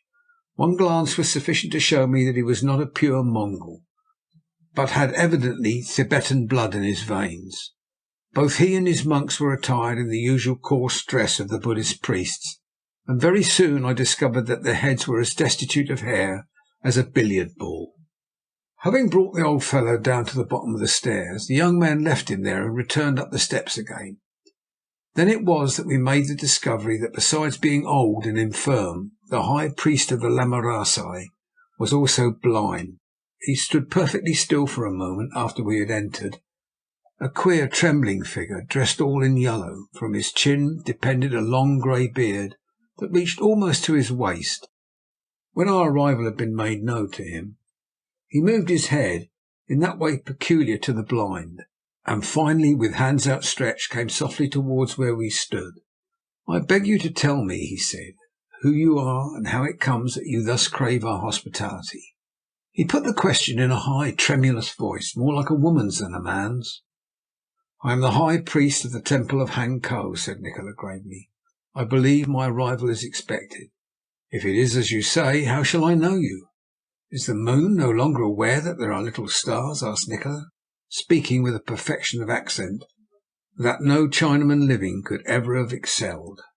Nikola slipped his right hand inside his long outer jacket and drew forth from his pocket the little tiny stick he had obtained from Wetherell, and handed it to the old man. No sooner had he received it and run his fingers over the quaint Chinese characters upon it than the old fellow's demeanour changed entirely. He had examined it for some time, then down he dropped upon his knees and kissed the hem of Nikola's dress. "If my lord had only said at first," he whispered, "that he was doing his servant this honour, he would not have been made to wait. Will my lord step this way?" As he spoke he tottered again towards the staircase by which he had entered the room. Nikola signed me to follow him, and in single file we made our way to the room above. As we went, I could not help noticing the great solidity of the building. The place may have withstood a siege with the greatest ease. The walls were in many cases 2 feet, and in not a few nearly 3 feet thick. The stairs conducted us to a long passage, on either side of which were small rooms or cubicles, made by partitioning off a long room with screens made of coarse matting. Proceeding through this room, we approached another flight of steps, which led us to the highest floor of the building. At that end of a long corridor was a small antechamber, hung round with dark-coloured silks, just as we had seen on the great hall below. From this we entered another, nearly twice the size of the first, which was lighted with 3 narrow windows. From one of these I noticed that a good view of the city of Pekin was obtainable. As soon as he was safely inside, the high priest explained in a quavering voice that everything we might find in his humble dwelling was at our disposal, and that we might consider his rooms our home during our stay in the monastery. Then, with another expression of his deep respect, he left us, presumably to see that some sort of meal was prepared for us. As soon as his steps had died away down the staircase, Nikola leapt to his feet. "So far, so good," he cried. "He does not suspect us, you see, and if I can only get him into the proper frame of mind, I'll have the rest of the information I want out of him before he can turn round." For the rest of the day we amused ourselves perambulating the building, walking slowly with dejected bearings wherever we met anybody, greeting the various shrines with deepest reverences, prostrating ourselves at the different altars, and in every way, so far as to lay in our power, creating the impression that for good religionists we were without our equal. At 5 o'clock we participated in the usual evening service held in the great hall, and for the first time saw the mass of monks assembled all together. a more disreputable-looking crew I can unhesitatingly assert I had never seen before. They were of all ages and of all ranks, but so far as I could see there was hardly a face among them that did not suggest the fact that its owner was steeped to the eyebrows in sensuality and crime.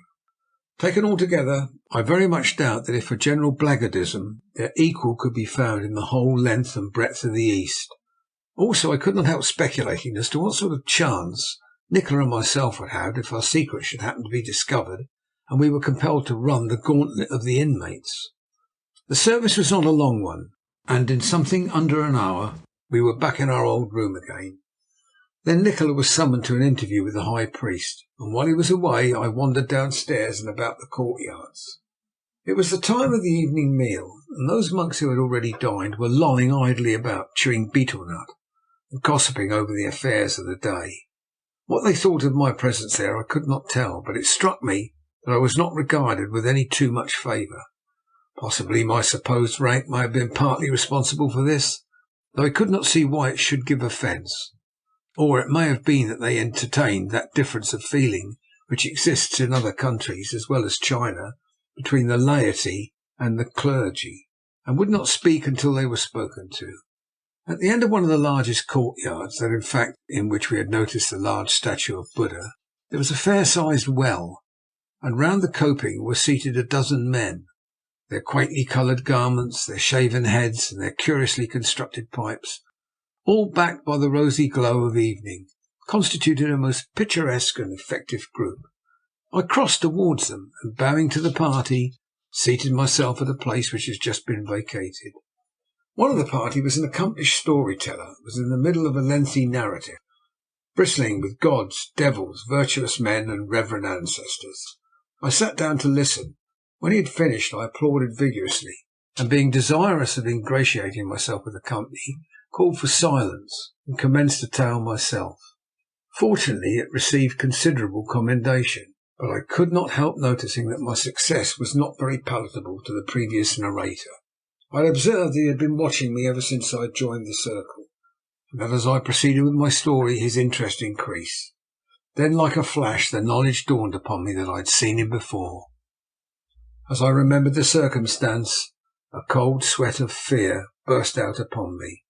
My voice shook with terror, and as it did so I lost the thread of my narrative. I saw my listeners look up in surprise, and even my previous narrator seemed to wonder what was the matter with me. I instantly pulled myself together and tried to continue as if nothing out of the common had occurred, but it was too late. I had aroused attention, and for some reason or other the man had come to the conclusion that all was not right. How bitterly I regretted having joined the circle at all. But it was no use crying over spilled milk, so after a while I made an excuse and left them to their own devices, returning myself to the room where I had last seen Nikola. Fortunately he was alone. Not knowing, however, who might be about, I did not address him at once, but sat down near the door and waited for him to speak. He very soon did so. "What have you been doing this last hour?" he asked rather sharply. "Wandering about the building," I answered, "and at the same time discovering something which is the very reverse of pleasant." "What do you mean?" he asked, his eyes, for he had removed his spectacles, glittering like snakes. "I mean there is a man in this monastery whom I have met before, and under very unpleasant circumstances." "Do you think he recognises you?" "I hope not," I answered, "but how can I tell?" "Where did you meet him, and why do you say unpleasant?" "It was in Canton," I answered. "This man tried to break into my house, but I caught him in time, and in the fight that followed he stabbed me in the wrist. I carry the mark to this day. Look at it for yourself. I caught him, however, and he would have been executed had not the magistrate before whom he was brought possessed a personal grudge against me, and allowed him to escape." "Let me look at the mark," said Nikola. I gave him my left hand, pulling up my sleeve as I did so, that he might have a better view of it. Half-way across, but a little above the wrist bone, was a long white scar. Nikola gazed at it attentively. "This is serious," he said. "You'll have to be very careful, or that man will suspect something, then we shall be nicely caught. For the future, make it your habit to walk with your hands folded beneath your sleeves, and take care who you let come up beside you." "I will remember," I answered, and as I spoke the great gongs calling up the monks to the last service of the day boomed out from the courtyard below. Being determined not to show ourselves lacking in religious zeal, we descended into the large hall, which was already filled with worshippers. Nikola, by virtue of his sanctity, took up his place in a prominent part, hard by where sat the high priest himself. I was near the western wall, surrounded by a set of the most loathsome and blackguardly ruffians that it would be possible to imagine. At first I took but little notice of them, but when the new monk came up and pushed his way alongside me, my attention was thoroughly aroused. It was not long before my suspicions were confirmed. The man next to me was the same fellow who had looked at me in such a curious fashion when we were seated round the well, and about whom I had spoken to Nikola only a few minutes before. But even if he recognised me, he did not let a sign escape him to show that he did. Throughout the service he occupied himself completely with his devotions, and turned his face neither to the right hand nor to the left. And it was not until we were about to rise from our knees that he came out in his true colours. Then, just as I was half on to my feet, he stumbled against me with such violence that I fell back again and rolled over onto the floor. Then, like lightning, he sprang forward and seized me by the arm. Tearing back my sleeve, looked at the scar upon my wrist. As he did so, he allowed a little cry of triumph to escape him.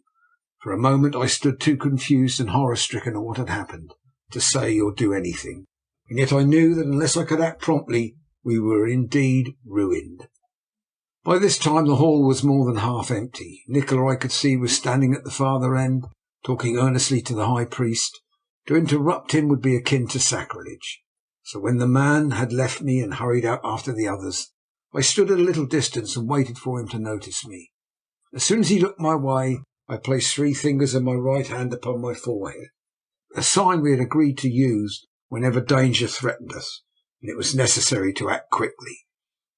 He saw my meaning, and a moment later, making some excuse, bade the high priest good night, and signing to me to follow him, retired to his dormitory. As soon as we had reached it, he turned sharply upon me, his eyes in his excitement blazing in his head like live coals. "What is it you have to tell me?" he asked. "Only that I am discovered," I answered.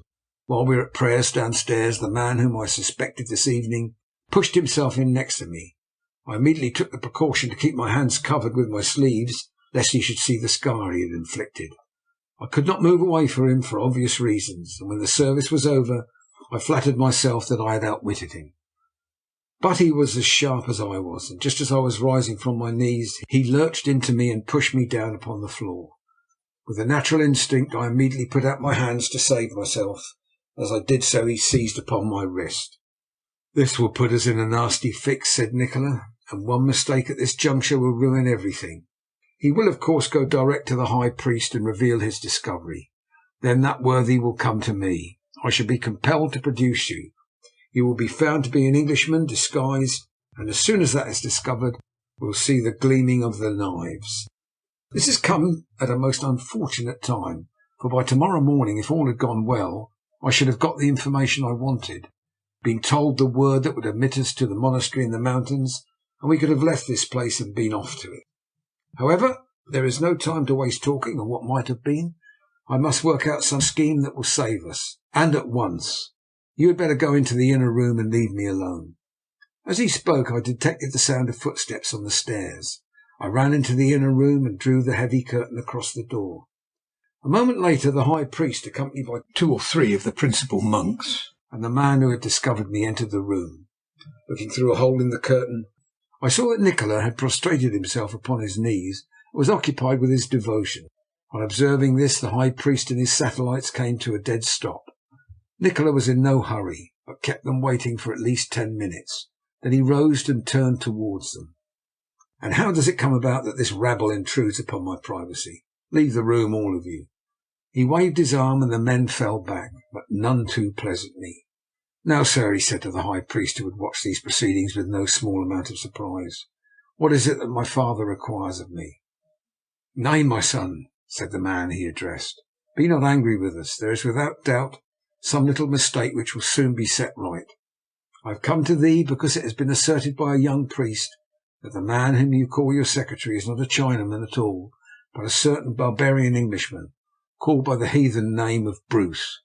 I cannot believe that this is so. How long hast thou known this man, my son?"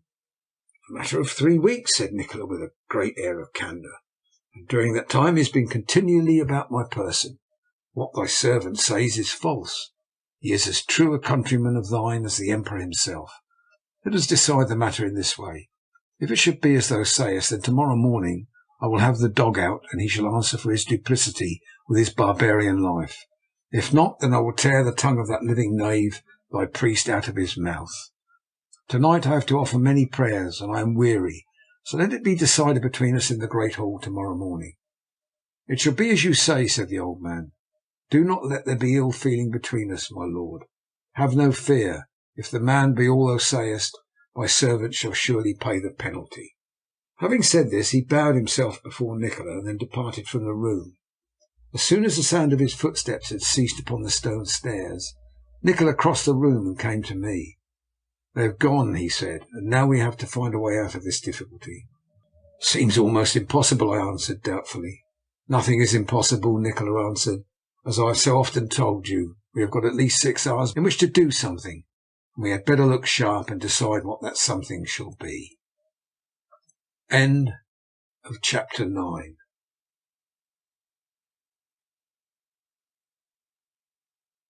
Dr. Nikola's Return by Guy Boothby.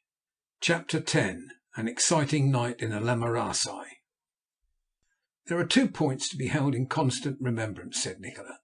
"One is that you are not a Chinaman, and the other is that if you go before the chief priest tomorrow morning and pose as one, he'll certainly find you out, and then we shall be done for completely. If you run away, I had better run too, for all the good I can get by stopping, but that I'm resolved not to do. It has cost me many years' labour, to say nothing of some thousands of pounds, to get as far as I have in this business, and come what may, I am determined not to turn back." "But what way is there out of the difficulty?" I asked dejectedly. "If I can't come before them and brazen the matter out, and I can't remain away for fear of confirming what they already suspect, and I can't leave the monastery without drawing down suspicion on you, I must confess I don't see what is to be done. I suppose you couldn't bribe the man to withdraw his charge?" "Not to be thought of," said Nikola with conviction. "Our lives would then be simply dependent on his reading of the word honesty. You ought to know what sort of faith we could place in that." "Could we not force him to clear out then, and thus let it be supposed that he had brought a false accusation against me and was afraid to stay and face the consequences?" "That's not possible either," said Nikola. "He would only begin to bargain with us and to be revenged on us, turn traitor when we refused his demand. In that case it would be a case of pull devil, pull baker, and the one who could pull the longest would gain the day. No, you had better leave the situation to me and let me tackle it." I did as he wished, and for nearly half an hour I could hear him pacing his room, deep in thought. Throughout the time I did not intrude myself upon him or in any way interrupt him. At the end of the time stated he abandoned his sentry go and came in to see me. "I see my way," he cried. "But when all is said and done, it is almost as desperate as either of the other remedies we thought of. You will have to carry it out. If you fail, well, Heaven have mercy upon both of us. You have saved my life before. I am going to trust it to you now. But remember this, if you do not carry my plan exactly as I wish, you will never see me alive again. Give me your best attention, and recollect everything I say. It is now close on midnight. The gong for early serving will sound at 5:30, but it will be daylight an hour before that. I must get you out of this place within a quarter of an hour by hook or by crook, and even if you have to steal a horse to do it, you must be in Pekin before 1:30. Once there you will find the house of Yu Laoya, which is situated in the street at the rear of Legation Street, near the chief gate of the Tartar city." "But how am I going to get into the city at all?" I asked, amazed that he should have forgotten what struck me as a hopeless barrier, the wall. "The gates are closed at sundown and not open till sunrise." "You'll have to climb the wall," he answered. "But you know very well that's altogether impossible," I said. "Not a bit of it," he replied. "I will tell you of a place where it is quite practicable. Do you remember the spot where you proposed to Miss Medwin?" "Perfectly," I answered with a smile. "But how do you know it?" "My dear fellow, I was within 100 yards of you the whole time. No, you need not look at me like that. I was not spying upon you. I had my own reasons for being there, and you see how useful that chance visit has proved. Well, 2 bastions from where you were seated that day, the stones are larger and more uneven than anywhere else along the whole side of the city. To my certain knowledge 3 men have been in the habit of climbing that portion of the ramparts for the last 3 years between midnight and sunrise, smuggling in goods to the city in order to avoid paying the octroi duty, which, as you know, is levied during daylight. When you've got over, you will find a sentry posted on the other side. To him you will pay 3 taels, telling him at the same time that you intend returning in an hour, and that you will pay him the same amount for the privilege of getting out. Having passed the sentry, you will proceed into the town to find Ulaya, and let him know the fix we are in. You may promise him the sum of £100 cash down if he falls in with your suggestions, and you must bring him back with you, willy-nilly, as fast as you can travel. I will meet you at the southern gate. Knock 4 times, and as you knock, cough. That shall be the signal, and as soon as I hear it I will open the gate. All that must be guarded against inside this palace shall be my care. Everything outside must be yours. Now let us come along and see how I can get you out." Together we left the room, descended the stairs, and crossing the little antechamber, entered the big hall. The wind came in through the narrow windows and rustled amid the long silk hangings till the place seemed to be peopled with 1,000 silk-clad ghosts. Nikola crossed it swiftly and left by the southern door. I followed close at his heels, and together we passed, unobserved, through the great courtyard, keeping well in the shadow of the building, until we reached the first gate. Fortunately for us, this also was unguarded, but we could hear the monk who was supposed to be watching it placidly snoring in the room beside it. Slipping the enormous bar aside, we opened it and quietly passed through it and crossed into a little open strip of green towards the outer wall. Just, however, as we were about to turn the corner toward it, a sudden sound of voices caused us to hesitate. "This way," whispered Nikola, seizing my wrist and dragging me to the left. "I can find you another exit. I noticed yesterday a big tree growing by the side of the wall." Leaving the great centre gate, we turned to our left hand, as I have said, and followed the wall we desired to surmount until we arrived at a large tree, whose branches more than overspread it. "This is the very place for our purpose," said Nikola, coming to a halt. "You will have to climb the tree and crawl along the branches till you get onto the wall. Then you must let yourself down on the other side, and be off to the city as hard as you can go. Goodbye, and may good luck go with you." I shook him by the hand and sprang into the branches. Hitherto it seemed as if I had been acting all this in a wonderfully vivid dream. Now, however, the rough bark of the tree roused me to a sense of reality of my position. I climbed until I came to the level of the wall, and choosing the thick branch, made my way along it until I stood upon the solid masonry. Once on it, there only remained a drop of about 12 feet between me and freedom. Bidding Nikola, who was watching over me, good-bye in a whisper, I leaned over the wall as far as I was able, grasped the coping with both hands, and let myself drop. Once on the ground on the right side, I ran across the open space towards a cluster of small Chinese habitations. In a paddock adjoining one I could dimly make out a number of ponies running loose. Knowing that if I could only secure one of these and find a saddle and bridle in the residence of its owner, I might be in Pekin under an hour, I resolved to make the attempt. Creeping up to the nearest of the houses, I approached the back door. Inside I could hear the stertorous breathing of the occupants. A joss stick burned before an image near the door, and though it was well nigh exhausted by the time I secured it, it still gave me sufficient light to look about me. A moment later I had a saddle and bridle down from a peg, and was out among the ponies again. Securing one animal, I saddled him, and as soon as I had done so, mounted and set off toward Pekin as fast as the pony could take me.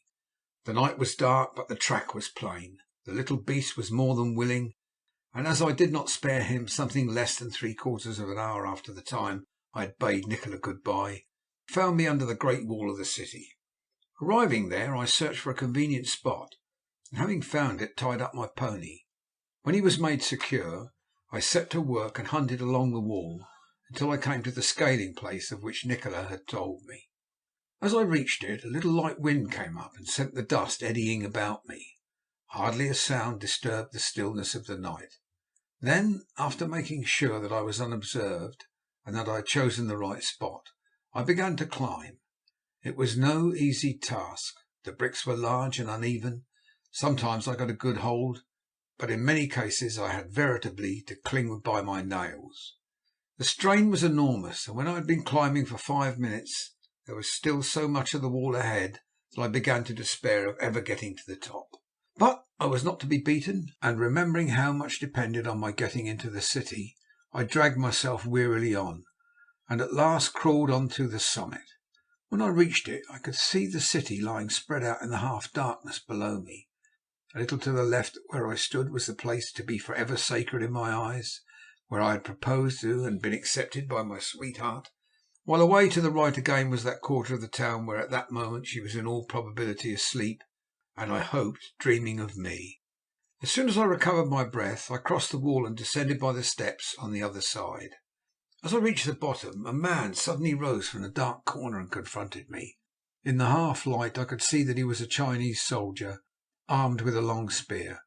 Telling him in a whisper, in answer to his inquiry, that I was a friend, I pressed the money that Nikola had given me for that purpose into his not unwilling hand. As soon as he drew back, astonished by my munificence, sped past him and darted down the nearest street. From the place I had descended from the wall to the thoroughfare where Yo Laya resided, it was a distance of about half a mile, and to reach it in the quickest way it was necessary that I should pass the Benfleet's abode. You may imagine what thoughts occupied my brain as I stood opposite in the silent street and regarded it. Under that roof was sleeping the one woman who was all the world for me. I would have given anything I possessed for 5 minutes of conversation with her, but it was only, of course, not to be thought of. So I turned on my heel and made my way as quickly as possible through a by-lane into the street where the house was situated that I had been sent to find. Not a big place, and at first glance it did not strike me in a favourable manner. The style of the building did not matter if I found there the man I wanted. I knocked upon the door, which I discovered was heavily barred, but for some minutes got no response.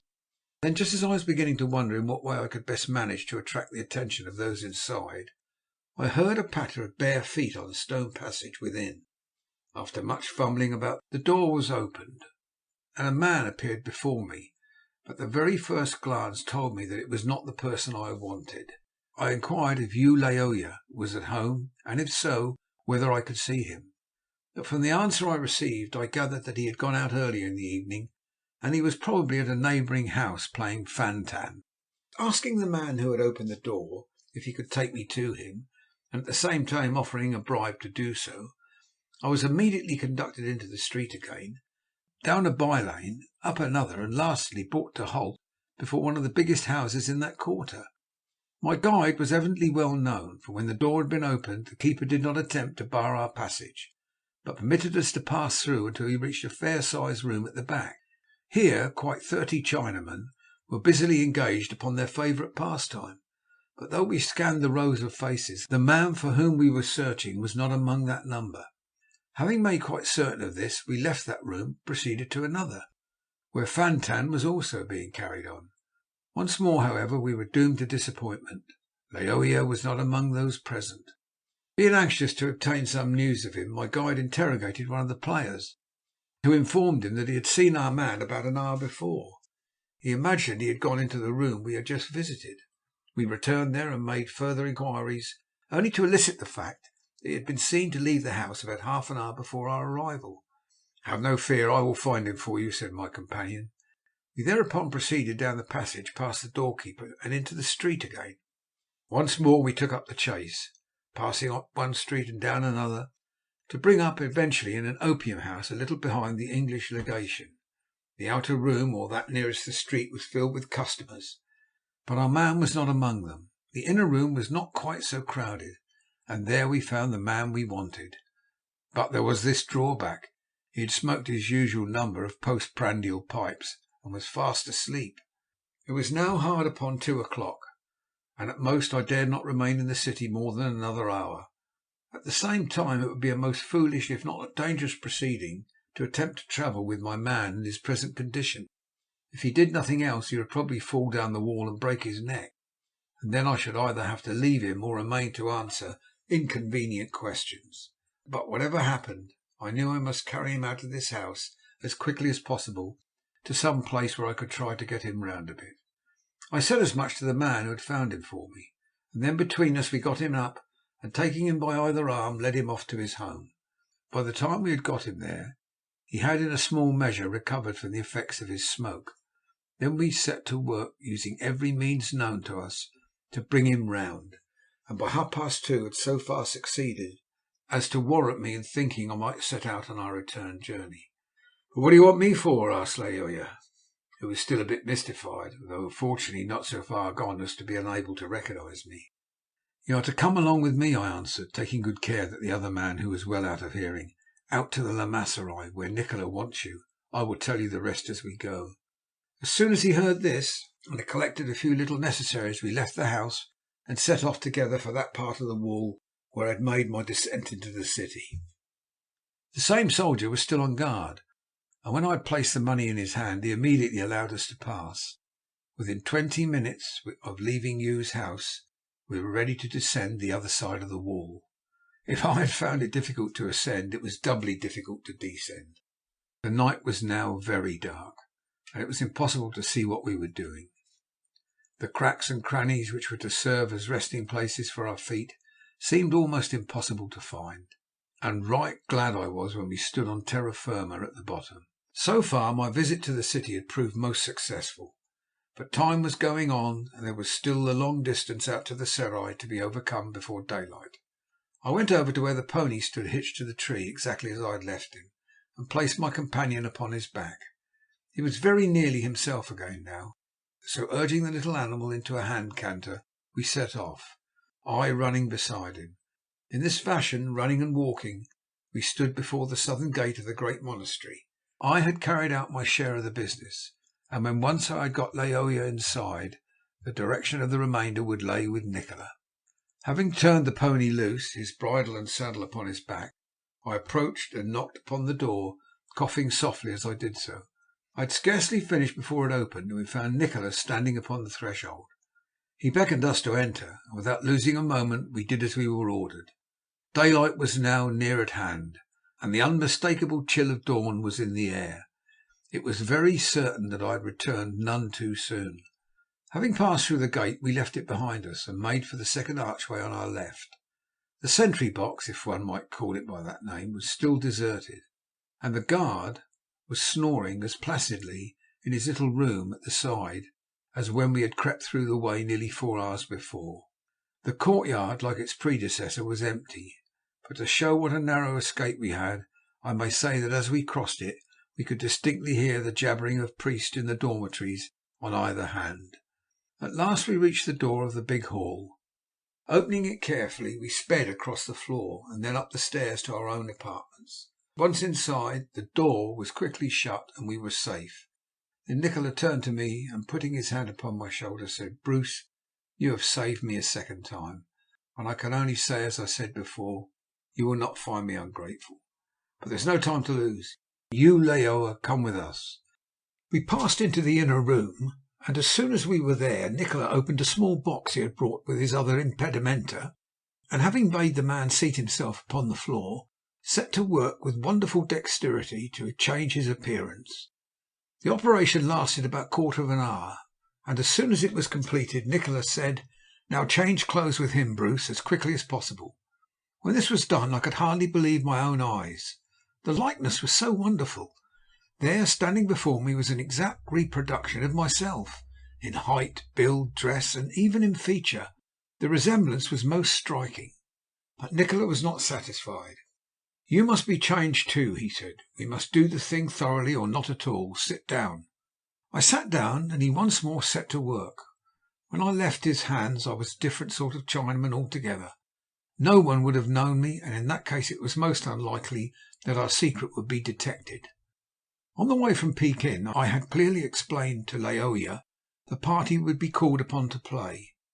Now Nikola gave the final touches to his education, and all was ready. "But look here," I cried, as a thought struck me. "We have forgotten one thing, the scar upon my arm."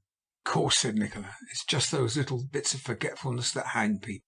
Turning to my second self, he said, "Give me your left wrist." The Chinaman lifted it up, and Nikola forthwith proceeded to paint upon it an exact imitation of the scar I bore upon mine. Then, taking a long strip of native cloth from a chair, he constructed a sling, which he placed round my neck. My left arm was placed in rough splints, all of which he had procured from his invaluable medicine chest, and when it had been bandaged, I felt I might also defy detection so far as my wrist was concerned. Half an hour later the great gong sounded for morning worship, and in a few moments the courtyards and halls were literally alive with men. On Nikola's instructions I descended to the hall alone and mixed with the throng. I was not the only cripple among them, for there were dozens of others with their arms in slings. Nor was the fact that I was a stranger likely to attract any undue attention, inasmuch that there were mendicants and people of all sorts and descriptions passing into the serai directly the gates were opened at daylight. I had not been in the hall very long before I saw Nikola enter and take up his place beside the chief priest. When the service was at an end, it was evident that something unusual was going to take place, for the monks and their guests remained where they were instead of leaving the hall as usual. Then the chief priest mounted the small platform at the farther end and seated himself in a large chair of justice. Nikola followed and took a smaller one beside him, and presently 2 tall monks appeared, bringing with them the man who had brought the accusation against me the previous evening. He seemed pretty certain of being able to prove his case, and I could not help smiling as I watched his confident air. First the old chief priest, who it must be remembered was almost blind with age, addressed him. He said something in reply, then Nikola spoke. Though the voice he used was not above the ordinary, every word rang across the hall. "Liar and traitor," he said, "you have brought this charge against my faithful servant for some devilish reason of your own. But old as I am, I will meet it, and woe be upon you if it be proved that what you say is false." Then he turned to a monk standing beside him and said something in a low voice. The man bowed and, leaving the platform, disappeared in the direction of our staircase. Presently he returned with Laoya. The latter's head was bent and his hands were folded across his chest. He climbed the steps, and when he had done so, accuser and accused confronted each other from either end of the platform. Then it was that I saw the cleverness of Nikola's plan. He had arranged that the trial should take place after the morning service for the reason that at that time the big hall would not be thoroughly lighted. As it proved, it was still wrapped in more than semi-darkness, and by the promptness with which he commenced business, it was evident that he was resolved to have the matter disposed of before it would be possible for anyone to see things too clearly. First, the man who brought the accusation was ordered to tell all he knew. In reply, he gave a detailed description of his meeting with me in Canton, and led up with a few unimportant reservations to the stab he had given me on my wrist. He then unhesitatingly asserted the fact that I was a Koidzu, or a foreign devil, and dared the man who was taking my place to disprove it. When he had finished, Nikola turned to the chief priest and said, "My father, you have heard all that this wicked man hath said. He accuses my servant yonder, he himself, you remember, being a thief and a would-be murderer by his own confession, of being one of those barbarians whom we all despise. I have found my man faithful and true in all his dealings, but if he is not what he pretends to be, then he shall die. On the other hand, if this rogue shall be proved to be in the wrong and to have lied for the sake of gain, then it shall be my request to you that I be allowed to deal with him. I have no fear. Judge, therefore, between us." When he had finished, the old man rose and hobbled forward on his stick. He looked steadfastly from one to the other of the 2 men, and addressing Laoya, said, "Come with me," and led him into a small room out of the big hall. For nearly half an hour we sat in silence, wondering what the upshot of it all would be. I watched Nikola, who sat during the whole of the time with his chin resting on his hand, staring straight before him. I could not help wondering what schemes the brain behind those extraordinary eyes was working out. At last our period of waiting was at an end. We heard the tapping of the chief priest's stick upon the flag floor, and presently he ascended the platform again. Laoya followed behind him. Reaching his chair, the old man signed for silence, and when he had obtained it, said, "I have examined this man, and the conclusion I have come to is the charge that this fellow has brought against him is absolutely without truth in every particular. That man is no more a foreign devil than I am." Then facing Nikola, he continued, "The rogue yonder is now your property to do with as you will." Nikola rose slowly from his chair and faced the unhappy man. "Now, dog," he cried, "I have to deal with you. Is it for this that you came into the world? Is it you who dares to malign this man, my servant? Draw closer to me." The man approached a few paces, and it was easily seen that he was afraid. Then for nearly a minute Nikola gazed fixedly at him, and I cannot remember ever to have seen those terrible eyes look so fierce and cruel. If you can imagine a rabbit gazing into the eyes of a serpent, you will have some idea of how the man faced his persecutor. Slowly, inch by inch, Nikola raised his right hand until it pointed to the wall a little above the other's head.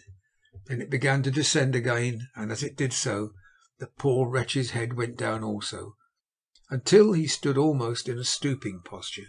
"You see," said Nikola, "you are in my power. You cannot move unless I bid you to do so."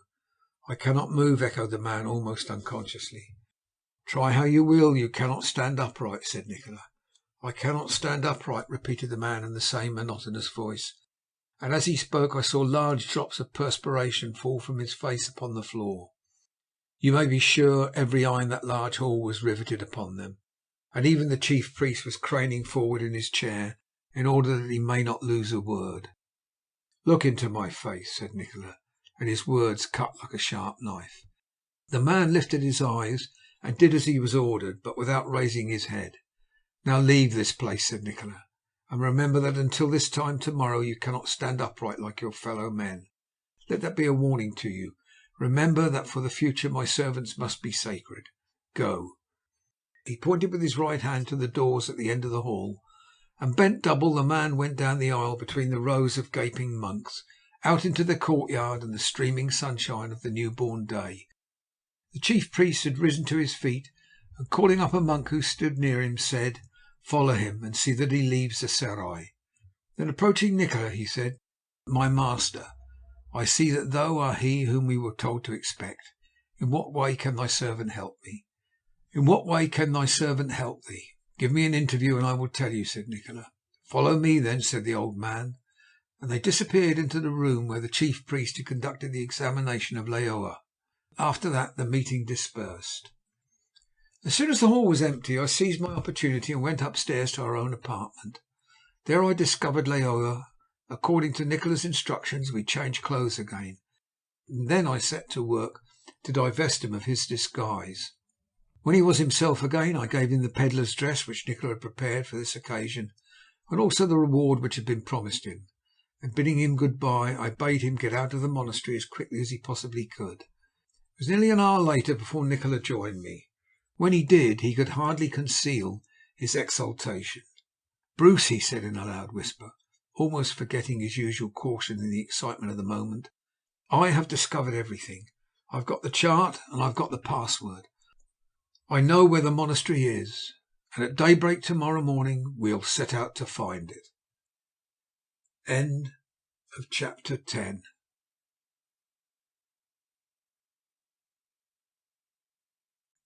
Chapter 11. En route to Tibet. Next morning daylight was scarcely born in the sky before Nikola roused me from my slumbers. "Wake up," he said. "In half an hour we must be starting. I've already given orders that the ponies should be saddled, and as we have a long stage before us we must not keep them waiting." So within a quarter of an hour of his calling me I was dressed and ready. A meagre breakfast of rice was immediately served to us by one of the monks, and when we had eaten it we descended into the great hall. The chief priest was there waiting for us. After a few preliminary words with Nikola, he led us down the steps into the courtyard, where beneath the shadow of the great statue of Buddha we took an impressive farewell of him. Having received the assurance of his consideration, we made our way towards the outer gate, where our ponies and servants were standing ready for us.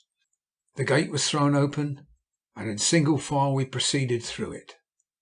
Then it clanged to once more behind us, and when it had done so we had said good-bye to the Lamarasai. During the first day's ride nothing occurred worth chronicling. We reached a small village at midday, camped there, and after a brief rest continued our journey, arriving at the fortified town of Ho Yang Lo just as dusk was falling. Having ascertained the principal inn, we rode up to it and engaged rooms for the night. Our first stage had been one of 36 miles, and we felt we had well earned a rest. It was not until the evening meal was eaten and Nikola and I had retired to our own private room that I found the first real opportunity of questioning him as to what he thought of the success which had attended our efforts so far. "To tell you the truth," he said, "I must confess that I am surprised we have been as successful as we have." "Well, that man's recognising me was unfortunate, I admit, but still—" "Oh, I don't mean that at all," said Nikola. "I look upon that as quite an outside chance, and it proved a golden opportunity in the end. What I must confess does surprise me is that I should have been accepted so blindly for the priest of Hankow." "But there is one thing I can't make out," I answered, "and that is how it comes about that as that stick was being searched for by the Chinese in Australia, it should fail to be evident to the society in China that you are the man who stole it." "My dear fellow," said Nikola, laying his hand upon my arm, "you don't surely imagine that in such a business as the present, in which we have sunk, well, if nothing else, your £20,000, I should have left anything to chance? No, sir, chance and Dr. Nikola do not often act in concert. When I obtained that stick from Wetherell, I took care that it should not be known outside the circle of a few men whom I was certain I could trust. As soon as it was in my possession, I offered a large reward for it in Sydney, and I took care that the news of this reward should reach the ears of Chinamen who were on the lookout for it.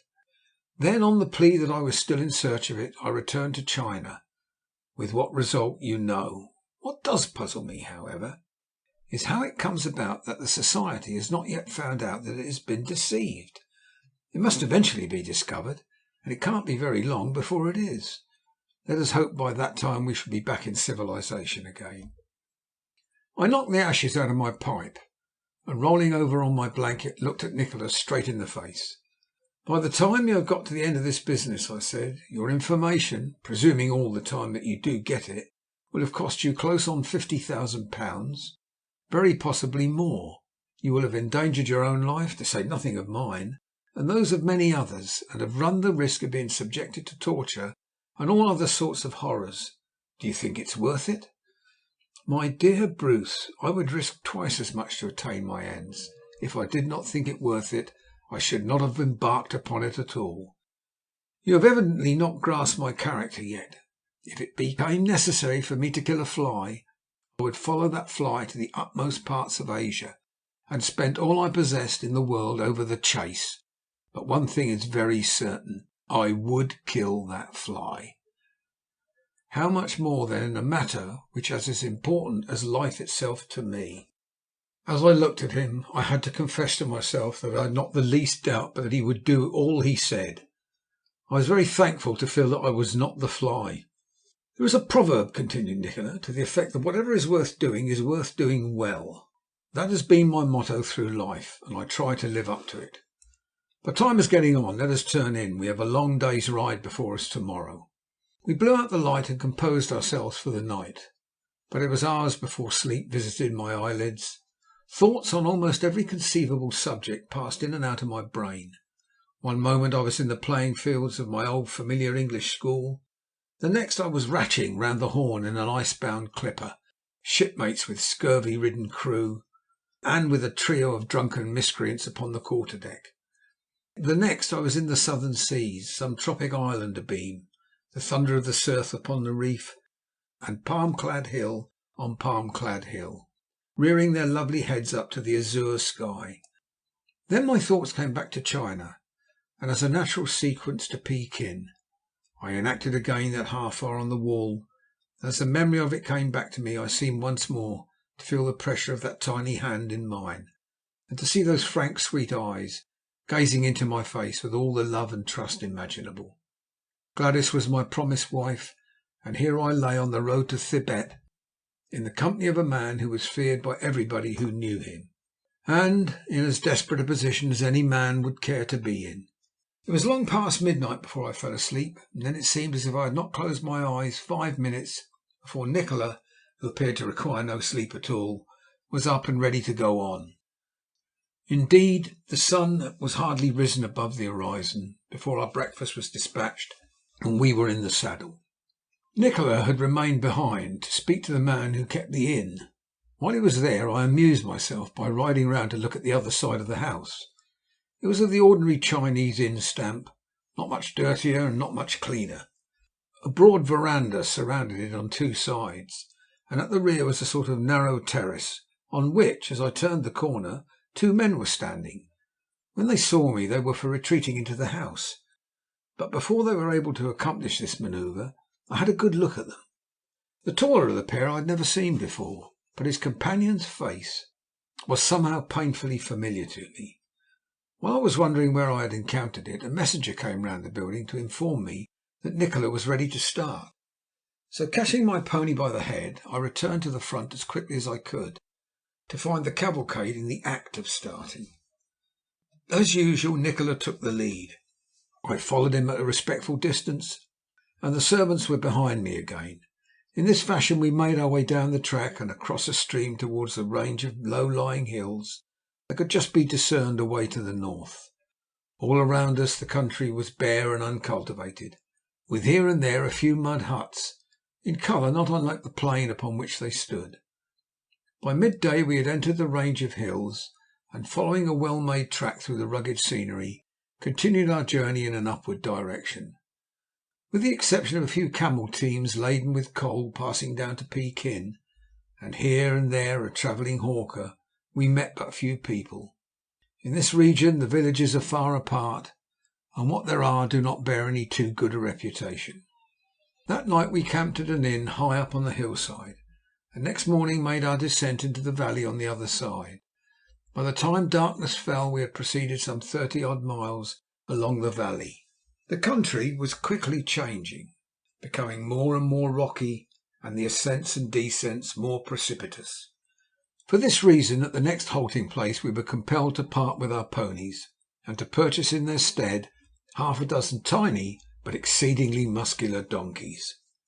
On the third night after our entry into the hills, and the fourth from Pekin, we halted at a small monastery standing on an exposed position on the hilltop.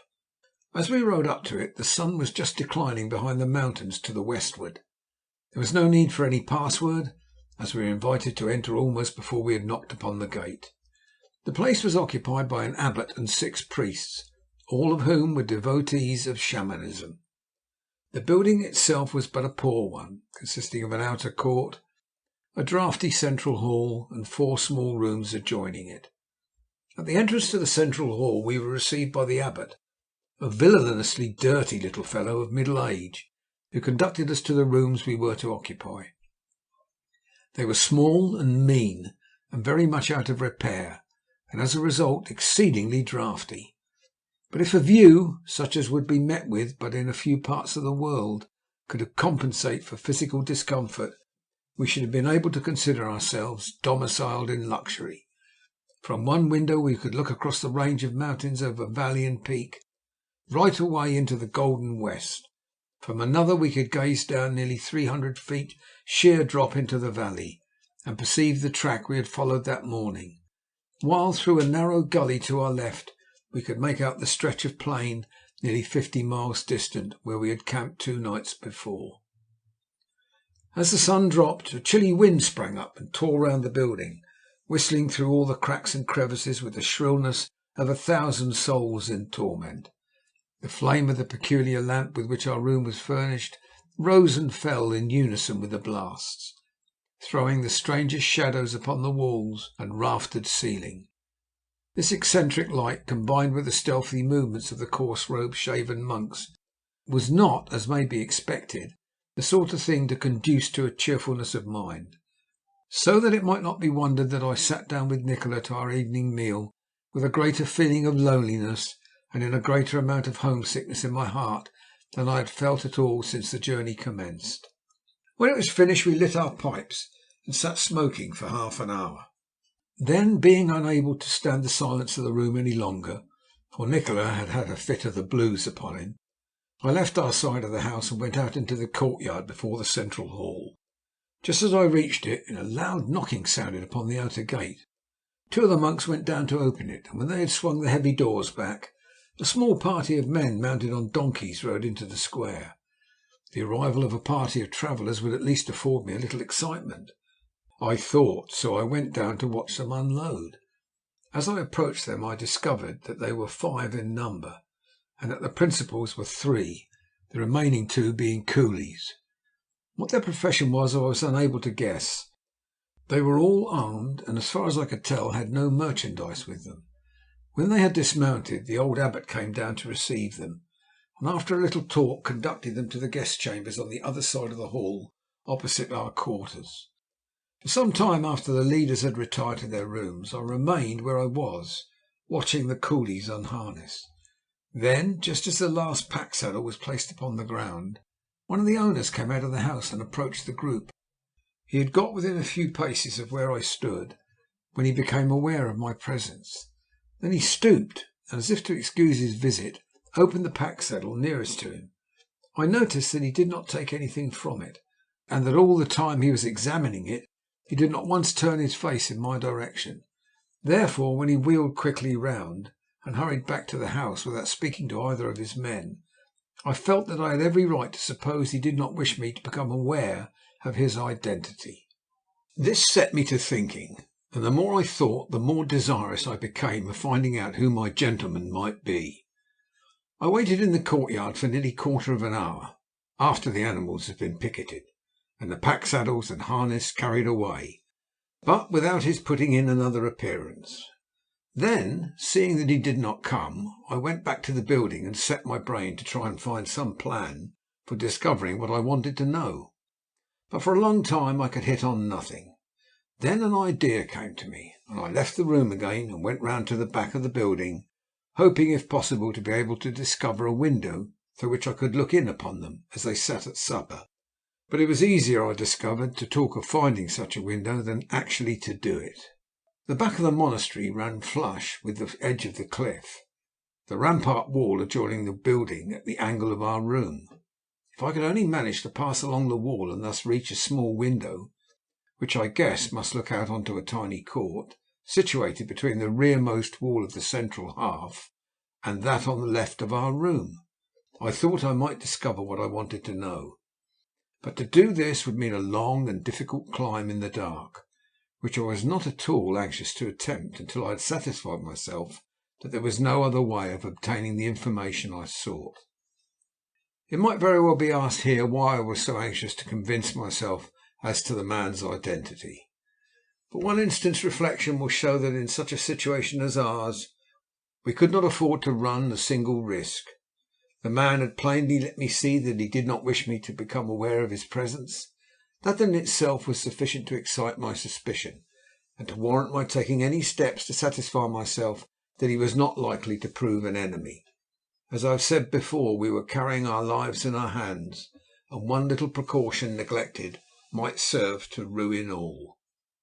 Before venturing on the climb mentioned above, I determined to go round to the other side of the house and endeavour to look in by one of the windows there. I accordingly did so, and was relieved to find that by putting my hands on the rough stone window sills and bracing my feet against a stone buttress at the angle of the wall, I could raise myself sufficiently to catch a glimpse of the room. I pulled myself up and looked in, but to my astonishment and chagrin there were only two people present, and neither of them was the man I wanted. I lowered myself to the ground again and listened for the sound of a third person entering the room, but though I remained there nearly 20 minutes, I could not distinguish what I wanted. That the man was of the same party I was perfectly convinced, but why was he not with them now? This absence on his part only increased my suspicion, and made me the more anxious to catch a glimpse of him. Seating myself on the stone steps of the central hall, I roughly traced in my own mind a ground plan of the building as far as I was familiar with it. The central hall was, of course, empty. We occupied the rooms on the right of it, the second party those on the left. Of these, their coolies had the front room, while the two men upon whom I had just looked in held possession of the rearmost one. There was also a third, which did not look out on the open courtyard, and must therefore have its window in the small court formed by the angles of the wall at the rear. If I wanted therefore to look into it, I must undertake the climb I had first projected, and what was more, must set about it immediately, for if I did not do so, his lamp would in all probability be extinguished, and in that case I might as well spare myself the trouble and the danger. I returned to my own side of the house, and having convinced myself that there was no one about, mounted the wall a little to the right of where I had been standing when I heard the men knock upon the gate. If you would estimate the difficulty of what I was about to attempt, you must remember that the wall at the top was scarcely more than 18 inches wide. On one side of it had the building to support it, the wall of which rose above my head for more than a dozen feet, and permitted me no sort of hold on its smooth surface, while on the other hand I had a sheer drop down into the valley of fully 300 feet. At the summit of the mountain the wind was now blowing a perfect hurricane, but so long as I was behind the building I was not subjected to its full pressure. When, however, I arrived at the courtyard where I could see the light of the window I was so anxious to reach, it was as much as I could do to keep my footing, clinging to everything that could uphold me, and never venturing a step till I was certain that it was safe. I descended from the wall, approached the window, and looked in. This time I was not destined to be disappointed. The man I had wanted was lying upon a sort of bed place in the corner, smoking a long pipe. His face was turned toward me, and directly I looked at it I remembered where I had seen him before. He was one of the principal and at the same time one of the most interested members of the society who had visited the house to which we had been conducted by Lao Wan in Shanghai. As I realized this, a most horrible and creepy feeling passed over me. This was the same man whom we had seen at the rest house 2 nights before. Was he following us? That he had recognized me in spite of my disguise I felt certain. So in whose employ was he, and what would he do? I remained watching him for nearly 2 minutes, trying to compose myself sufficiently to know how to act. Then, just as I was about to turn away, I saw the man raise himself, and as he did so, the taller of the pair I had seen in the other room entered and sat down. "So far we have succeeded admirably," said the newcomer. "They do not suspect, and by tomorrow evening we shall meet Kwang Yang Muan at the ford. Tell him all, and then our part of the work will be at an end." "But we must have the stick, come what may," said the man upon the bed. "It would never do for us to go back to Pekin without it." "We shall receive much honour if we do," chuckled the other, "and then these foreign devils will suffer torture till they die." "A lesson to them not to meddle with our affairs," returned his friend. "I wish that we could be there to see it. It is said they have many new ways of torture of which we cannot even dream, up there in the mountains," continued the first man. "Why may we not go forward to see it?" "Because we could not enter even if we did press on," returned the man I had recognized. "Nor for myself do I want to, but these foreign devils have stolen the password and imitated the priest of Hankow. And if it had not been for Laowa, who liked Chinese gold better than foreign secrets, and so betrayed them, we should never have found them out at all." Then, with significant emphasis, he continued, "But they will die for it, and their fate will be a warning to any who shall come after them. And now tell me, where do we meet Kwang Yang Mian?" "At the crossing of the river in the mountains at sundown tomorrow evening." "And how shall we know him? For there may be many crossings." "He will be riding a camel and sitting upon a red saddle embroidered with silver.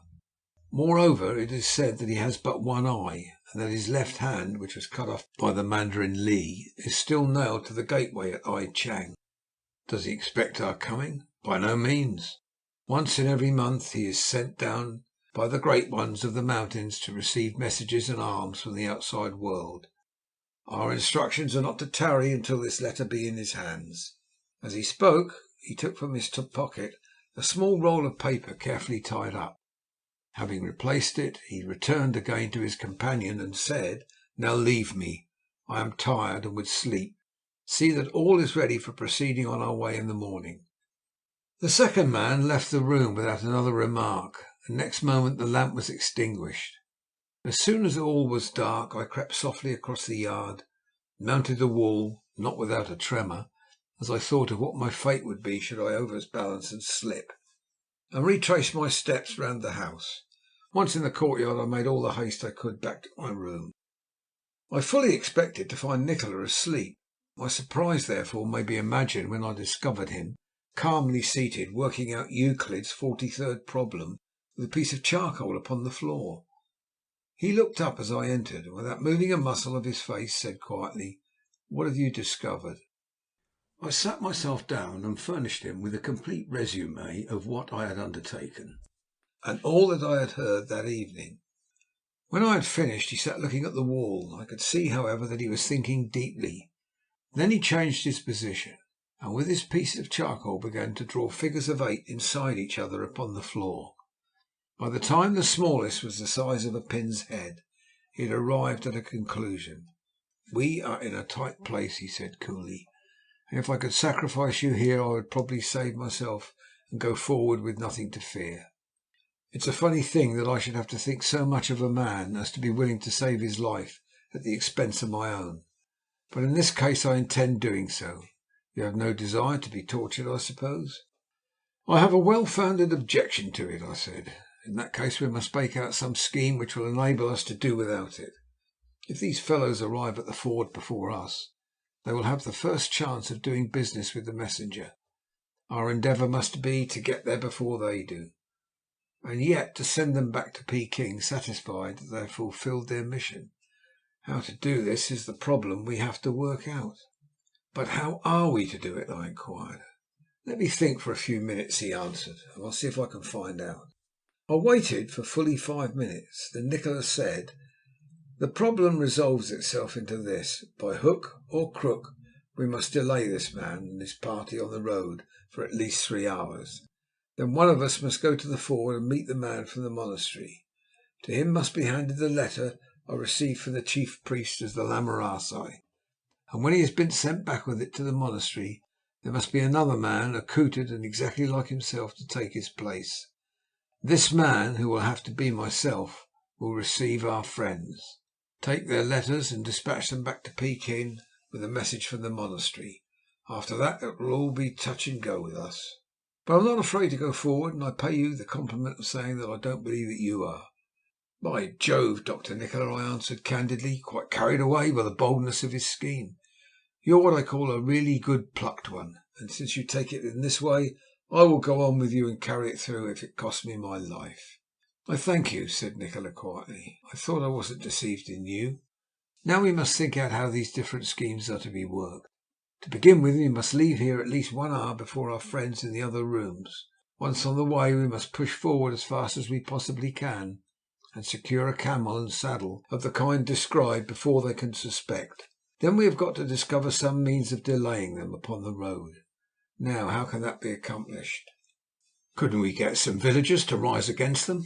It would cost too much, and there is always a chance of their turning traitor like our friend Laoa. No, we must think of something else." He commenced drawing eighths upon the floor. By the time he had perfected the 30th, for I counted them myself, he had worked it out to his evident satisfaction. "By 12 o'clock tomorrow morning at the very latest," he said, "if my information be correct, we ought to be at an inn in the mountains 15 miles ahead.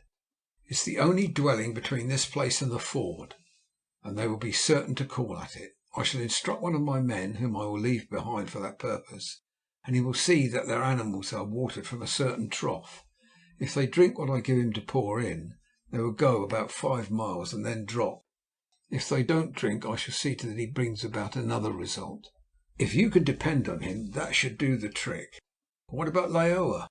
"I shall deal with Laoa myself," said Nikola with grim earnestness, "and when I've done, I think he will regret having been so imprudent as to break faith with me." He said no more, but I could not help a feeling of satisfaction in knowing that I was not the man in question.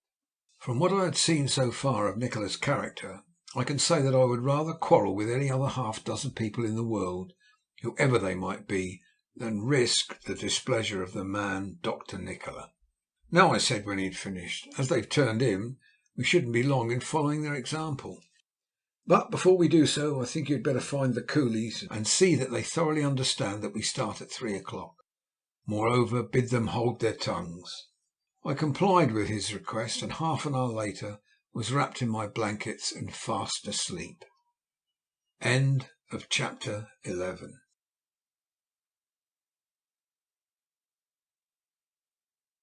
Chapter 12.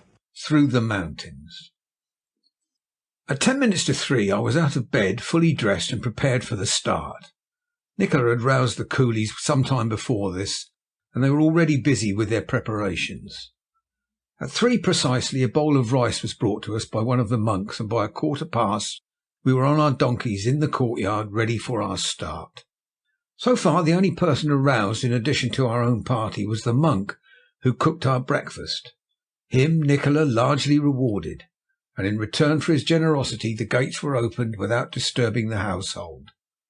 We filed out and then picked our way down the rocky path into the valley. Arriving at the bottom, we continued our journey, ascending and descending according to the nature of the path. Every hour the country was growing more and more mountainous, and by midday we could plainly discern snow upon the highest peaks. At 12:30 we reached the inn where it had been decided that one of our retinue should be left behind to hocus the animals of our pursuers. For this work we had chosen a man whom we had the best of reasons for being able to trust. A sufficient excuse was invented to satisfy his scruples, and when we left him behind it was with instructions to follow us as soon as he had done the work and could discover a convenient opportunity. That the man would do his best to accomplish his mission we had not the slightest doubt, for the reward promised him was large enough to obviate the necessity of his doing any more work as long as he should live.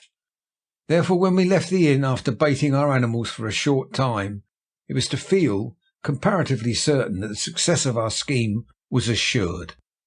As soon as a caravanserai was hidden by the corner of the mountain, Nikola called me up to him and said, "In a few moments I am going to push forward as fast as I can to a village lying off the track a few miles to the northward. I hear that 4 days out of the week they have camels for sale there, and it will be hard if I cannot purchase one, and with it a silver-plated red saddle before dusk. You must continue your journey to the ford, where you will in all probability arrive to find the messenger awaiting you. Give him this letter from the chief priest of the Lamarasai, warning the great ones of the mountains of my coming, and bestow upon him this largesse." Here he handed me a number of gold pieces. "And then be sure to hasten his departure as much as you can, for we must run no risk of his meeting those who are behind us. I turn off here with one man, so press forward yourself with all speed, and good luck go with you." "But when I have dispatched the messenger back to the monastery, what am I to do?" "Wait till he is out of sight, and then follow in his tracks for about half a mile. Having done so, find a convenient spot, camp, and wait for me. Do you comprehend?" I answered that I understood perfectly. Then, ordering one coolie to follow him with a wave of his hand, he turned off the track, and in less than 5 minutes was lost to my sight. For nearly 3 hours I rode on, turning over and over in my mind the plan I had arranged for conducting the interview that lay before me. The chief point I had to remember was that I was a courier from the society sent from Pekin to warn the monastery that one of the great three was approaching.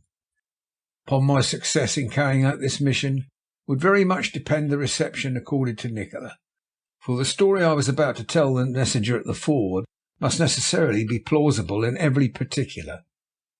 By 5 o'clock, and just as the sun was sinking behind the highest peaks, the road began to widen out, the valley became larger, and the track once more plain.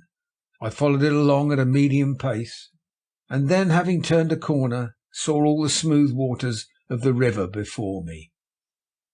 As I did so, a sort of cold chill passed over me. The whole success of our expedition seemed to rest upon my shoulders, to depend upon my presence of mind and the plausibility of my tale. If by any chance the man should suspect that I was not all I pretended to be, he might decide to wait, and then with the help of any men he might have with him detain me a prisoner. In that case those behind us would catch us up, and I should be proved to be an impostor. Then, if nothing worse befell me, I should find myself carried on to the monastery to be a subject for the experiments in torture of which I had heard mention the previous night. When I reached it, I discovered that the river at this particular ford was about 80 yards in width and scarcely more than 2 feet in depth. On either bank rose precipitous cliffs, reaching even in the lowest places to certainly more than 200 feet. To the right, that is, facing north, the channel flowed between solid granite walls, but where I stood it had evenly sloping banks. I rode down to the water's edge, and seeing no one on the other side, dismounted from my donkey and seated myself upon the sand. I was relieved to find that I was alone on my side, but I became more anxious when I saw that the man whom I had come to meet had not yet put in an appearance. There was this to be remembered. If he delayed his arrival for very long, I should be placed in a nasty position, for in that case our pursuers would come up, discover me, then I should be hopelessly done for. But I need not have worried myself, for I had not long to wait. Within half an hour of my arriving at the ford, somebody mounted on a camel rode out of the defile on the other side and approached the water's edge. He was a big man, dressed in some light brown material. He rode a well-bred camel, and when he turned round I could detect the fact that his saddle was red and ornamented with silver. Calling my men together, I bade them wait for me where they were, and then taking my donkey by the head, rode him into the stream. So small was the animal that the water was well above the saddle flaps when I reached the deepest part. But in spite of much snorting and endeavouring to turn back, I persuaded him to go on, and we finally reached the other side in safety.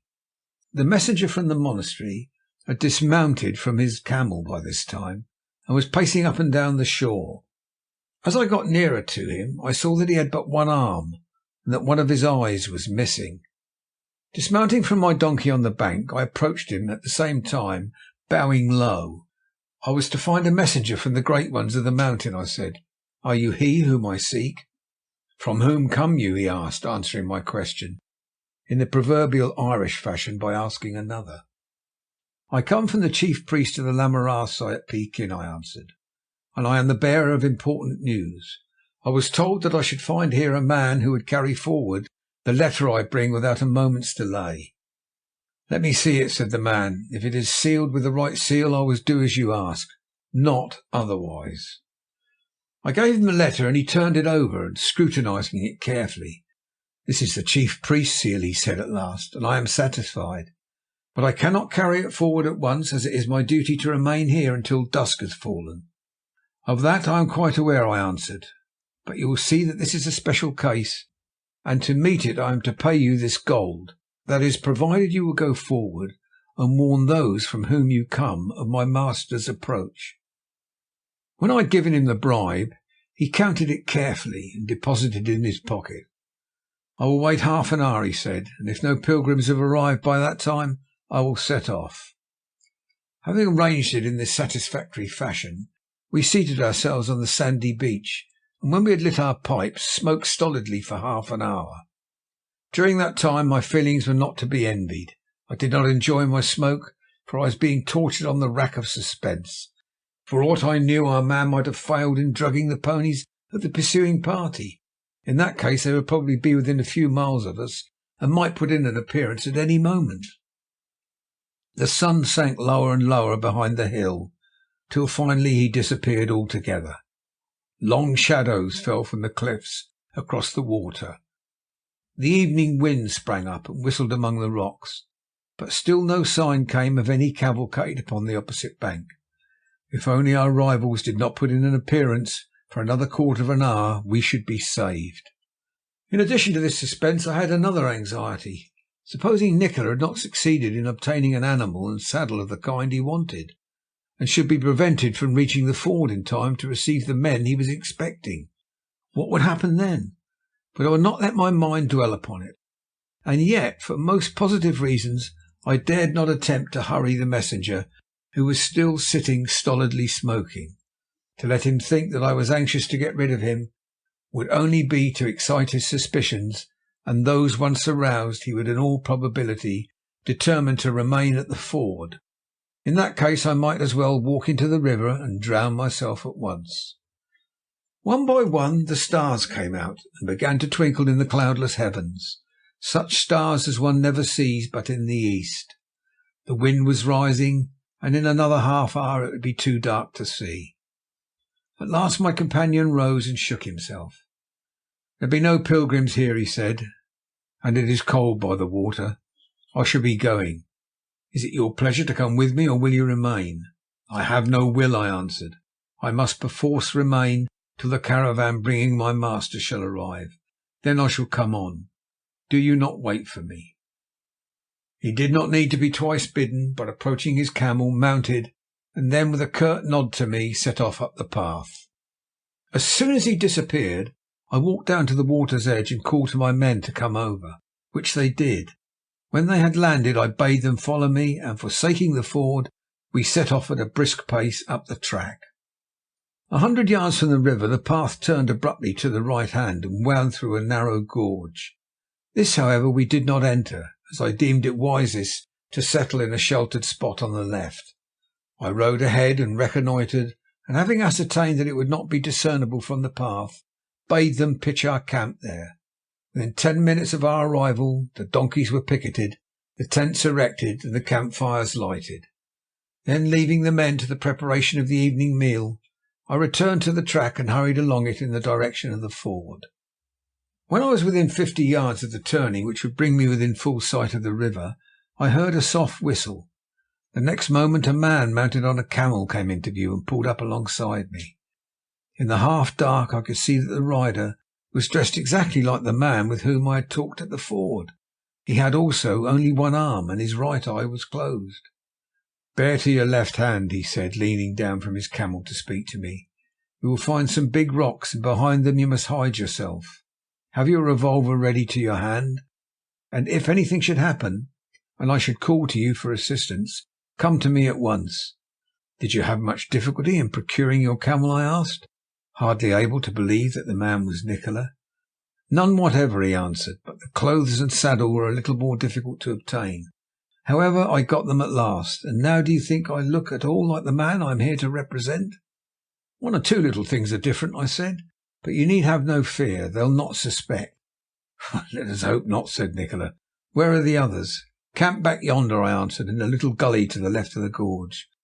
"That's well. Now creep down to the rocks and take your place. Be sure not to forget what I've told you." I made my way down as he ordered, and little by little crept along to where 3 big boulders stood upon the sand. Between these I settled myself, and to my delight found I had an almost uninterrupted view of the ford. As I looked across the water, I made out a small party coming down the slope onto the sand on the other side. Without losing time they plunged in, and so quiet was the night I could even hear the splashing made by their animals, and distinguish between the first noise and the more sullen thud as they advanced into deeper water. Then I heard a hoarse call, and a moment later Nikola rode down to the water on his camel. In 2 or 3 minutes the fording party had reached the bank, scarcely more than 10 paces from where I lay. So close were they, indeed, that I could hear the breathing of the tired animals quite distinctly, and the sigh of relief which they hailed the dismounting of their masters. The man who was in command approached Nikola, and after a little preamble said, "We were delayed on the road by the sickness of our animals, or we should have been here earlier. Tell us, we pray, if any other travellers pass this way." "But one party," said the spurious messenger with a chuckle, "and by this time they are lost among the mountains. They grudge me alms, and so I did not tell them the true path. Ere this tomorrow the vultures will have torn the flesh from their bones." "How many in number were they?" asked the man who had first spoken. "5," answered Nikola, "and may the devils of the mountains take possession of them. And now, who be ye?"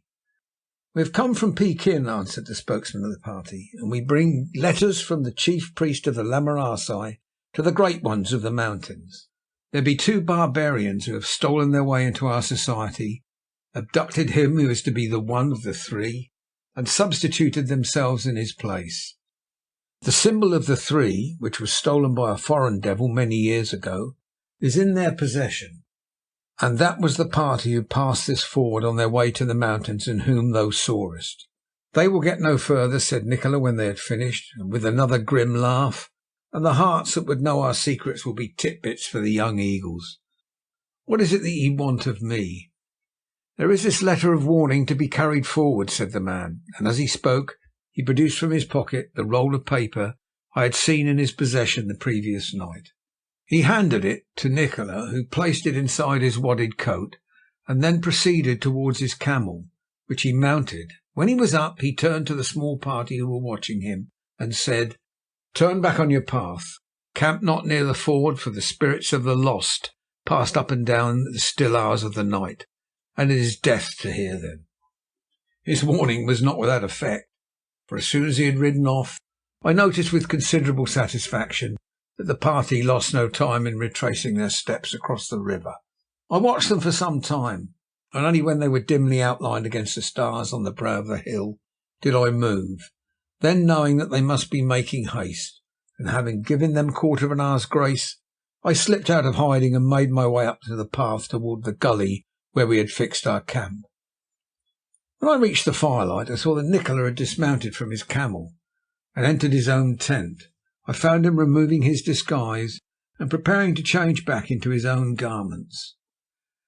"We have come out of that scrape very neatly," he said, "and I can only add, Bruce, that it is owing to your foresight and intelligence that we have done so.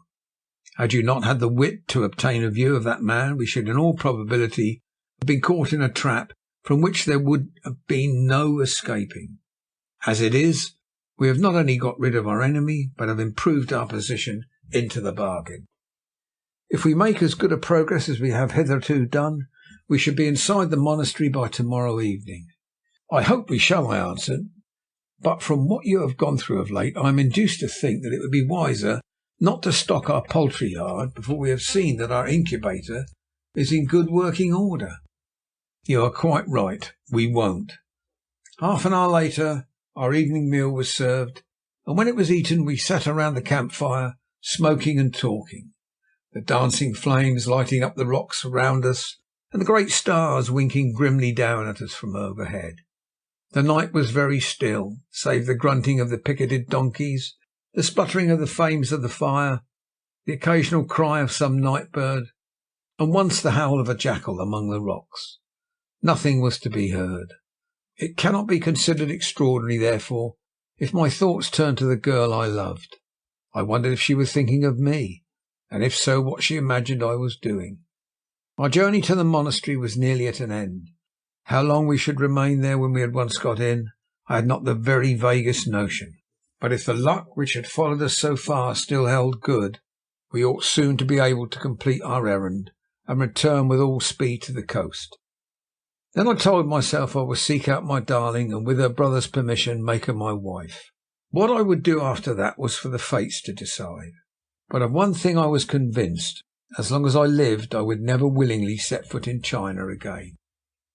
Next morning, a little after daylight, we broke camp, packed the animals, mounted and set off. For the first 5 miles the track was a comparatively plain one, leading along a valley, the entrance to which was the gorge I had seen on the previous night. Then, circling round the side of the mountain by a precipitous path, we came out onto a long tableland, whence a lovely view could be obtained. The camel we had turned loose earlier in the day to roam the country or find its way back to its former owner, as might seem to him best. It was well that we did so, for at the elevation which we had now arrived, travelling with him would have proved most difficult, if not impossible. Not once, but several times we had to dismount and clamber our way from rock to rock, into ravines and across chasms, as best we could. On many occasions it looked as if it would be necessary for us to abandon even the sure-footed animals we did bring with us, but in each case patience and perseverance triumphed over difficulties, and we were able to push on again. By midday we had lost sight of the track altogether. The air was becoming bitterly cold, and it looked as if snow might fall at any minute. At 3:30 a few flakes descended, and by the time we found a camping place under an overhanging cliff, the ground was white. Being provided with plenty of warm clothing ourselves, this did not so much matter. But for our poor coolies, whom nothing we had been able to say or do before we set out would induce to provide themselves with anything different to their ordinary attire, it was a matter of serious concern. Something had to be done for them. So, choosing a hollow spot in the cliff into which we could all huddle, we collected a large supply of brushwood and lit a bonfire at the mouth. Into the circle of warmth we led and picketed our donkeys, hoping to be able to keep them snug so that they should have strength left to continue their journey the next day. Every moment the snow was falling faster and faster, and by the time we turned into our blankets it was nearly 4 inches deep around the camp. When we woke in the morning the whole contour of the country was changed.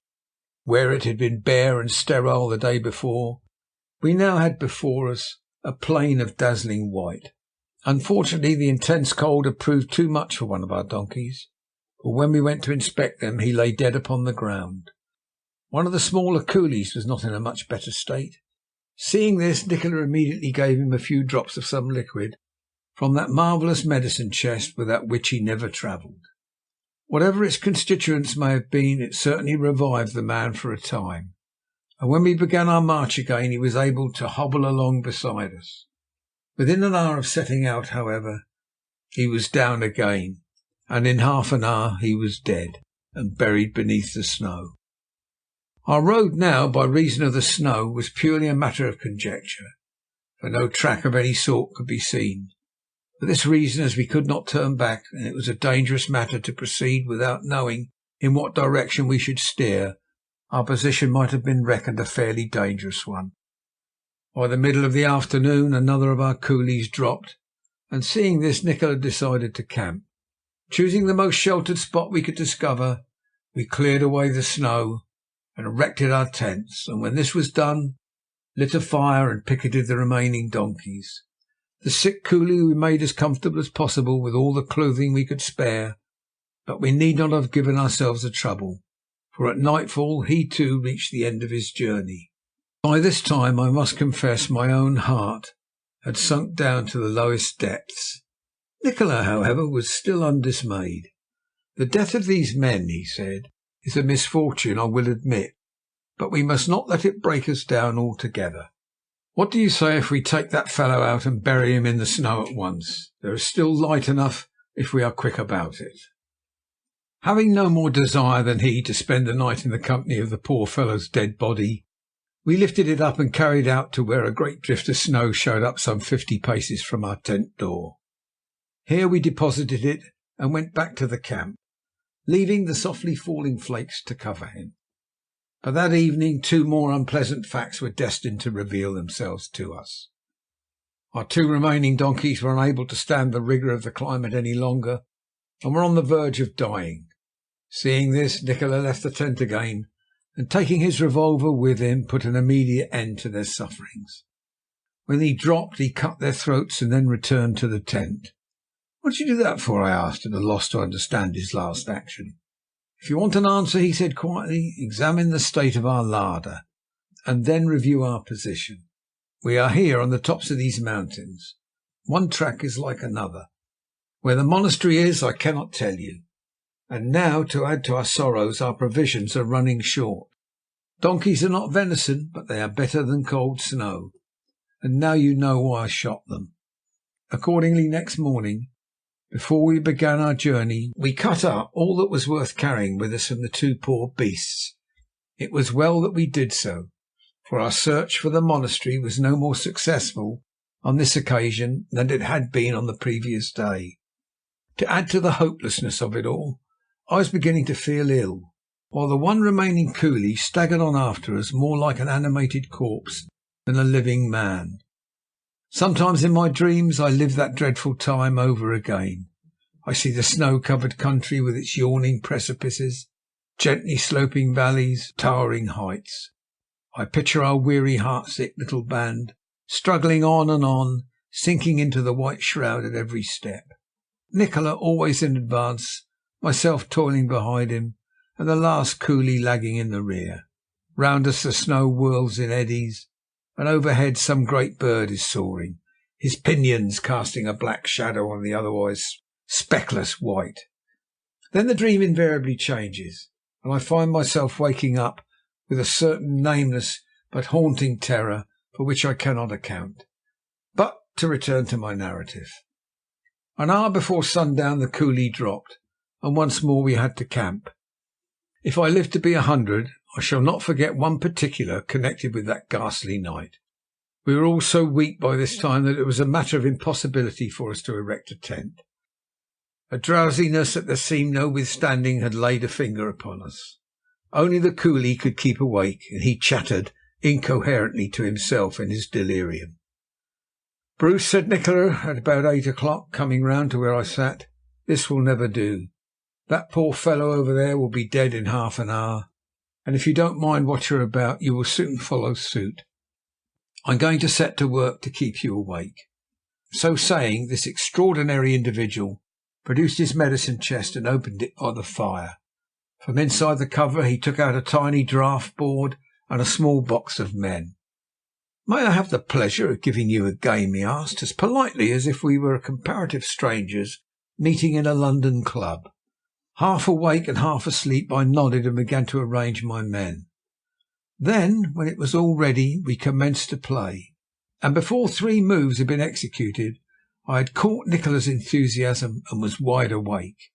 Whether I played it well or ill I cannot say.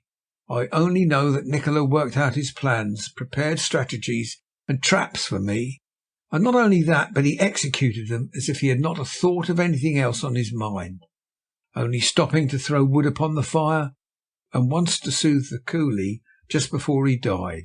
We played on till daylight. Then, after a hasty breakfast, we abandoned everything we had, save our few remaining provisions and such small articles as we could stow about our persons, and started off on what we both believe must certainly prove our last march. How strange are the workings of fate! As we left the brow of that hill and prepared to descend into the valley, we discerned before us, on the loftiest pinnacle of the range, a great stone building.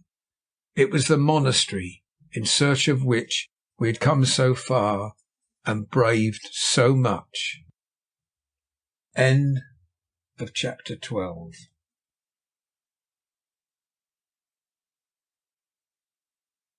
Chapter 13. The Monastery.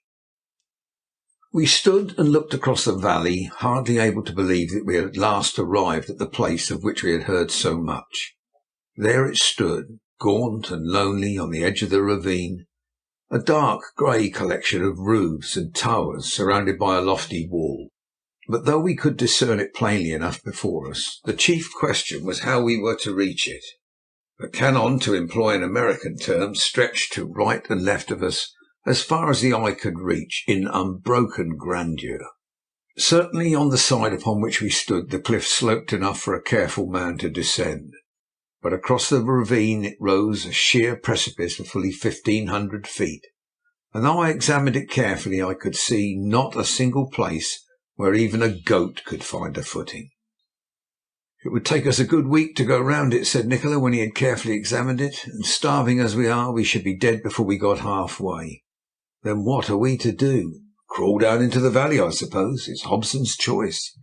"A terrible business," I said. "You will find death up here equally undesirable," he answered. "The worst of it is, however, I don't see how we're going to reach it when we do get down there. But as it is within the sphere of practical politics, as they say, that we may break our necks on the way down, we had better postpone further argument until we know we have arrived at the bottom with our lives." "Come along, then." For the next 10 minutes we occupied ourselves looking along the cliff for the best practicable climbing place. That once discovered, we crawled over the edge and began our descent. For the first 50 yards or so it was comparatively easy work. We had nothing to do but drop from rock to rock. Then matters became more difficult.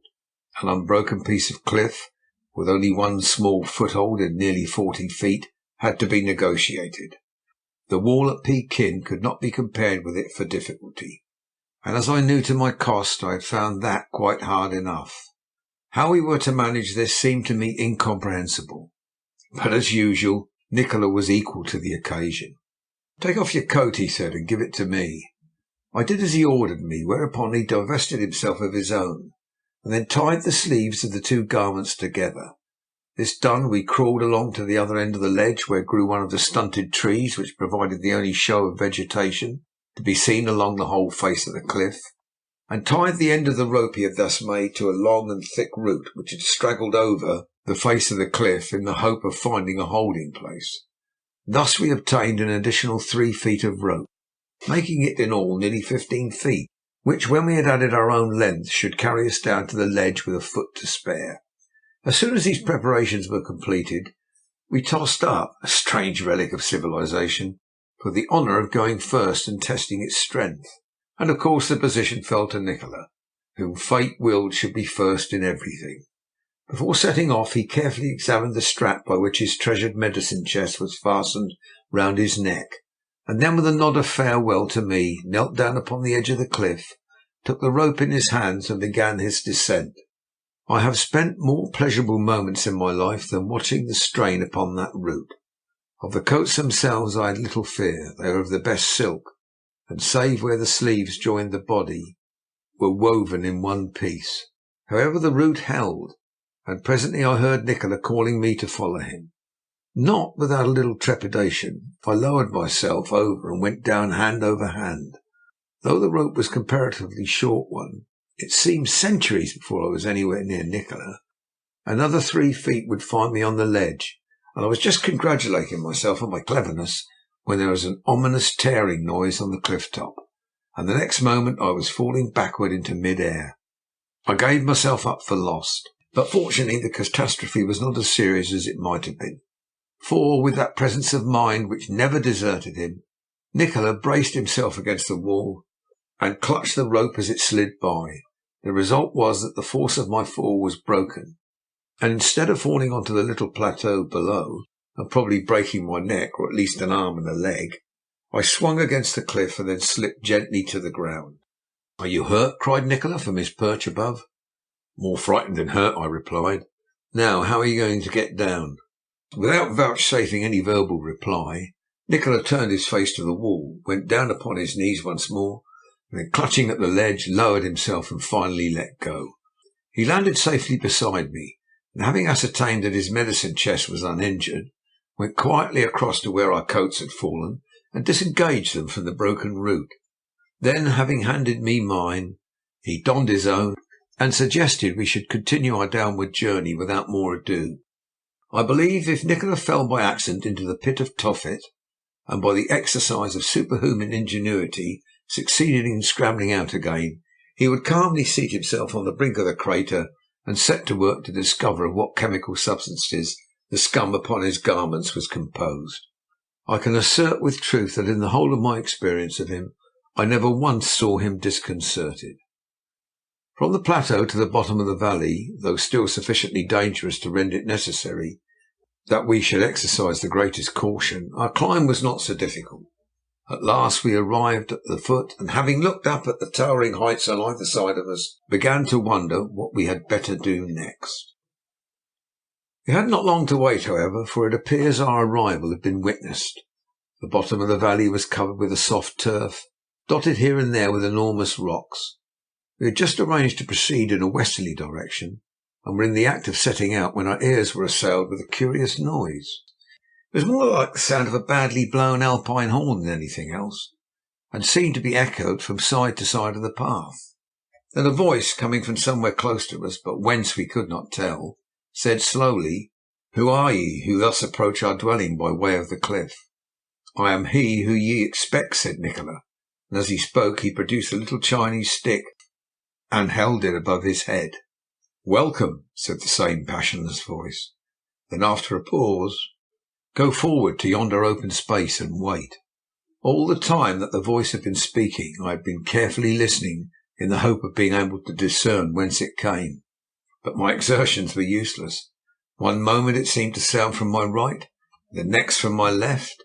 It had also a quaint metallic ring that made it still more difficult to detect its origin. To properly explain what I mean, I might say that it was like the echo of a voice, the original of which could not be heard. The effect produced was most peculiar. When the voice had finished speaking, Nikola moved forward in the direction indicated, and I followed him. Arriving at the place, we stood in the centre of the open space and waited. For nearly 10 minutes we looked about us, wondering what would happen next. There was nothing to be seen in the valley save the green grass and the big rocks, and there was nothing to be heard but the wind through the grass and the occasional dismal note of a bird. Then from among the rocks to our right appeared one of the most extraordinary figures I have ever seen in my life. He was little more than 3 feet in height. His shoulders were abnormally broad. His legs were bowed so that he could only walk on the sides of his feet, while his head was so big as to be out of all proportion to his body. He was attired in Chinese dress, even to the extent of a pigtail and a little round hat.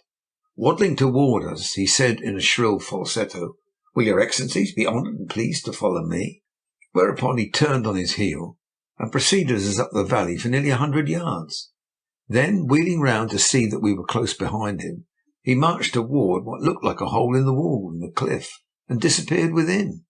We followed to find him standing in a large cave, bowing on the sand as if in welcome.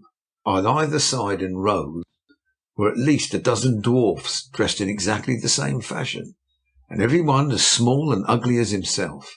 They held torches in their hands, and as soon as they saw that we were following, they set off up the cave, headed by the little fellow who had come out to meet us. When we had penetrated into the bowls of the cliff for what seemed to us nearly 100 yards, we left the narrow passage and found ourselves confronted by a broad stone staircase which wound upward in spiral form. The procession of dwarfs again preceded us, still without noise. It was all most uncanny, and had it not been for the reek of the torches and the fluttering of bat wings as the beasts were disturbed by the flames and smoke, I should have been inclined to imagine it a dream. Indeed, more than once I felt an impulse to touch the stone wall, in order to convince myself by its rough surface that I was really awake. I could see that Nikola was fully alive to all that was passing, and I noticed that he adopted a demeanour consistent with an important position he was supposed to be filling. Up and up the stairs wound, twisting and twining this way and that, and never seeming to arrive at an end, till it almost made me giddy trying to remember how far we had come. Indeed, my legs were nearly giving way under me when we came to a halt. Then 2 large doors at the top of the stairs were thrown open, and our party filed through. From the level of the doorway a dozen more steps conducted us to the floor above, and here we came to a second stop. On looking about us, we discovered that we were in an enormous hall of almost cathedral proportions. The raftered roof towered more than 100 feet above our heads. To right and left were vaulted arches of unique design, while at the farther end was an exquisite window, the glass of which was stained blood red. The whole place was wrapped in semi-darkness, and though it had all the appearance of a place of worship, I could distinguish no altar or anything that might be used as one. As we reached the topmost step, the dwarf who had met us in the valley and headed the procession up the stairs signed to his followers to fall back on either hand, and then led the way between them to a small square of masonry at the top of 2 steps sitting in the centre of the vast building. Arriving there, he signed us to take up our positions, and himself mounted guard beside us. For fully 10 minutes we remained standing there, looking toward the blood-red window and waiting for what should happen next. The silence was most weird, and I had to exercise all my powers of self-control to prevent my allowing some sign of nervousness to escape me. Then, without any warning, a sound of softest music greeted our ears, which gradually rose from the faintest pianissimo to the crushing chords of a majestic march. It continued for nearly 5 minutes, and as it reached its finest part, 2 doors, one on either side of what might be called a chancel, opened, and a procession of men passed out. I call them men for the reason that I had no presumption to go upon that they were anything else, but there was nothing in their appearance to support that theory. Each was attired in a long black gown which reached to his feet. His hands were hidden in enormous sleeves, and the top of his head and face from the nose upward was hidden in a thick veil, thrown back to cover the poll and shoulders, with 2 round holes left for the eyes. One after another they filed out and took up their positions in regular order on either hand of us, all facing toward the window. When the last had entered and the doors were closed again, an impressive service commenced. The effect of the semi-darkness through which the great red window looked like an evil eye, the rows of black figures and the mysterious chanting of kneeling monks, and the recollection of the extraordinary character I had heard given to the place only increased the feeling of awe that possessed me. When for nearly a quarter of an hour the monks had knelt at their devotions, you could hear the muffled sounds of a great bell. Then, with one accord, they rose to their feet again and filed solemnly out of the door through which they had entered. When the last had disappeared, we were left alone again for some minutes. "What on earth does it all mean?" said Nikola in a whisper. "Why doesn't somebody come out to receive us?" "There is sort of a charnel house air about this place," I answered, "which is the very reverse of pleasing." As he spoke, a curtain and the chancel were drawn aside, and a man dressed in the same fashion as those we had seen at their devotions a few minutes since came down the steps towards us. When he reached the place where we stood, he bowed and beckoned to us with his finger to follow him. This we did, up the steps by which he had descended and past the curtain. On the other side was another flight of steps leading to a long corridor, on either hand of which were many small cells. The place was in total darkness, or rather it would have been in total darkness but for the torch which our guide had taken from a bracket on his way from the chancel and now carried in his hand. Without stopping, he led us along the whole length of the corridor. Turning to his right hand, descended 3 more steps, and, having drawn back another curtain, beckoned us to pass into a narrow but lofty room. It was plainly furnished with a table, a couple of stools, and a rough sort of bed, and was lighted by a narrow slit in the wall about 3 inches wide by 25 foot deep. When we were both inside, our guide turned and, approaching me, pointed first to myself and then to the room, as if signifying that this was for my use.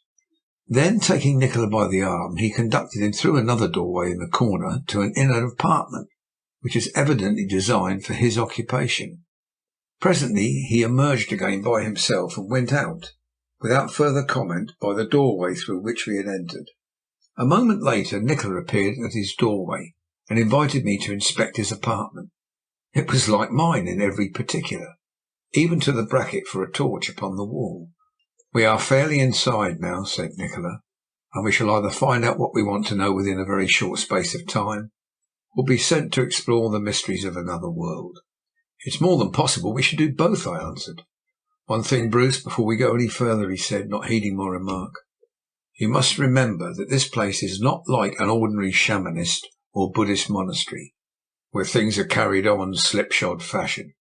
Here every man practices the most rigid self-denial possible, and among other things I have no doubt the meals will prove totally inadequate. We shall have to accustom ourselves to all sorts of peculiar virtues, and all the time we must keep our eyes wide open so that we may make the most of every chance that offers."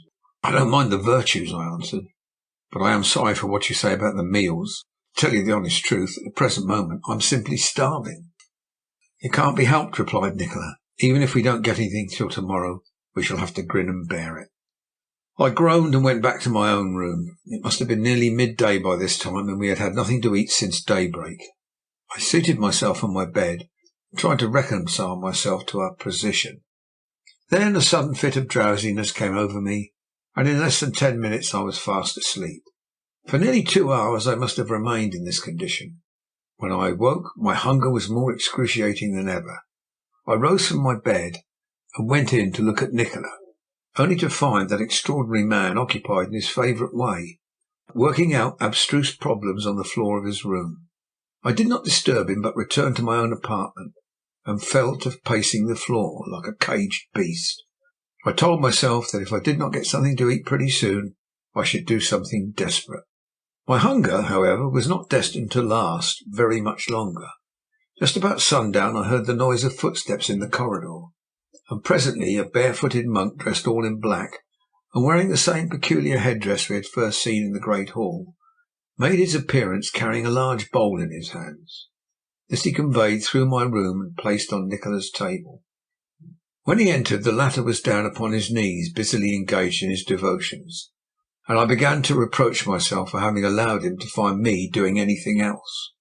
The man had hardly left the room, and the shuffle of his footsteps had not died away on the stone steps before I was in the inner room.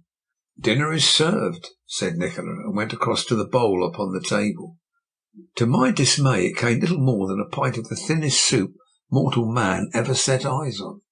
In this ungenerous fluid floated a few grains of rice, but of anything more substantial there was none. There was neither spoon nor bread with it, so how were we to drink it?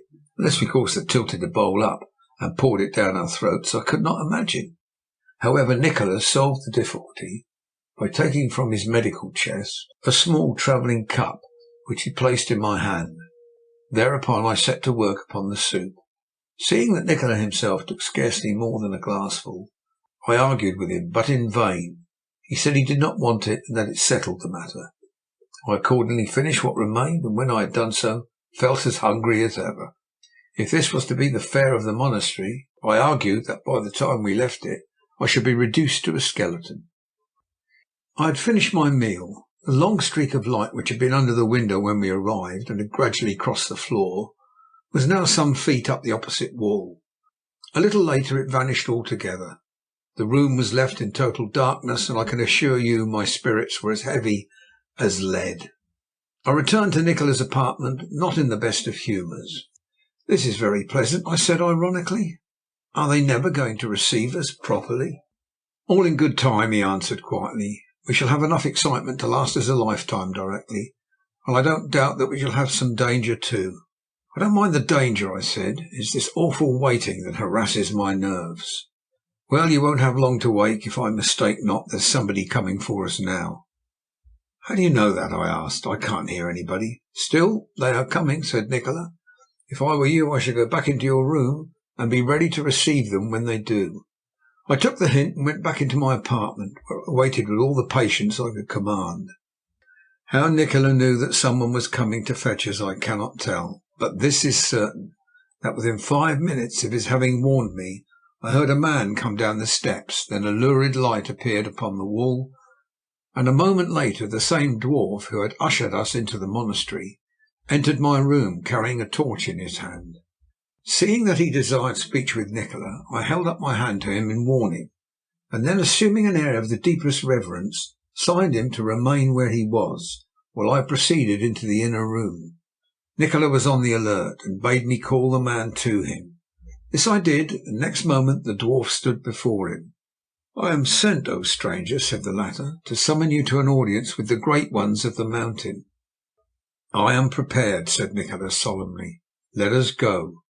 Thereupon the dwarf turned himself about and led the way into the corridor. I had no desire to be left behind, so I followed close at Nikola's heels. We ascended first a long flight of steps, threaded the same corridor we had entered by, mounted another flight of stairs, crossed a large hall, and finally reached what was evidently a small antechamber. Here we were told to wait while the dwarf passed through a curtain and spoke to someone within. When he emerged again, he drew back the covering of the doorway and signed us to enter. We complied with his request, to discover a rather larger apartment, which was guarded by a monk in the usual dress. He received us with a bow, and still without speaking conducted us to another room, the door of which was guarded by yet another monk. All this mystery and solemnity had a most lowering effect upon my nerves, and by the time we reached the last monk I was ready to be frightened by anything. I make these confessions in the first place because, having set my hand to it, I think I have no right to withhold anything connected with my adventures, and in the second because I don't want to pose as a more courageous man than I really was. I have faced danger perhaps more often than most men, and I don't think my worst enemy could accuse me of cowardice. But here I feel bound to confess that I was nervous, and who would not have been? Nikola passed on ahead of me without looking to right or left, his head bent and his whole attitude suggestive of deep devotion and piety. When we reached the last anteroom we were told to wait. The monk disappeared, and for nearly 5 minutes did not put in an appearance again. When he did, he requested that we should follow him, and pointing to a door on the opposite side of the apartment, requested that we would lose no time in entering. We complied with his request, to find ourselves in a large room, the decorations of which were all of the deepest black. By the light of torches on the walls we could make out 2 men seated in quaintly carved chairs on a sort of dais at the farther end. They were dressed after the same fashion as the monks, and for this reason it was quite impossible to discover whether they were young or old. As soon as we got inside the room I came stiffly to attention alongside the door, while Nikola advanced and stood before the silent couple on the dais. For some moments no one spoke. Then the man on the right rose, and looking towards Nikola said, "Who are you, who thus brave our solitude?" "I am he of Hankow, of whom thou hast been informed," answered Nikola humbly, with a very low reverence. "What proof have we of that?" inquired the first speaker. "There is the letter sent forward by your messenger from the high priest of the Lamarasai in Pekin," replied Nikola, "and I have this symbol that you sent to me." Here he exhibited the stick he had procured from Wetherell and held it up. "And what may your business be with us?" "I am here because you sent for me." "It is well," said the first speaker, and sat down again. For quite 5 minutes there was another silence, during which no one spoke, no one moved. I stood on one side of the door, the monk who admitted us on the other. Nikola was before the dais, and on it, rigid and motionless, sat the two black figures. At the end of the time I began to feel as if someone did not speak soon I should have to do so myself. The suspense was terrible, and yet Nikola stood rigid, never moving a muscle or showing a sign of embarrassment. Then the man who had not yet spoken said quietly, "Are you prepared for the office that awaits you?" "If it should fall out as you intend," said Nikola, "I am prepared." "Your spirit is what it should be, but are you certain that you have no fear?" "I am certain," he replied. "And what knowledge have you of such things as will pertain to your office?" To my surprise, Nikola answered humbly, "I have no knowledge, but I have given my mind to the study of many things which are usually hidden from the brain of man." "It is well," answered this second man after the manner of the first. There was another silence, and then the man who had first addressed Nikola said with an air of authority, "Tomorrow night we will test thy knowledge and thy courage. For the present prepare thyself and wait." As this was said, the monk at the doorway beckoned Nikola to follow him. He did so, and I passed out of the room at his heels. Then we were conducted back to our cells and left alone for the night. When our guides had departed, I went to Nikola's room. "What do you think of our interview?" I inquired after a little conversation. "That its successor tomorrow evening will prove of some real importance to us," he answered. "Our adventure begins to grow interesting." "Do you think you are prepared for all the questions they will ask?" "Cannot say," said Nikola. "I am leaving it all to fate. But the luck which has attended us hitherto ought surely to carry us on to the end." "Well, let us hope nothing will go wrong. I have seen more cheerful places in this monastery, and as far as diet is concerned, commend me to the cheapest Whitechapel restaurant. Help me through all this, and you shall live in luxury for the rest of your days." We talked for a little while and then retired to bed. The next day we rose early, breakfasted on a small portion of rice, received no visitors, and did not leave our rooms all day. Only the monk who had brought us our food on the previous evening came to see us, and as on the previous occasion he had nothing to say for himself. Our evening meal was served at sundown, and consisted of the same meagre soup as before. Then darkness fell, and about the same time as on the previous occasion the dwarf appeared to conduct us to the rendezvous. End of chapter 13. Chapter 14. An ordeal. We turned to the right hand instead of to the left, and proceeded by means of another flight of stairs to a long corridor running below that in which we had hitherto dwelt. Whereabouts in the monastery this particular passage was situated, and how its bearings lay with regard to the staircase by which we had ascended from the valley on the previous day, I could not discover. Like all the others, however, it was innocent of daylight, was lighted by enormous torches, which again were upheld by iron brackets fixed into the walls. Once during our march an opportunity was vouchsafed me of examining these walls for myself, when, to my astonishment, I discovered that they were not hewn out of rock, as I supposed, but were built of dressed stone of a description resembling granite. This being so, I realized for the first time that the cells and the corridors were the work of human hands. But how long could it have taken the builders to complete such an enormous task was a calculation beyond my powers, and the more I thought of it, the further off I seemed to be from arriving at a satisfactory conclusion. But to return to my narrative. From the corridors we passed down another long flight of steps, then across a narrow landing, after which came another staircase. As we reached this, our ears were assailed with a loud noise resembling distant thunder.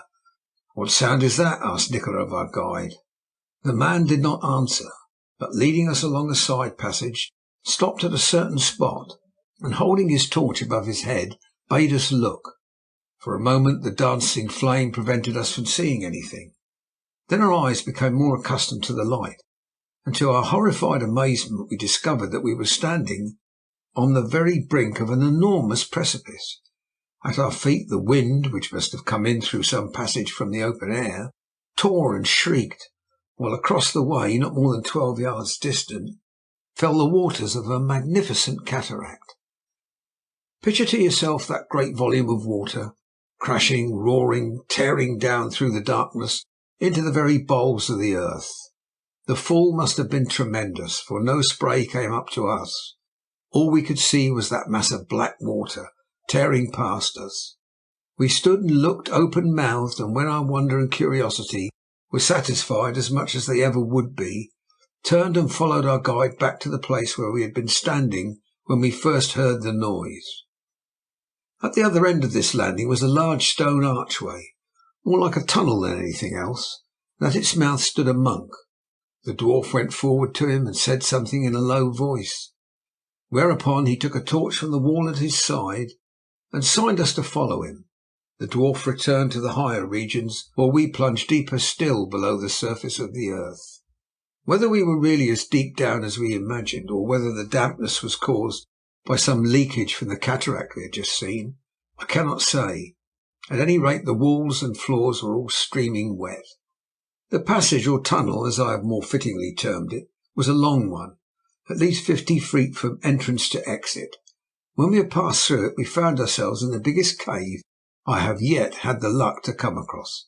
Indeed, so large was it that in the half-dark it was with the utmost difficulty I could see across it. Our guide led us through the first transept into the main aisle, and then left us. No sign of furniture of any kind, either stool, altar, or dais, was to be seen, and as far as we could judge, there was not a living soul present.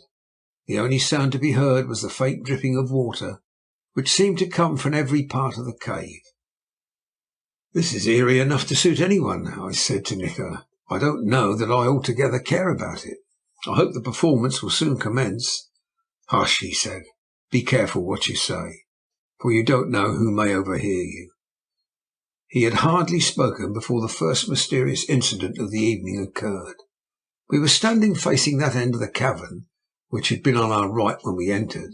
The light was fairly good in that particular spot, and I am prepared to swear that at that instant, to the best of my knowledge, there was not a human being between ourselves and the wall. Yet as we looked, a shadow seemed to rise out of the ground before us. It came closer and closer, and as it came it took human shape, and presently we recognized the second of the two men who had interviewed us on the previous evening. He may have made his appearance from behind a pillar, cleverly arranged for the purpose, or he may have risen from a trap-door in the floor, though personally I consider both these things unlikely. The fact, however, remains, come he did. "By your own desire," he said, addressing Nikola. "You are here that the secrets of our order may be revealed to you. There is still time to draw back if you would." "I have no desire to draw back," Nikola answered firmly. "So be it," answered the man. "Then follow me." Nikola moved forward, and I was about to follow him when the man ahead of us turned and, pointing to me, said, "Come no further. It is not meet that you should see things one of your training could not understand." Nikola faced me and said quietly, "Remain." When he had given this order, he followed the other along the cave and presently disappeared from my sight. For some minutes I stood idly where they had left me, listening to the dripping of the water in the distant parts of the cave, watching the movements of the bats as they flitted swiftly up and down the gloomy aisles, and wondering into what mysteries Nikola was about to be initiated. The silence was most oppressive, and every moment that I waited it seemed to grow worse. To say that I was disappointed at being thus shelved at the most important point of our adventure would not express my feelings at all. Besides, I wanted to be at Nikola's right hand should any trouble occur. As I waited, the desire to know more of what my leader was doing grew upon me. I felt that, come what might, I must see for myself the mysteries to which he had been summoned. No one, I argued, would be any the wiser, and even if by chance they did discover that I had followed them, I felt that I could trust to my own impudence and powers of invention to explain my presence there. My mind was no sooner made up than I set off down the cave in the direction in which they had disappeared. Arriving at the farther end, I discovered before me another small passage, from which led still another flight of steps. Softly I picked my way down them, at the same time trying to reason out in my own mind how deep in the mountain I could be. But as usual, I could arrive at no conclusion that satisfied me. Arriving at the bottom of the steps, I found myself in a sort of crypt, supported on pillars and surrounded on all sides by tiers of niches or shelves, cut after the fashion of the Roman catacombs in the solid rock. This dismal place was lighted by 3 torches, and by their aid I was able to discern in each niche what looked like a human figure swaddled up in many wrappings. Not without a feeling of awe, I left the steps by which I had descended, and began to look about among the pillars for a doorway through which I might pass below into the room where Nikola was engaged with the great ones of the mountain. But though I searched for nearly 10 minutes, not a sign of any entrance could I discover. All things considered, I was in a curious position. I had left my station in the larger cave, and in spite of orders to the contrary, had followed to witness what was not intended for my eyes. In that case, supposing the door at the top was shut and I could find no exit here, I should be caught like a rat in a trap. While I should have disobeyed the strict command of the man who had summoned Nikola, and I should also have incurred the blame of Nikola himself, remembering how he had dealt with those who had offended him before, I resolved in my own mind that it would be better for me to turn back while I had a chance. But just as I was about to do so, something curious about the base of one of the pillars to the right of where I stood caught my eye. It was either a crack magnified by the uncertain light from the torches, or else it was a doorway cleverly constructed in the stonework, and which had been improperly closed. I went over to it, and inserting the blade of my knife, pulled. It opened immediately, revealing the fact that the entire pillar was hollow, and what was more important to me, contained a short wooden ladder which led down into still another crypt below. In an instant my resolution to go back to the upper cave was forgotten. An opportunity was presented to my hand, and come what may, I was going to make the most of it. Pulling the door open to its full extent, I crept in and went softly down the ladder. When I reached the bottom, I found myself in almost total darkness. For a moment I was at a loss to understand why this should be, seeing that I could plainly hear voices. Then I saw that the place in which I stood was a sort of antechamber to a room beyond. My sandals made no noise on the stone floor, and for this reason I was able to creep up to the entrance of the inner room without exciting attention. What a sight it was that met my eyes! The apartment itself was not more than 50 feet long by 30 wide, but instead of being, like all other places through which I had passed, an ordinary cave, this one was floored and wainscoted with woodwork of enormous age. How high it was I could not guess, for the walls went up and up until I lost them in complete darkness. Of furniture the room boasted but little. There was, however, a long and queer-shaped table at the farther end, another near the door, and a tripod brazier on the left-hand side.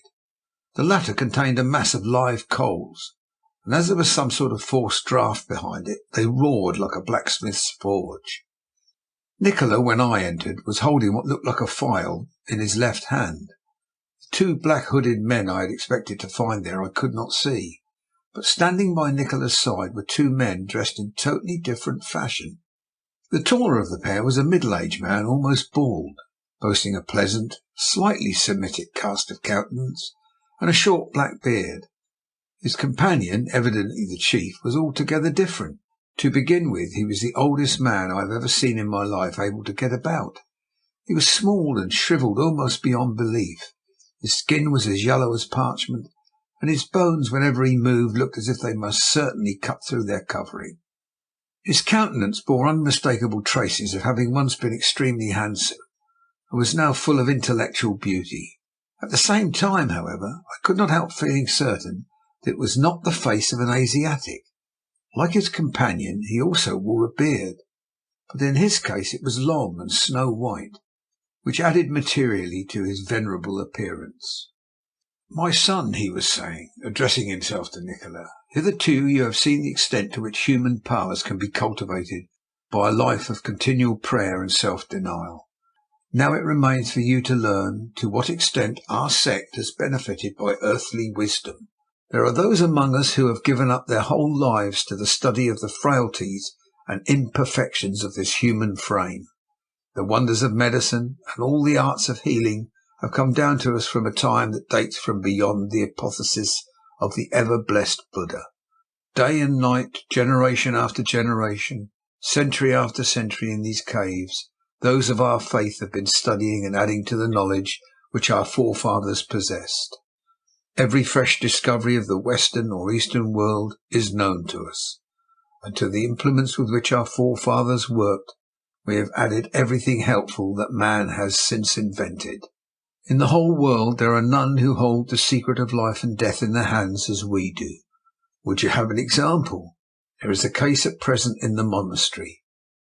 As he spoke, he struck a gong hanging upon the wall, and almost before the sound had died away, a man entered, clad in the usual garb of a monk.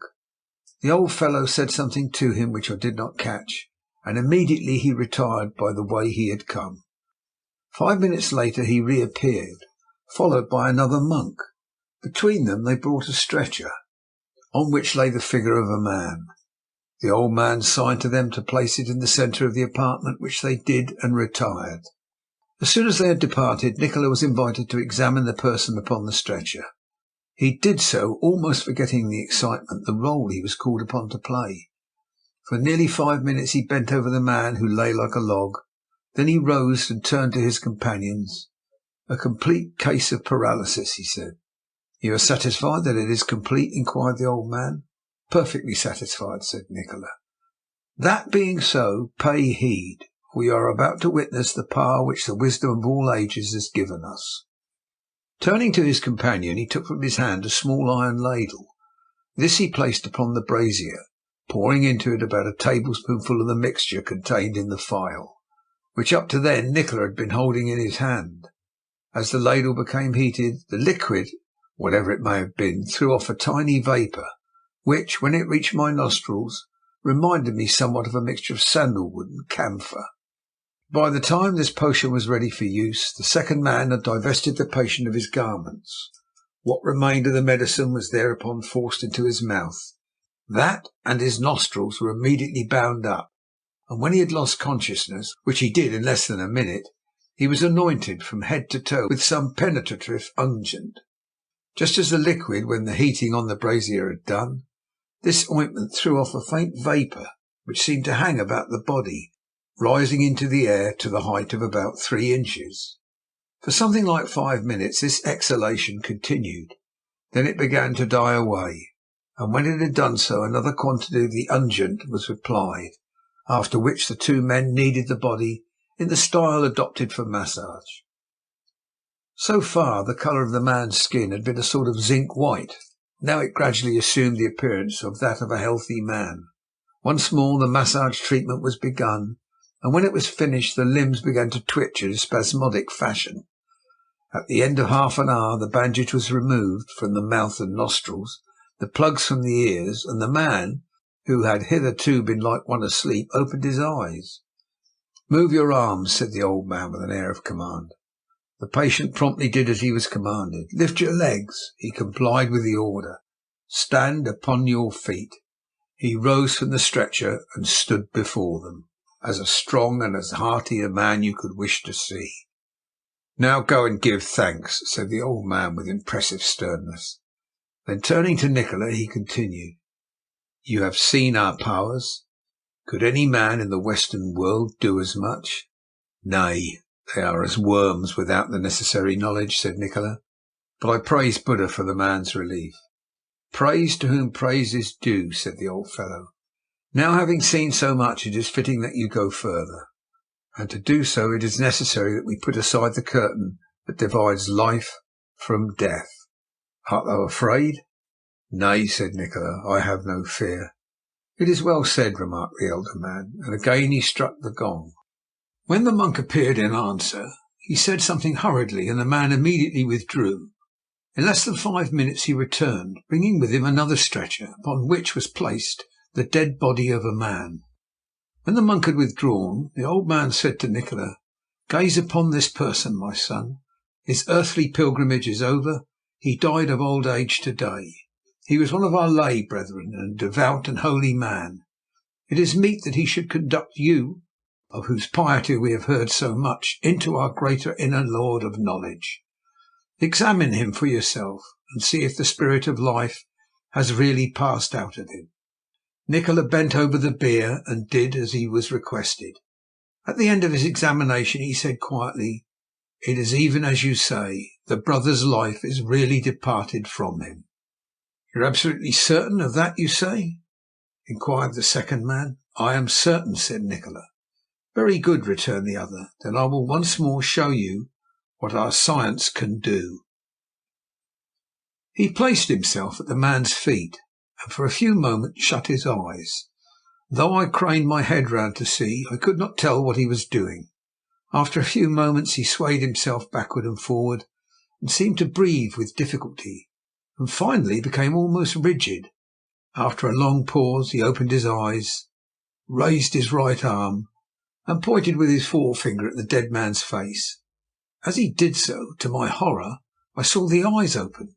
Again he shut his eyes and seemed to pray. Then, opening them once more, he pointed at the right arm, whereupon the dead man lifted it and folded it on his breast. Then at the left, which followed suit. When both the white hands were folded on the corpse's breast, he turned to Nikola and said, "Is there aught in your learning can give you the power to do that?" "There is nothing," said Nikola, whom I could see was as much amazed as I was. "But, impossible though it may seem, our power does not end there," said the old man. "Oh, wonderful father, what further can you teach me?" said Nikola. The old man did not answer, but again closed his eyes for a few moments. Then, extending both hands toward the dead man, he cried out in a loud voice, "Ye who are dead, arise!" And then, but I do not expect that you will believe me when I tell it, the man who had been 10 hours dead rose little by little from his bier, and at last stood before us. I continued to watch what happened. I saw Nikola start forward as if carried out of himself. I saw the second man extend his arm to push him back, and then the corpse fell in a heap upon the floor. The two men instantly sprang forward, lifted it up and placed it upon the stretcher again. "Are you satisfied?" inquired the old man. "I am filled with wonder. Is it possible that I can see more?" said Nikola. "You would see more?" asked the old man in a sepulchral tone. "Then, as a last proof of our power, you shall see the dead of our faith of all the ages stand before you." With that he took from a bag hanging round his waist a handful of what looked like dried herbs. These he threw upon the fire, and almost instantly the room was filled with a dense smoke. For perhaps 5 minutes I could see nothing. Then it drew slowly off, and little by little I saw that the room was filled with men. They were of all ages and apparently of all nations.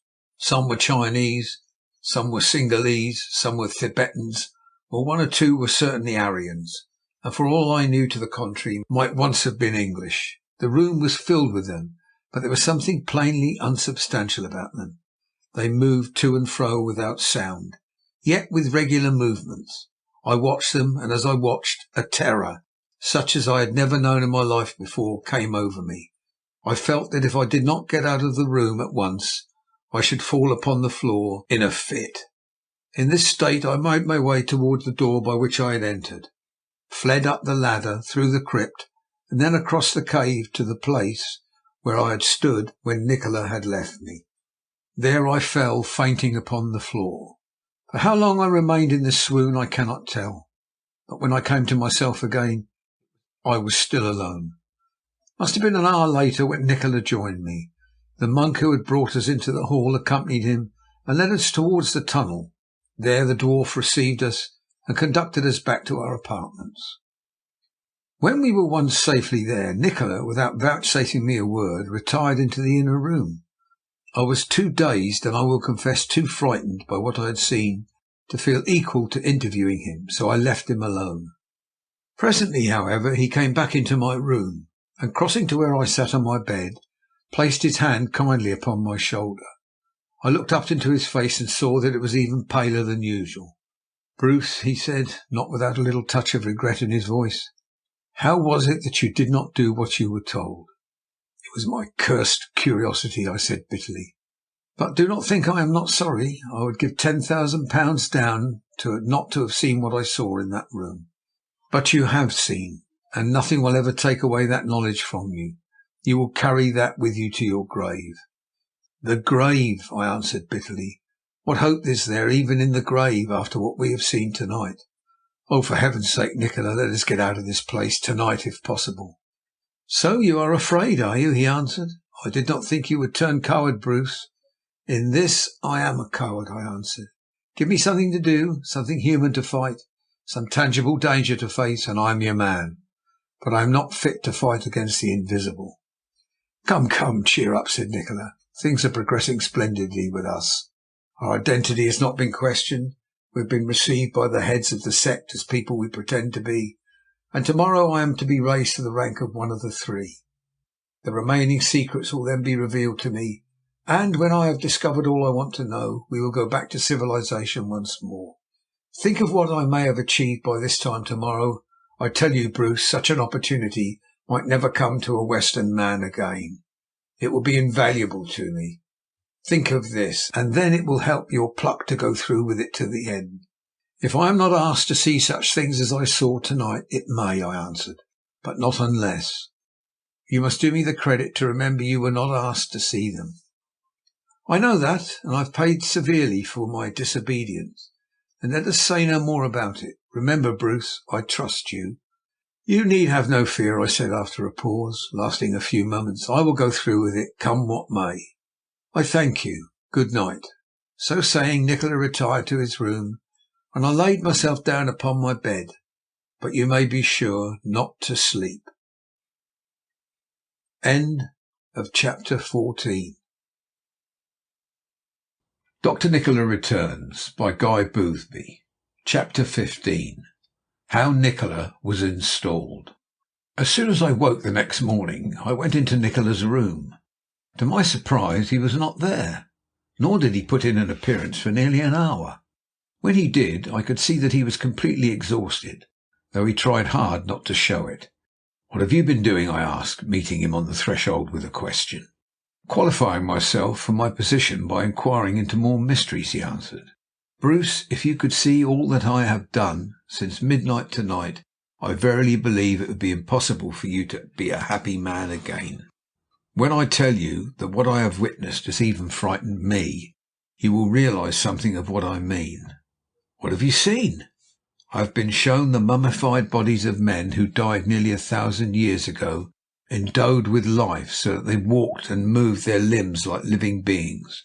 I have watched the whole fabric of this mountain sway like a pendulum. I have looked in through the gates of hell itself, and I have seen other things, such awful things that I dare not describe them even to you."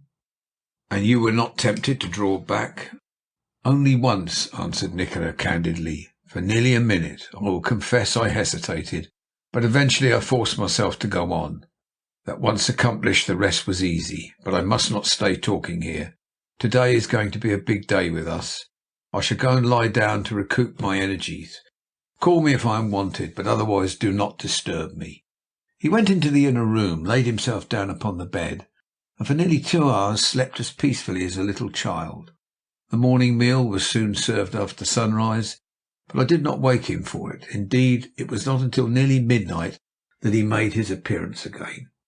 When he did, we discussed our position more fully, weighed the pros and cons more carefully, and speculated still further as to what the result of our attempt would be. Somehow a vague feeling of impending disaster had taken possession of me.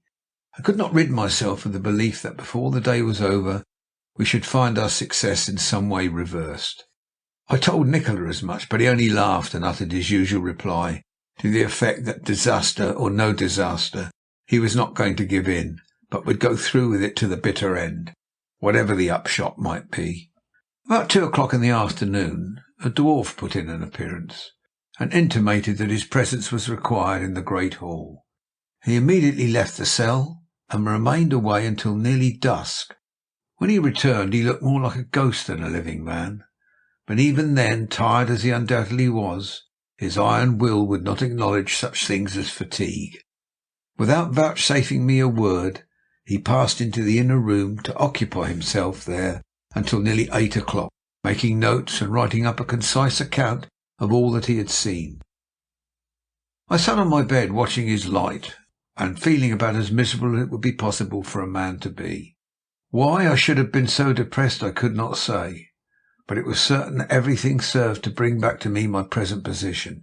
I thought of my old English school, and wondered whether, if I had been told then what was to happen to me in later life, I should have believed it or not. I thought of Gladys, my pretty sweetheart, and wondered if I should ever see her again. And I was just in the act of drawing the locket she had given me from beneath my robe, when my ear caught the sound of a footstep on the stones outside. Next moment the same uncanny dwarf who had summoned us on the previous evening made his appearance. Without a word he entered and pointed to the door of the inner room. I took the action to mean that those in authority wished Nikola to come to them, and went in and told him so.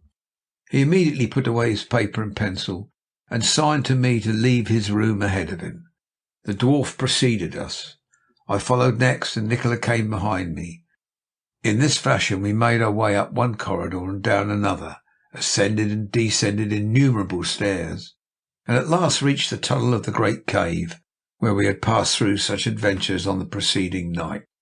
On this occasion the door was guarded by a fully dozen monks, who formed into 2 lines to let us pass through. When we were about halfway through the tunnel, a curious sound greeted our ears. It resembled the sound of an enormous bell which boomed out, echoed from every portion of the great cave, and finally died slowly away again. The effect it produced was awe-inspiring in the extreme. If the cave had been bare of ornament when we visited it the previous night, it was now altogether different. Hundreds of torches flamed from brackets upon the walls, threw their ruddy glare upon the walls and ceilings, and sparkled like 1,000,000 diamonds in the stalactites dependent from the roof. At the far end of the great cavern was a large and beautifully decorated triple throne, and opposite it, but halfway down the hall, a smaller dais covered with a rich crimson cloth bordered with heavy bullion fringe. As we entered we were greeted with the same mysterious music which we had heard on the day of our arrival. It grew louder and louder until we reached the dais, and then, just as Nikola took up his place at the front, and I mine a little behind him, began to die slowly away again. When it had quite done so, the great bell in the roof above our heads struck 3. The noise it made was almost deafening. It seemed to fill the entire cave. Then, like the music above mentioned, to die slowly away again. Once more it repeated the same number of strokes, and once more the sound died away. As it did so, a curtain at the far end was drawn back. The monks commenced to file slowly in from either side, just as they had done at the first service after our arrival. There must have been nearly 400 of them. They were all dressed in black, and all wore the same peculiar head covering I have described elsewhere. When they had taken up their places on either side of the dais upon which we stood, the curtain which covered the doorway through which I had followed Nikola down into the subterranean chamber the night before was drawn aside, and another procession entered. First came the dwarfs to the number of 30, each carrying a lighted torch in his hand. After them nearly 100 monks, dressed in white, swinging censers. Then a dozen grey-bearded priests in black, after which the 2 men who were the heads of this extraordinary sect. Reaching the throne, the procession divided itself into 2, each half taking up its position in the form of a semicircle on either side. The 2 heads seated themselves beneath the canopy, and exactly at the moment of their doing so the great bell boomed forth again. As its echo died away, all the monks who had hitherto been kneeling rose to their feet, and with one accord took up the hymn of their sect. Though the music and words were barbaric in the extreme, there was something about the effect produced that stirred the heart beyond description. The hymn ceased as suddenly as it had begun, and then from among the white-robed monks beside the throne a man stepped forth with a paper in his hand. In a loud voice he proclaimed the fact that it had pleased the 2 great ones of the mountains to fill the vacancy which had so long existed in the triumvirate. For that reason they had summoned to their presence a man who bore a reputation for wisdom and holiness second to none. Him they now saw before them. He had rendered good service to the society, had proved himself a just man, and now it only remained for him to state whether he was willing to take upon himself the great responsibilities of the office to which he had been called. Having given utterance to all this, the man retired to his place again. Then 4 monks, 2 from either side of the throne, walked slowly down the aisle towards Nikola, and bidding him follow them, escorted him in procession to the room behind the curtain. While he was absent from the cave, no one moved or spoke. At the end of about 10 minutes, the small procession filed out again, Nikola coming last. He was now attired in all the grand robes of his office. His tall, spare form became them wonderfully well, and when he had once more stood upon the dais before me, I could not help thinking I had never in my life seen a more imposing figure. Once more the great bell tolled out, and when the sound had ceased, the man who had first spoken stepped forward, and in a loud voice bade it be known that the ex-priest of Hanko was prepared to take upon himself the duties and responsibilities of his office. As he retired to his place again, 2 monks came forward and escorted Nikola up the centre aisle towards the triple throne. Arriving at the foot, the 2 great ones threw off the veils they had hitherto been wearing and came down to meet him. Having each given a hand, they were about to escort him to his place when there was a commotion at the end of the hall. In a flash, though so far the sound only consisted of excited whispering, all my forebodings rushed back upon me, and my heart seemed to stand still. The chief of the 3 dropped Nikola's hand, and turning to one of the monks beside him, bade him go down the hall and see what this unseemly interruption might mean. The man went, to presently return with a message that there was a stranger in the monastery who craved immediate speech with the 2. He was at once told to enter, and in a few minutes a travel-stained, soiled and bedraggled Chinaman made his appearance and humbly approached the throne. His 4 followers remained clustered round the door at the farther end. "Who are you, and what do you want here?" asked the old man in a voice that rang like a trumpet call. "Think that you will be permitted to disturb us in this unseemly fashion?" "I humbly sue for pardon, but I have good reason, O my father," returned the man with a reverence that nearly touched the ground. "Let us hear it then, and be speedy. What is your name, and whence you come?" "I am the chief priest of the temple of Hanko, and I come for justice," said the man. And as he said it, a great murmur of astonishment ran through the hall. I saw Nikola step back a pace, and then stand quite still. If it were the truth this man told, we were lost beyond hope of redemption. "Thou foolish man, bring so false a story here," said the elder of the 2. "Know ye not that the priest of Hanko stands before you?" "It is false," said the man. "I come to warn you that that man is an impostor. He is no priest, but a foreign devil, who captured me and sent me out of the way while he took my place." "Then how did you get here?" asked the chief of the sect. "I escaped," said the man, "from where he hid me, and made my way to Tientsin, thence to Pekin, and so on here." "Oh, my father," said Nikola, just as quietly as if nothing unusual were happening, "will you allow such a cunningly devised tale to do me evil in your eyes? Did I not bring with me a letter from the high priest of the Lamarasai, making it known to you that I was he whom you expected? Will you then put me to shame before the world?" The old man did not answer. "I too bear a letter from the high priest," said the new arrival eagerly, whereupon he produced a document and handed it to the second of the 2. "Peace, peace, we will retire and consider upon this matter," said the old man. Then turning to the monks beside him, he said sternly, "See that neither of these men escape." Then with his colleague he retired to the inner room out of which they had appeared at the beginning of the ceremonial. In perfect silence we awaited their return, and during the time I was confirmed in a curious fact that I had remarked upon once or twice before. Though all day I had been dreading the approach of some catastrophe, yet when it came I had to look it fairly in the face. All my fear seemed to vanish. My nervousness left me like a discarded cloak, and so certain seemed our fate that I found I could await it almost with a smile. At the end of about 20 minutes there was a stir near the door, and presently the 2 returned from the hall and mounted their thrones. It was the old man who spoke. "We have considered the letters," he said, and in our wisdom we have concluded that it would be unwise to come to a hasty decision. This matter must be further inquired into." Then turning to Nikola, he continued, "Take off those vestments.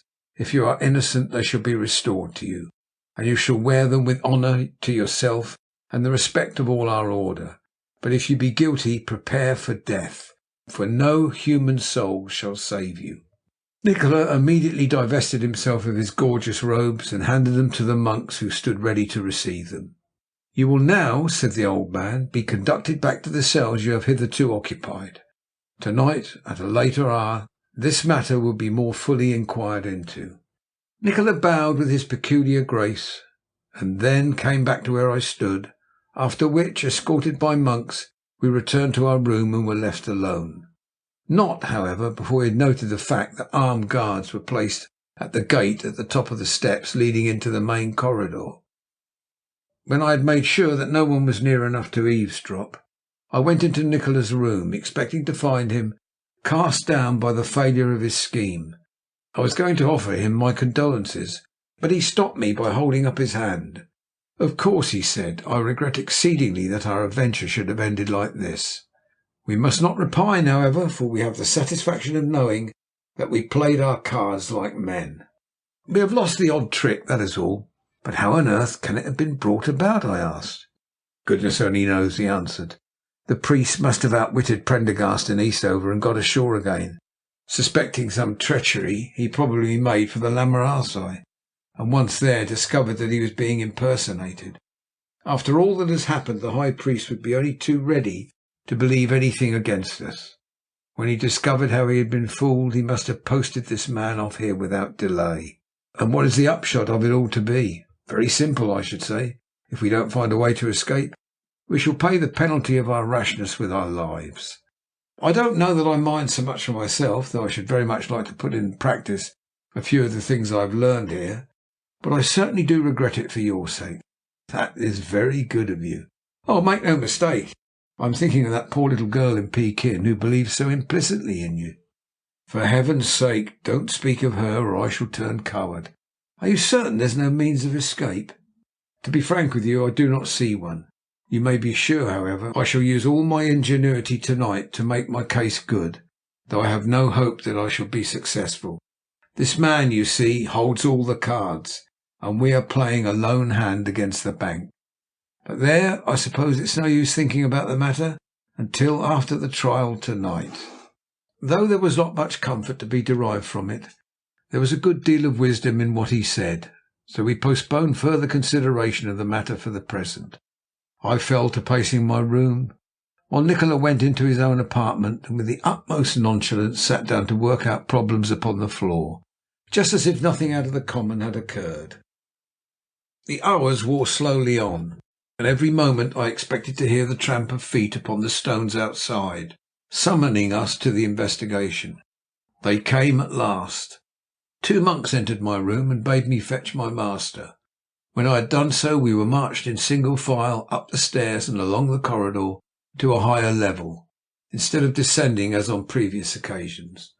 Arriving on a broad landing, we were received by an armed guard of monks. One of them beckoned us to follow him, and in response we passed through a doorway and entered a large room, at the end of which 2 persons were seated at a table. Behind them and on either side were rows of monks, and between guards at the opposite end of the table the man who had brought the accusation. At a signal from a monk, who was evidently in command of the guard, I was separated from Nikola, and then the trial commenced.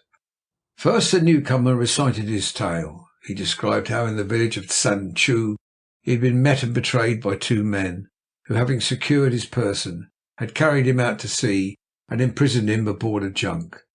His first captors, it was understood, were Englishmen, but he was finally delivered into the care of a Chinaman, who had conveyed him to Along Bay. From this place he managed to effect his escape, and after great personal hardship reached Tientsin. On arrival there he made inquiries which induced him to push on to Pekin. Making his way to the Lamarasai and being able to convince the high priest of his identity, he had learned to his astonishment that he was being impersonated, and that the man who was filling his place had preceded him to Tibet. On the strength of this discovery he obtained men and donkeys pushed on to the monastery as fast as he could travel, reaching it just in time to prevent the impostor from assuming the rank which had been intended for himself. When he had finished speaking, he was closely questioned by both of the great men, but his testimony was sound and could not be shaken. Then his attendants were called up and gave their evidence, after which Nikola was invited to make his case good.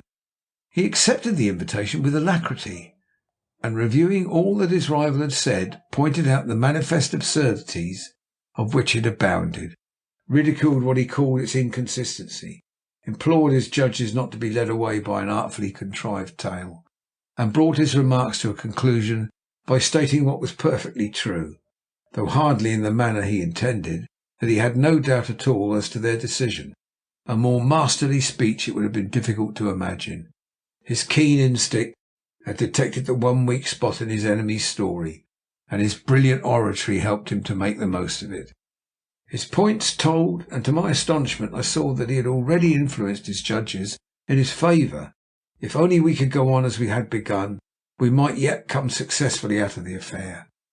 But we were reckoning without our host. "Since you say you are the priest of the temple of Hanko," said the younger of the two great men, addressing Nikola, "it is certain you must be well acquainted with the temple. In the first hall is a tablet, presented by a Taotai of the province. What is the inscription on it?" "Let the gods decide what is best for man," said Nikola without hesitation. I saw that the real priest was surprised beyond measure at his ready answer. Nikola had evidently hit the mark, but how he had managed it was more than I could tell. "And upon the steps that lead up to it, what is carved?" "Let peace be with all men," said Nikola again without stopping. The judges turned to the other man. "There is nothing there," he said, and my heart went down like lead. "Now I know," said the old man, turning to Nikola, "that you are not what you pretend. There are no steps, therefore there can be nothing written upon them." Then turning to the guards about him, he said, "Convey these men back to the room whence they came. See that they be well guarded, and at daybreak tomorrow morning let them be hurled from the precipice down into the valley below." Nikola bowed, but never said a word. Then, escorted by our guards, we returned to our room.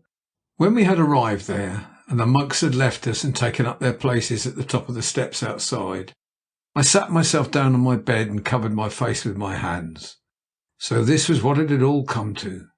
It was for this I had met Nikola in Shanghai, and for this that we had braved so many dangers. End of chapter 15. Chapter 16. A terrible experience. Hour after hour I sat upon my bed-place, surrendering my mind completely to the consideration of our terrible position. We were caught like rats in a trap, and as far as I could see, the only thing left to us now was to continue our resemblance to those animals by dying gamely. For fear lest my pluck should give way, I would not think of Gladys at all, and when I found I could no longer drive my thoughts into any other channel, I went into the adjoining room to see what Nikola was doing. To my surprise, I found him pacing quietly up and down, just as calm and collected as if he were waiting for dinner in a London drawing-room. "It looks as if another 3 hours," he said, "will see the curtain rung down upon our comedy." "Tragedy, I should call it," I answered bitterly. "Isn't it rather difficult to define where one begins and the other ends?" he asked, as if desirous of starting an argument. "Plato says—" "Oh, confound Plato," I answered sharply. "What I want to know is how you are going to prevent our being put to death at daybreak." "I have no intention that we shall be," said Nikola. "But how are you going to prevent it?" I inquired. "I have not the remotest notion," he answered. "But all the same I do intend to prevent it. The unfortunate part of it is that we are left so much in the dark and can have no idea where the execution will take place. If that were once settled, we could arrange things more definitely. However, do not bother yourself about it. Go to your bed and leave it all to me." I went back into my own room and laid myself down upon my bed as he commanded. One thought followed another, and presently, however singular it must seem, I fell fast asleep. I dreamed that I was once more walking upon the wall in Pekin with my sweetheart. I saw her dear face looking up into mine, and I felt the pressure of her little hand upon my arm. Then suddenly, from over the parapet of the wall in front of us, appeared the man who had discovered my identity in the Lamarasai. He was brandishing a knife, and I was in the act of springing forward to seize him when I felt my shoulder rudely shaken, and woke up to discover a man leaning over me. It was one of the monks who had conducted us to the room, and on seeing that I was awake, he signed that I should get up. By this time a second had brought Nikola from his room, and as soon as we were ready we were marched out into the corridor, where we found another dozen men waiting.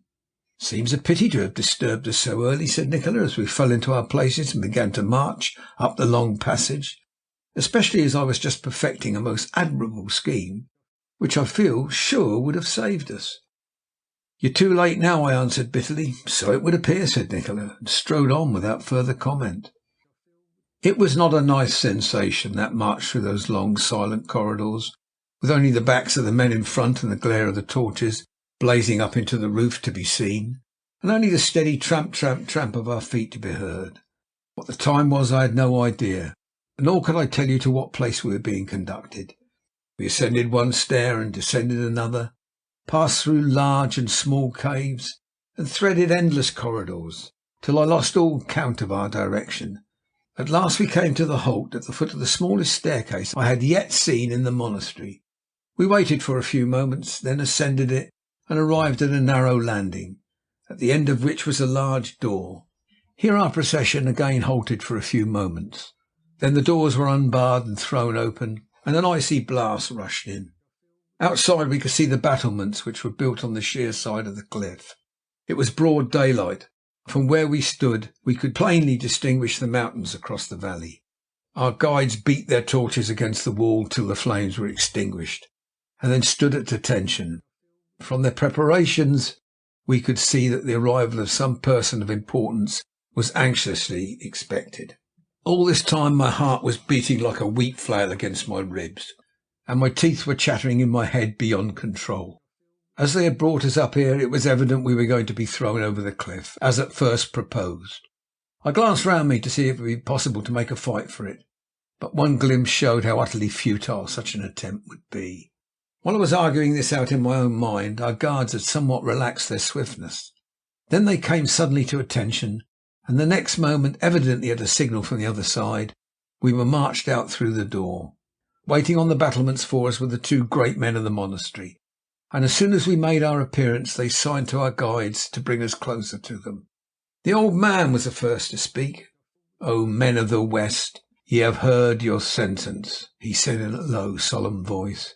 "Ye have brought it upon yourselves, and now ye only have to say whether there is any reason why the decree should not be put into execution." I looked at Nikola, but he only shook his head. Hard as I tried, I could not discover sufficient reason myself, so I followed his example. "Then let it be so," said the old man, who had noticed our hesitation. "There is nothing else to be done now save to carry out the work." We were then ordered to stand back, and until I heard another commotion on the stairs, I was at a loss to understand why we were not immediately disposed of. Then a second procession of monks appeared upon the battlements, escorting a third prisoner. He was a tall, burly fellow, and from the way in which he was dressed and shaved, I gathered had been a monk. He made his appearance with evident reluctance, and when he arrived at the top of the steps, had to be dragged up to face the two. Their interview was short and very much to the point. "You have murdered one of your own brethren," said the old man, still in the same sepulchral tone in which he had addressed us. "Have you anything to say why the sentence of death passed upon you should not be carried into effect?" In answer, the man first blustered, and then became stolid, and finally howled outright. I watched him with a curiosity which at any other time I should have deemed impossible. Then, at a signal from the old man, 4 stalwart monks rushed forward, and having seized him, dragged him to the edge of the battlement. The poor wretch struggled and screamed, but he was like a child in the hands of those who held him. Closer and closer they drew to the edge. Then there was an interval of fierce struggling, a momentary pause, a wild cry, and the next moment the man had disappeared over the edge, falling in a sheer drop quite 1,500 feet into the valley below. As he vanished from our sight, my heart seemed to stand still. In another minute it would be our turn. I looked up at the blue sky above our heads, across which white clouds were hurrying. I looked across the valley to where the snow-capped peaks showed up on the other side, and then at the battlements of the monastery, and last at the crowd of black figures surrounding us. In a flash all my past life seemed to rise before my eyes. I saw myself a little boy again, walking in an English garden with my pretty mother, with my playfellows at school, at sea, on the Australian goldfields, and so on through almost every phase of my life, up to the moment of our arrival at the place where we now stood. I looked at Nikola, but his pale face showed no sign of emotion. I will stake my life that he was as cool at that awful moment as when I first saw him in Shanghai. Presently the old man came forward again. "If you have aught to say, any last request to make, there is still time to do it," he said. "I have a request to make," answered Nikola. "Since we must die, is it not a waste of good material to cast us over that cliff? I have heard it said that my skull is an extraordinary one, while my companion here boasts such a body as I would give worlds to anatomize. I have no desire to die, as you may suppose, but if nothing will satisfy you save to kill us, pray let us die in the interests of science." The old man, on hearing this singular request, betrayed signs of astonishment for the first time. "You're a brave man," he said. "One must reconcile oneself to the inevitable," said Nikola coolly. "Have you any objection to urge?" "I will give it consideration," said the old man. "In the meantime you may consider that your lives are spared for you for the time being." Thereupon our guards were called up again, and we were once more marched back to our room. Arriving there, and when the monks had departed to take up their positions at the top of the staircase as before, Nikola said, "If we escape from this place, you will never be able to assert that science has done nothing for you. At least it has saved your life." "But if they are going to scoop your brains out and cut me up," I said with an attempt at jocularity I was far from feeling, "I must say I fail to see how it's going to be of any benefit to us." "Let me explain," said Nikola. "If they are going to use us in the manner you prescribe, they cannot do so before tomorrow morning, for I happen to know that their operating room is undergoing alterations, and as I am a conscientious surgeon myself, I should be very loath to spoil my specimens by any undue hurry. So you see we have at any rate all tonight to perfect our plans of escape." "But have you a plan?" I asked anxiously. "Maturing somewhere in the back of my head," said Nikola. "And do you think it will come to anything?" "Beyond my power to say," he answered, "but the chances are certainly in our favour." Nothing would induce him to say any more, and presently he went back into his own room, where he began to busy himself with his precious medicine chest, which I saw he had taken care to hide. "My little friend," he said, patting and fondling it as a father would his favourite offspring, "I almost thought we were destined to part company. Now it remains with you to save your master's life." Then turning to me, he bade me leave him alone, and in obedience to his wish I left him and went back to my own room. How we survived the anxiety of that day I cannot possibly tell. Such another period of waiting I never remember. One moment I felt confident that Nikola would carry through his plan, and that we should get out and away to the coast in safety. The next I could not see how it could possibly succeed. The odds were so heavy against us. Almost punctually our midday meal was served to us. Then the ray of light upon the floor began to spread out, reaching the opposite wall, climbed it, and finally disappeared altogether. About 7 o'clock Nikola came in to me. "Look here, Bruce," he said with that unusual animation. "I've been thinking this matter out, and I believe I've hit on a plan that will save us if anything can. In half an hour the monk will arrive with our evening meal. He will place the bowl upon the floor over there, and then turn his back on you while he puts that torch in that bracket on the wall yonder.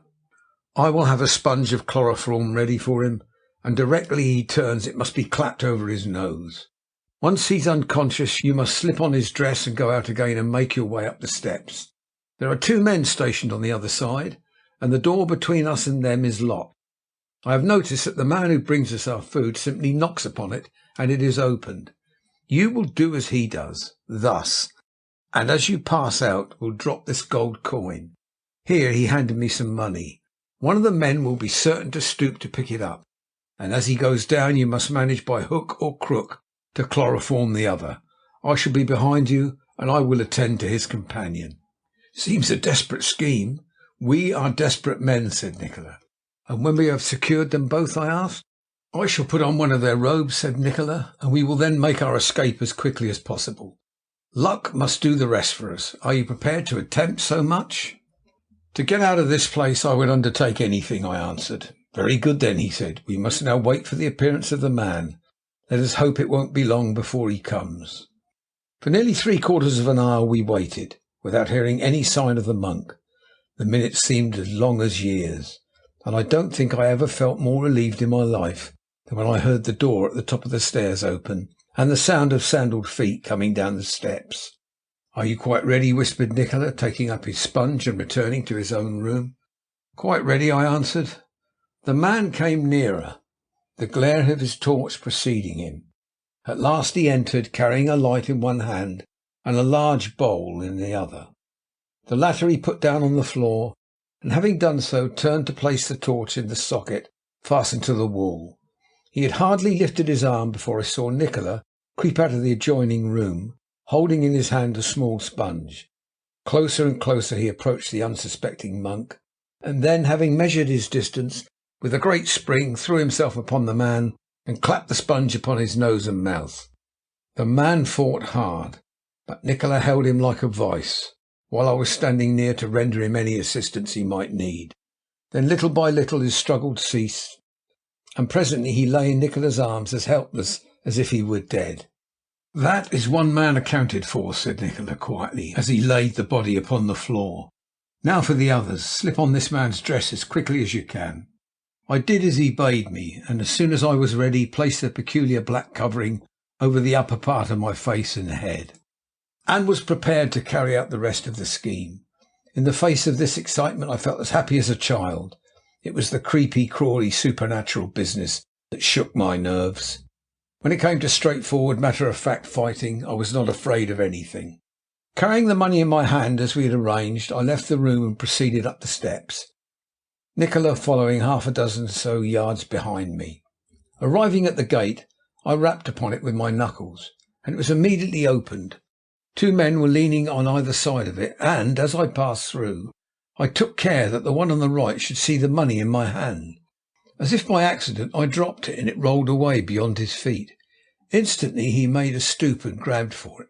Seeing this, I wheeled round upon the other man, and before he could divine my intention, had him locked in a tight embrace, and the sponge, which Nikola had given me, and which I had been carrying in my left hand, pressed tight upon his mouth and nostrils. But though I had him at a disadvantage, he proved no easy capture. In stature he must have been nearly 6 feet, was broad in proportion, and like all men in the place, in the most perfect training. I tried to keep the sponge upon his face in such a way that it must take immediate effect. This, however, I found to be almost impossible, for he drew his head aside and rushed in upon me with such ferocity that we were soon struggling for our lives upon the floor. For some strange reason, what I cannot tell, that fight seemed to be the most enjoyable 3 minutes I have ever spent in my life. Over and over we rolled upon the stone floor, each fighting for the other's throat. Presently he had hold of me in such a way that it seemed impossible I could ever cast him off. But summoning all my energies to my assistance, I did it, and at last got the upper hand. Throwing my leg over him, I seated myself upon his chest, and then, having nothing else to do with it, I drew back my right arm and let him have 3 blows with the whole strength of my fist. Written in black and white in cold blood, it looks a trifle bloodthirsty, but you must remember we were fighting for our lives, and if by any chance he gave the alarm, nothing on earth could possibly save us from death. I had therefore to make the most of the only chance I had of silencing him. As soon as he was unconscious, I looked round for Nikola. He was kneeling by the body of the other man, who was lying face downward upon the floor as if dead. "I would give £5," said Nikola casually, as he rose to his feet, "for this man's skull. Just look. It goes up at the back of his head like a tomcat. It is my luck all over to come across a specimen like this when I can't make use of it." As he spoke, he ran his first finger and thumb caressingly up and down the man's poll. "I've got a bottle in my museum in Port Said," he said regretfully, "which would take him beautifully." Then, with a swiftness extraordinary, He picked up the sponge which he had used upon the last man and went across to my adversary. For 30 seconds he held it upon his nose and mouth, then throwing it into a corner, divested the man of his garments and attired himself in them. "Now," he said, when he had made his toilet to his own satisfaction, "we must be off. They changed their guards at midnight, and it is already 20 minutes past 11. So saying, he led the way down the corridor, I following at his heels. We had not reached the end of it, however, before Nikola bade me wait for him while he went back. When he rejoined me, I asked him in a whisper what he'd been doing. "Nothing much," he answered. "I wanted to convince myself as to a curious malformation of the occipital bone in that man's skull. I'm sorry I kept you waiting, but if we get out alive, I might never have another chance of examining such a complete case." Having said this extraordinary votary of science condescended to continue our escape, leaving the long corridor which led into the small passage where the guards were now lying insensible behind us. We turned to our left hand, ascended a flight of steps, followed another small passage, then came to a sudden standstill at a spot where 4 roads met. "Where on earth are we?" inquired Nikola, looking around him. "This place reminds me of the Hampton Court maze." "Hark, what's that?" We listened, and by doing so discovered that the dull booming noise we heard was the subterranean waterfall, which we had seen on the occasion of our visit to the large cave. "We are altogether out of our course," I said. "On the other hand," answered Nikola, "we are not close enough to it yet." "What on earth do you mean by that?" I asked. "My dear Bruce," he said, "tell me this. Why are we in this place? Did we not come here to obtain possession of their secrets? Well, as we are saying good-bye to them tonight, after adventuring so much, do you suppose that I am going to leave empty-handed? If so, you are very much in error. Why, to do that would be to have failed altogether in what we had set out to attempt. And though Nikola often boasts, you must admit he seldom fails in what he undertakes to do. Don't say any more, but come along with me." Turning into a passage on his right, he led the way down some more steps. Here the torches, which had hitherto been burning brightly in their sockets, gave evidence that they were almost at their last flicker. "If we don't look sharp," said Nikola, "we shall have to carry out our errand in the dark, and that would be undesirable for more reasons than one." From the place where we now stood we could hear the roar of the waterfall quite distinctly, and could just make out farther to our left the entrance to the great cave. To our delight there were no guards stationed there, so we were able to pass in unmolested. Taking what remained of a torch from a socket near the door, we entered together, a more uncanny place than that great cave, as it revealed itself to us by the light of our solitary torch, no man can imagine. The little flickering flame showed us the damp walls, the roof covered with stalactites, and the great pillars towering up until they were lost in the higher darkness. Innumerable bats fluttered down the aisles, their wings filling the air with ghostly whisperings, while over all was that peculiar charnel house smell that I had noticed on the occasion of our previous visit, and which nothing could ever properly describe. "The door down to the catacombs is at this end," said Nikola, leading the way up the centre aisle. "Let's find it." I followed him, and together we made toward that end of the cave furthest from the great doors. The entrance once found, we only had to follow the steps and pass down into the queer sort of crypt I have before described. By the light of our torch we could discern the swathed figures in the niches. Nikola, however, had small attention for them. He was too busily occupied endeavouring to discover the spring in the central pillar to think of anything else. When he found it, he pressed it, and the door opened. Then down the ladder we crept into the anteroom where I had waited on that awful night. I can tell you one thing very candidly. I would far rather have engaged a dozen of the strongest monks in that monastery single-handed than have followed my chief down into that room. But he would not let me draw back, and so we pushed on together. All around us were the mysterious treasures of the monastery, with every sort of implement for every sort of chemistry known to the fertile brain of man. At the farther end was a large wooden coffer, exquisitely carved. This was padlocked in 3 places, and looked as if it would offer a stubborn resistance to anyone who might attempt to break it. But Nikola was a hard man to beat, and he solved the difficulty in a very simple fashion. Unfastening his loose upper garment, he unstrapped his invaluable medicine chest and placed it on the floor. Then, choosing a small but sharp surgeon's saw, he fell to work upon the wood surrounding the staple. In less than 10 minutes he had lifted the lid, and the chest stood open. Then, with all the speed we were masters of, we set to work to take out the things it contained: small phials, antique parchment prescriptions, 1,000 sorts of drugs, and finally a small book written in Sanskrit and most quaintly bound.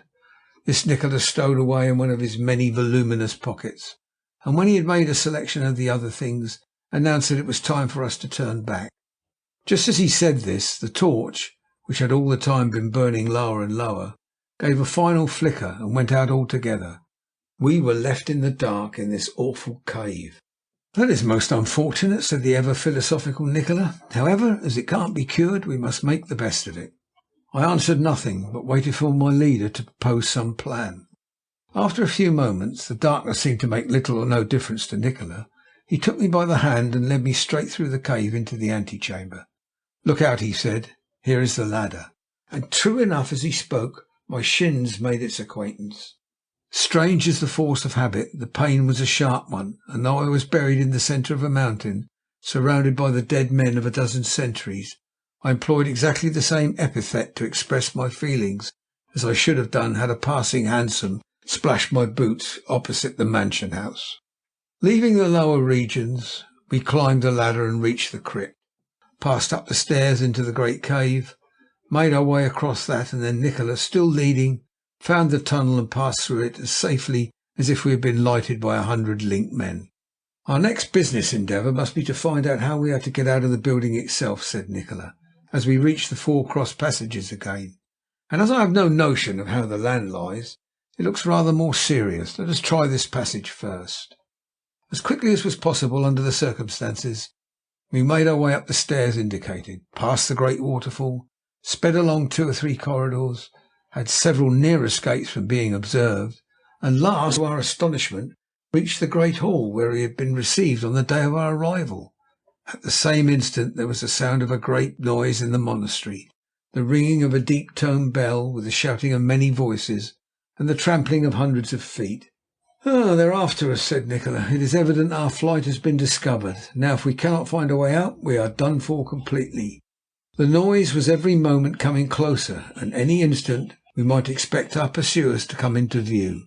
Like rats in a strange barn, hearing the approach of a terrier, we dashed this way and that, hunting for an exit. At last we discovered the steps leading from the great hall into the valley below. Down these we flew at the top of our speed, every moment risking a fall which would inevitably break our necks. Almost too giddy to stand, we at last reached the bottom, only to find a painful surprise in store for us. The door was shut and guarded by a stalwart monk. Together we might have silenced him, but he would have been certain to cry out, and even in the event of his not doing so, his inanimate body upon the ground would have been certain to give a clue to our escape. We could not carry him with us, so what was to be done? Nikola, however, was as usual equal to the occasion. Bringing his piercing eyes to bear upon the man, he said slowly, "Look me in the face," and then pointed his finger at him, while one might have counted 10. His eyes seemed to glitter like diamonds in his head. The monk fell under his influence immediately. "Open that door," said Nikola in a commanding voice. The man mechanically obeyed. "Now sit down." The man seated himself upon his bench, still unable to withdraw his eyes from Nikola's face. "You will fall asleep," said Nikola, "and when you wake you will have forgotten that we have passed this way. Remember, that is my order. Now sleep." As he spoke, Nikola waved his white hands backward and forward before the man's face. His eyes gradually closed, and in less time than it takes to tell, he was fast asleep. As soon as Nikola had assured himself that the sleep was genuine, he signed me to give him the key, and when the door was unlocked, we passed through it and closed it after us. End of chapter 16. Chapter 17. Conclusion. We were no sooner through the gates than we took to our heels and fled down the valley for our very lives. For my own part, I was so thankful to be out of that awful place, once more breathing the fresh air of heaven, that I felt as if I could have gone on running for ever. Fortunately, it was a pitch dark night, with a high wind blowing. The darkness prevented our pursuers from seeing the direction we had taken, while the noise of the wind effectually deadened any sound we might make that would otherwise have betrayed our whereabouts. For upward of an hour we sped along the bottom of the valley in this fashion, paying no heed to where we went and caring for nothing but to put as big a distance as possible between ourselves and our pursuers. At last I could go no further, so I stopped and threw myself upon the ground. Nikola immediately came to a standstill, glanced round him, and then sat down beside me. "Well, so much for our visit to the great monastery," he said, as casually as if he were saying good-bye to a chance acquaintance. "Do you think we've given them the slip?" I queried, looking anxiously up the dark valley through which we had come. "By no means," he answered. "Remember, we are still hemmed in by the precipices, and at most we cannot be more than 5 miles from the doors. We shall have to proceed very warily for the next week or so, and to do that we must make the most of every minute of darkness." We were both silent for a little while. I was occupied with my own thoughts, Nikola in distributing more comfortably about his person the parchments, etc., he had brought away with him. "Shall we be going on again?" I asked, as soon as I had recovered my wind. "I've no desire to fall into their hands again, I can assure you. Which way is it to be now?" "Straight on," he answered, springing to his feet. "We must follow the valley down and see where it will bring us out. It would be hopeless to attempt to scale the cliffs." Without further talk we set off, not to stop again until we had added another 4 miles or thereabouts to our flight. By this time it was close upon daybreak, the chilliest, dreariest, greyest dawn in all my experience.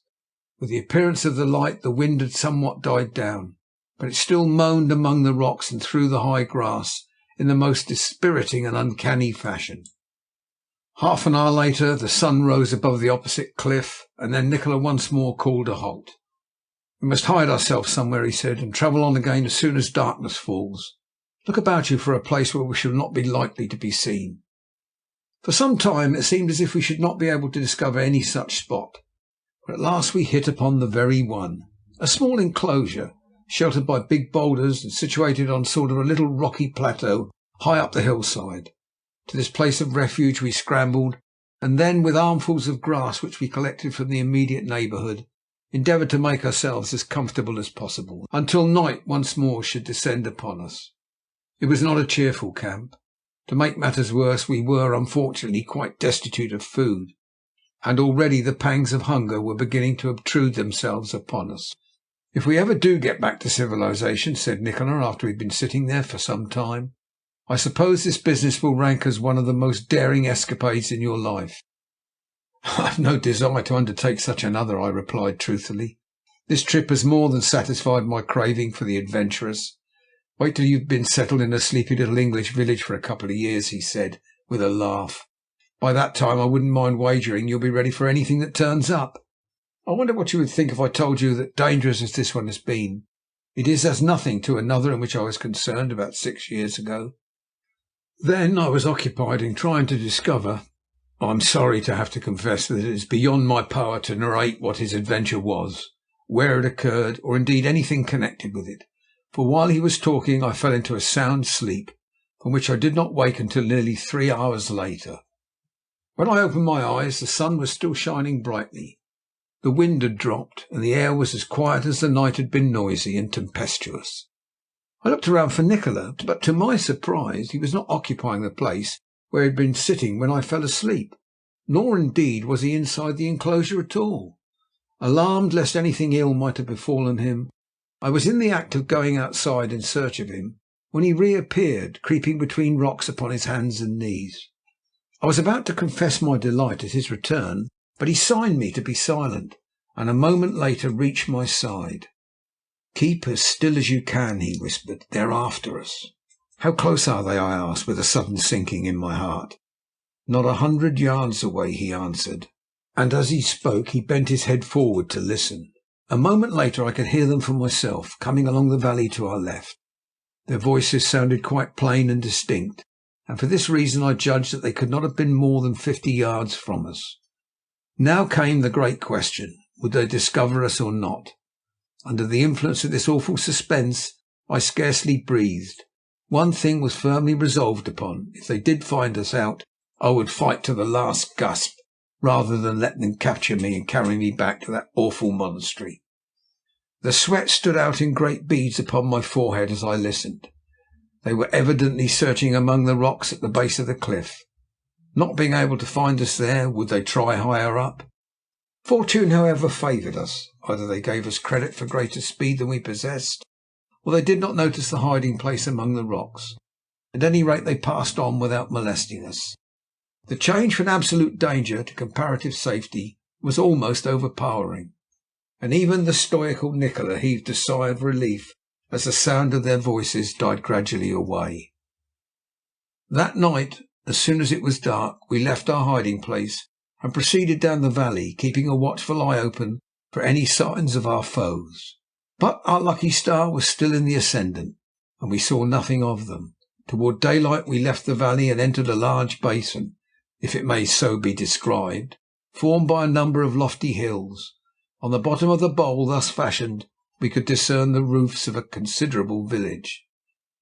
Halting on a little rocky eminence, Nikola looked round him. "We shall have to find a hiding place on the hills somewhere hereabouts," he said.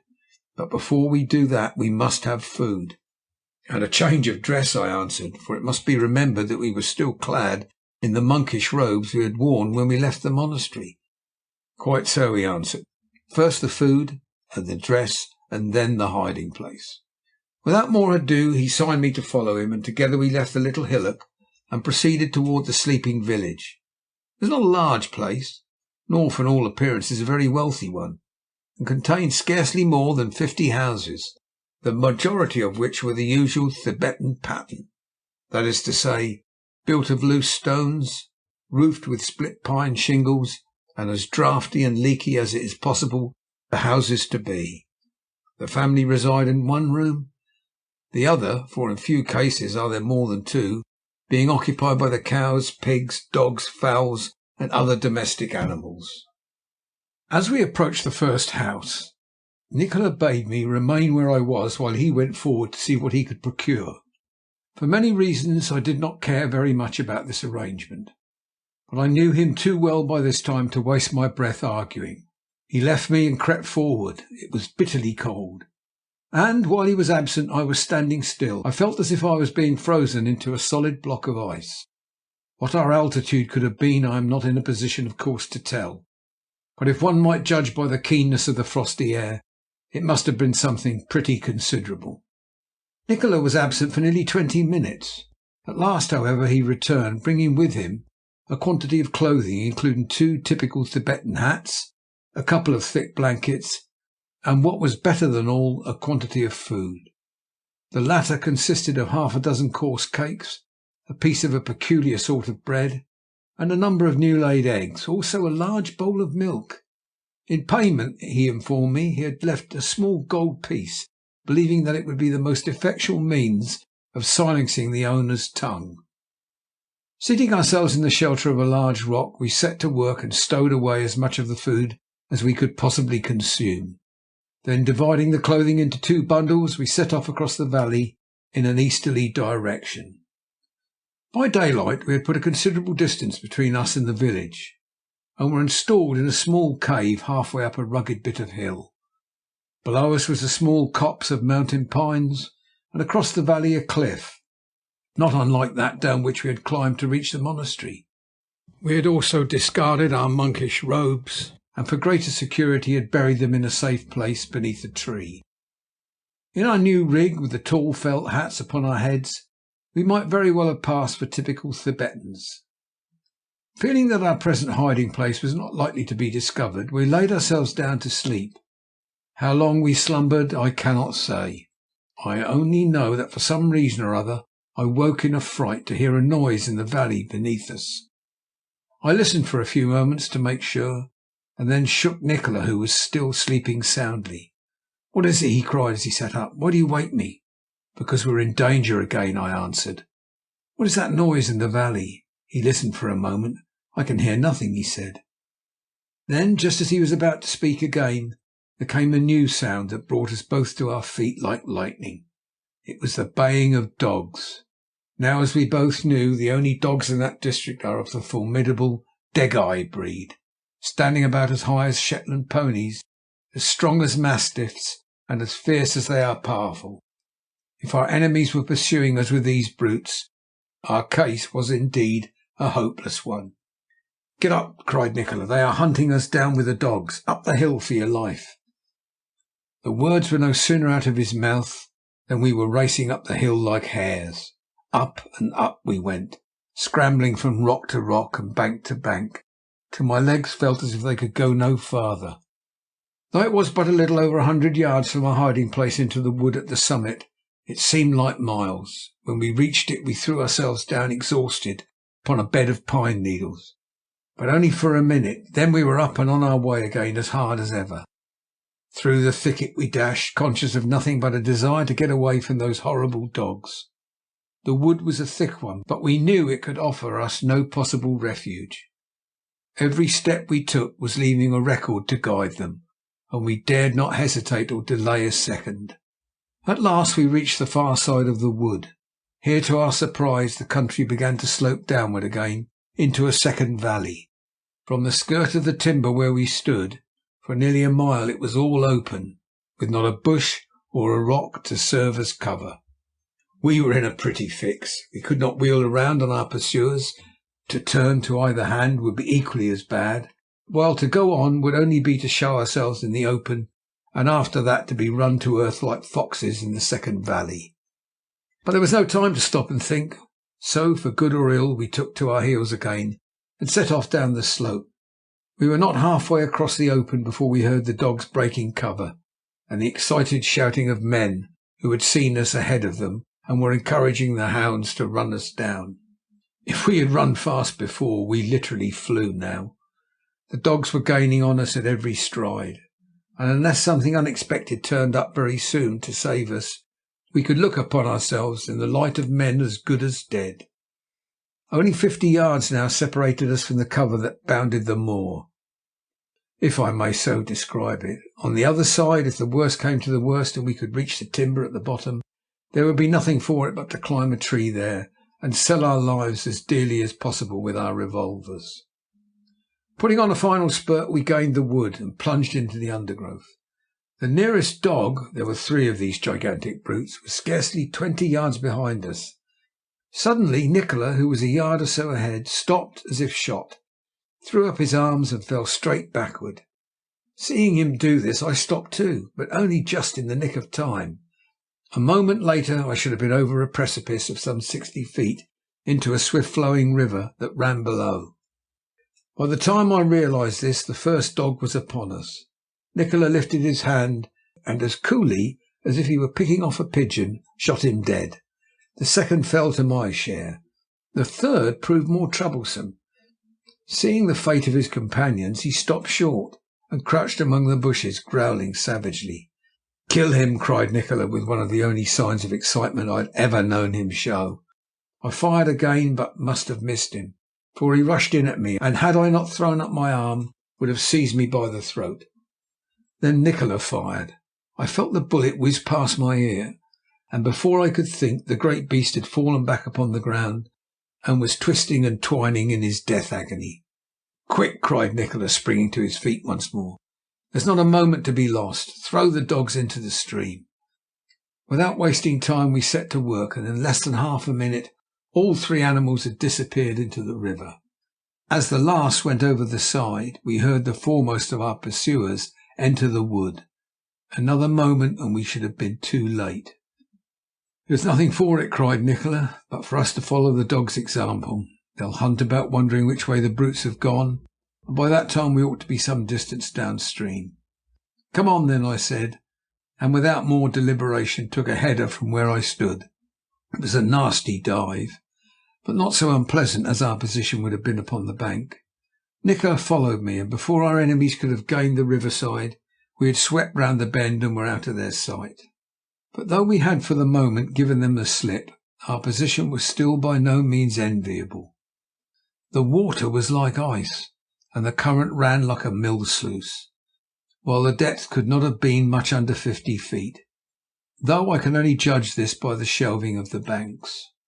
For nearly 10 minutes we swam on side by side in silence. The voices of our pursuers grew more and more faint until we lost them altogether. The horror of that swim could scarcely be overestimated.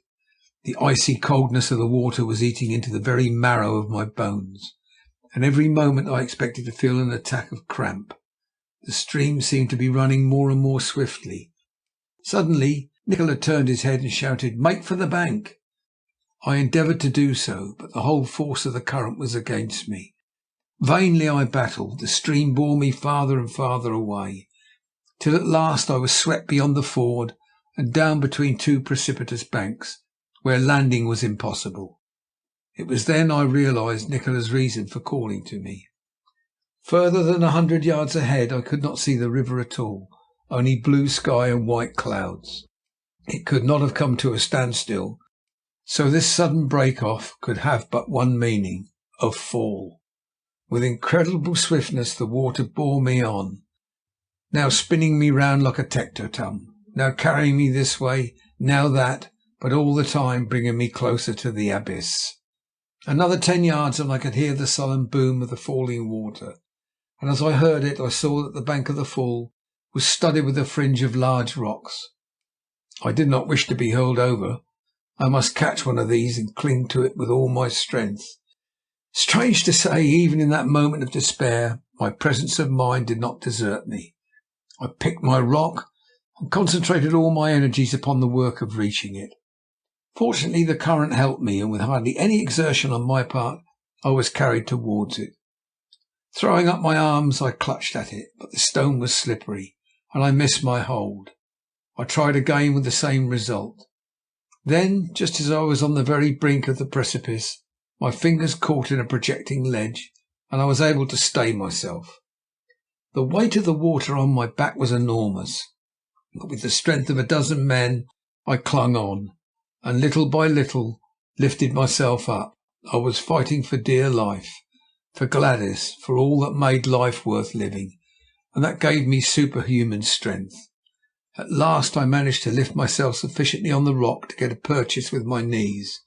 After that it was all plain sailing, and in less time, almost, than it takes to tell, I was lying stretched out upon the rock, safe but more dead than alive. When I had somewhat recovered my strength, I opened my eyes and looked over the edge. Such a sight I never want to see again. Picture a river as wide as the Thames at London Bridge, walled in between two steep banks, pouring its enormous volume of water down into a rocky pool almost half a mile below. The thunder of the fall was deafening, while from the lake at the foot rose a dense mist, changing where the sun caught it to every colour of the rainbow. Fascinated by this truly awful picture and the narrowness of my own escape from death, I could hardly withdraw my eyes. When I did, it was to look across the right-hand bank. There stood Nikola, waving to me. Cheered by his presence, I began to cast about me for a means of reaching him, but the prospect was by no means a cheerful one. Several rocks there certainly were, and near the bank they were close enough to each other to enable an active man to jump from one to the other. Unfortunately, however, between that on which I lay and the next was a yawning gulf of something like 8 feet. To reach it seemed an impossibility. I dared not risk the leap, and yet if I did not, what was to become of me? I was just beginning to despair again when I saw Nikola point upstream and disappear. For something like a quarter of an hour I saw no more of him. Then he reappeared 100 yards or so farther up the bank, and as he did so he pointed into mid-stream. I looked and immediately realized his intention. He had discovered a large log and set it afloat in the hope that it would be of service to me. Closer and closer it came, steering directly for where I knelt. As it came alongside, I leaned over and, catching at a small branch which decorated it, attempted to drag it athwart the channel. My strength, however, was uncertain, and had the effect of bringing the current to bear on the other end. It immediately wheeled swiftly round, went for me like an express train, and next moment disappeared over the brink into the abyss below, nearly dragging me with it. Once more Nikola signalled to me and disappeared into the wood. Half an hour later another log made its appearance. This time I was more fortunate, and managed with considerable manoeuvring and coaxing to get it jammed by the current between the two rocks. The most perilous part of the whole enterprise was now about to commence. I had to cross on this frail footbridge to the next stone. With my heart in my mouth, I crawled over my own rock, and then, having given a final look around and tested it as well as I was able, seated myself astraddle of the log. The rush of the water against my legs was tremendous, and I soon found I should have all my time taken up in trying to preserve my balance. But with infinite caution I continued to advance until at last I reached the opposite rock. All the time I had never dared to look over the brink. Had I done so, I believe my nerve would have deserted me, and I should have then lost my balance and perished for good and all. When the journey was accomplished, and I was safely established on the second rock, I rested for a few minutes. Then, standing up, measured my distance as carefully as possible and jumped onto the third. The rest was easy, and in a few minutes I was lying quite overcome among the bracken at Nikola's feet. As soon as I was safe, my plucked presence of mind, nerve, or whatever you like to call it, gave way completely, and I began to tremble like a little child. "You have had a narrow escape," said Nikola. "When I saw that you could not make the bank up yonder, I made up my mind it was all over with you. However, all's well that ends well, and now we've got to see what we had better do next." "What do you advise?" I asked, my teeth chattering in my head like castanets.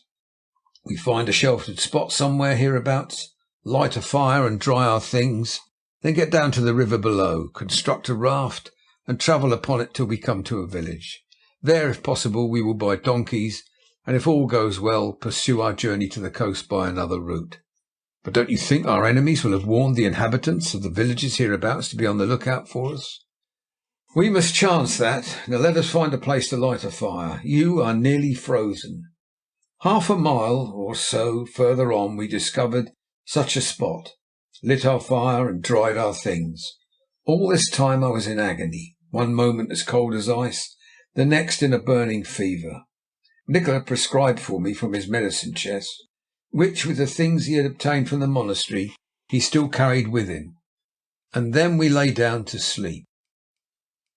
From that time forward I have no recollection of anything till I woke, to find myself snugly ensconced in a comfortable but simply furnished bedroom. Where I was, or how I got there, I could no more tell than I could fly. I endeavoured to get up and look out of the window, but I found I was too weak to manage it, so I lay myself down again, and as I did so made another startling discovery. My pigtail was gone. For nearly half an hour I was occupied puzzling this out.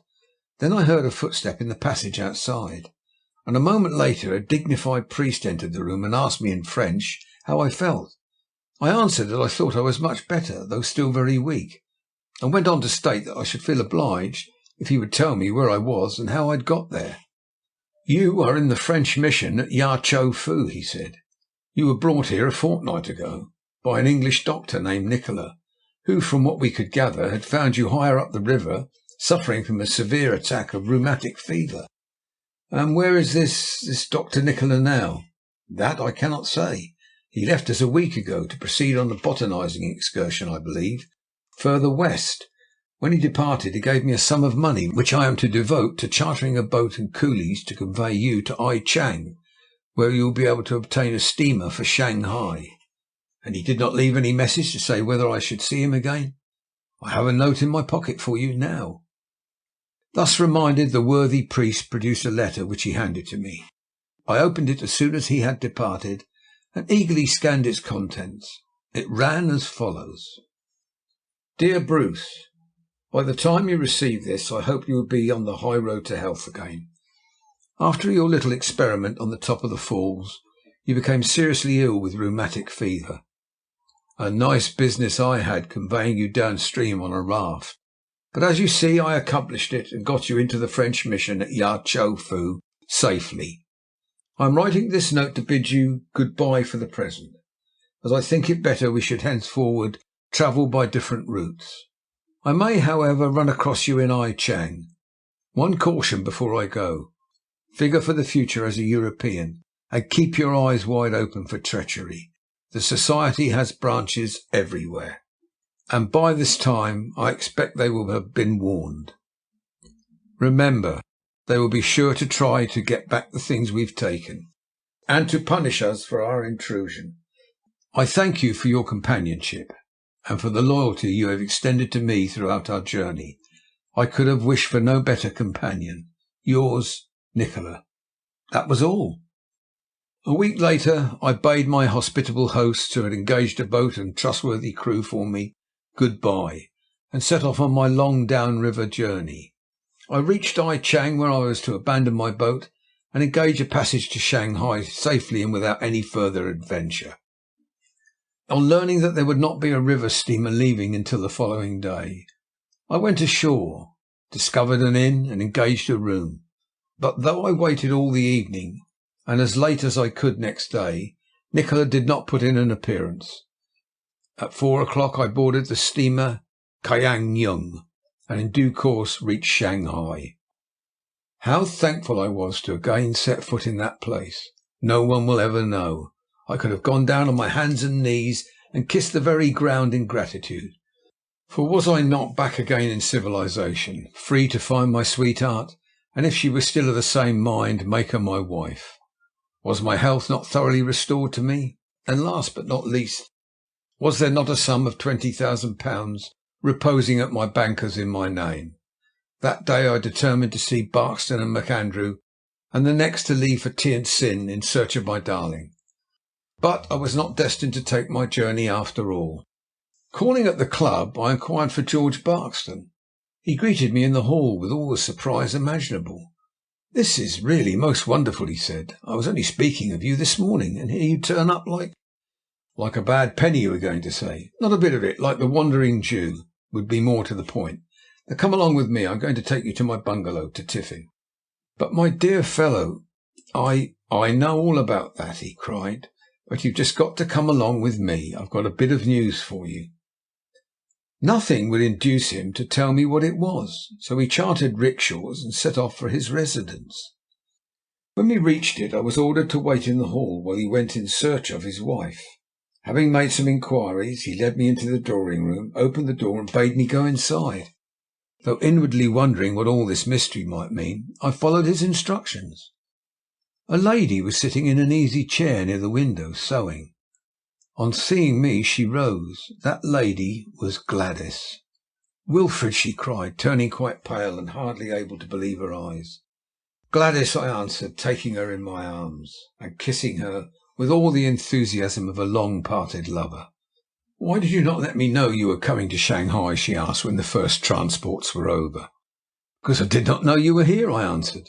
"But did you not call on Mr. Williams in Tientsin, and did he not give you my letter?" "I have not been to Tientsin, nor have I seen Mr. Williams. I have come straight down the Yangtze Kiang from the west." "Oh, I'm so glad, so thankful to have you back. We've been separated such a long time. And you still love me, Gladys? Can you doubt it, dear? I love you more fondly than ever.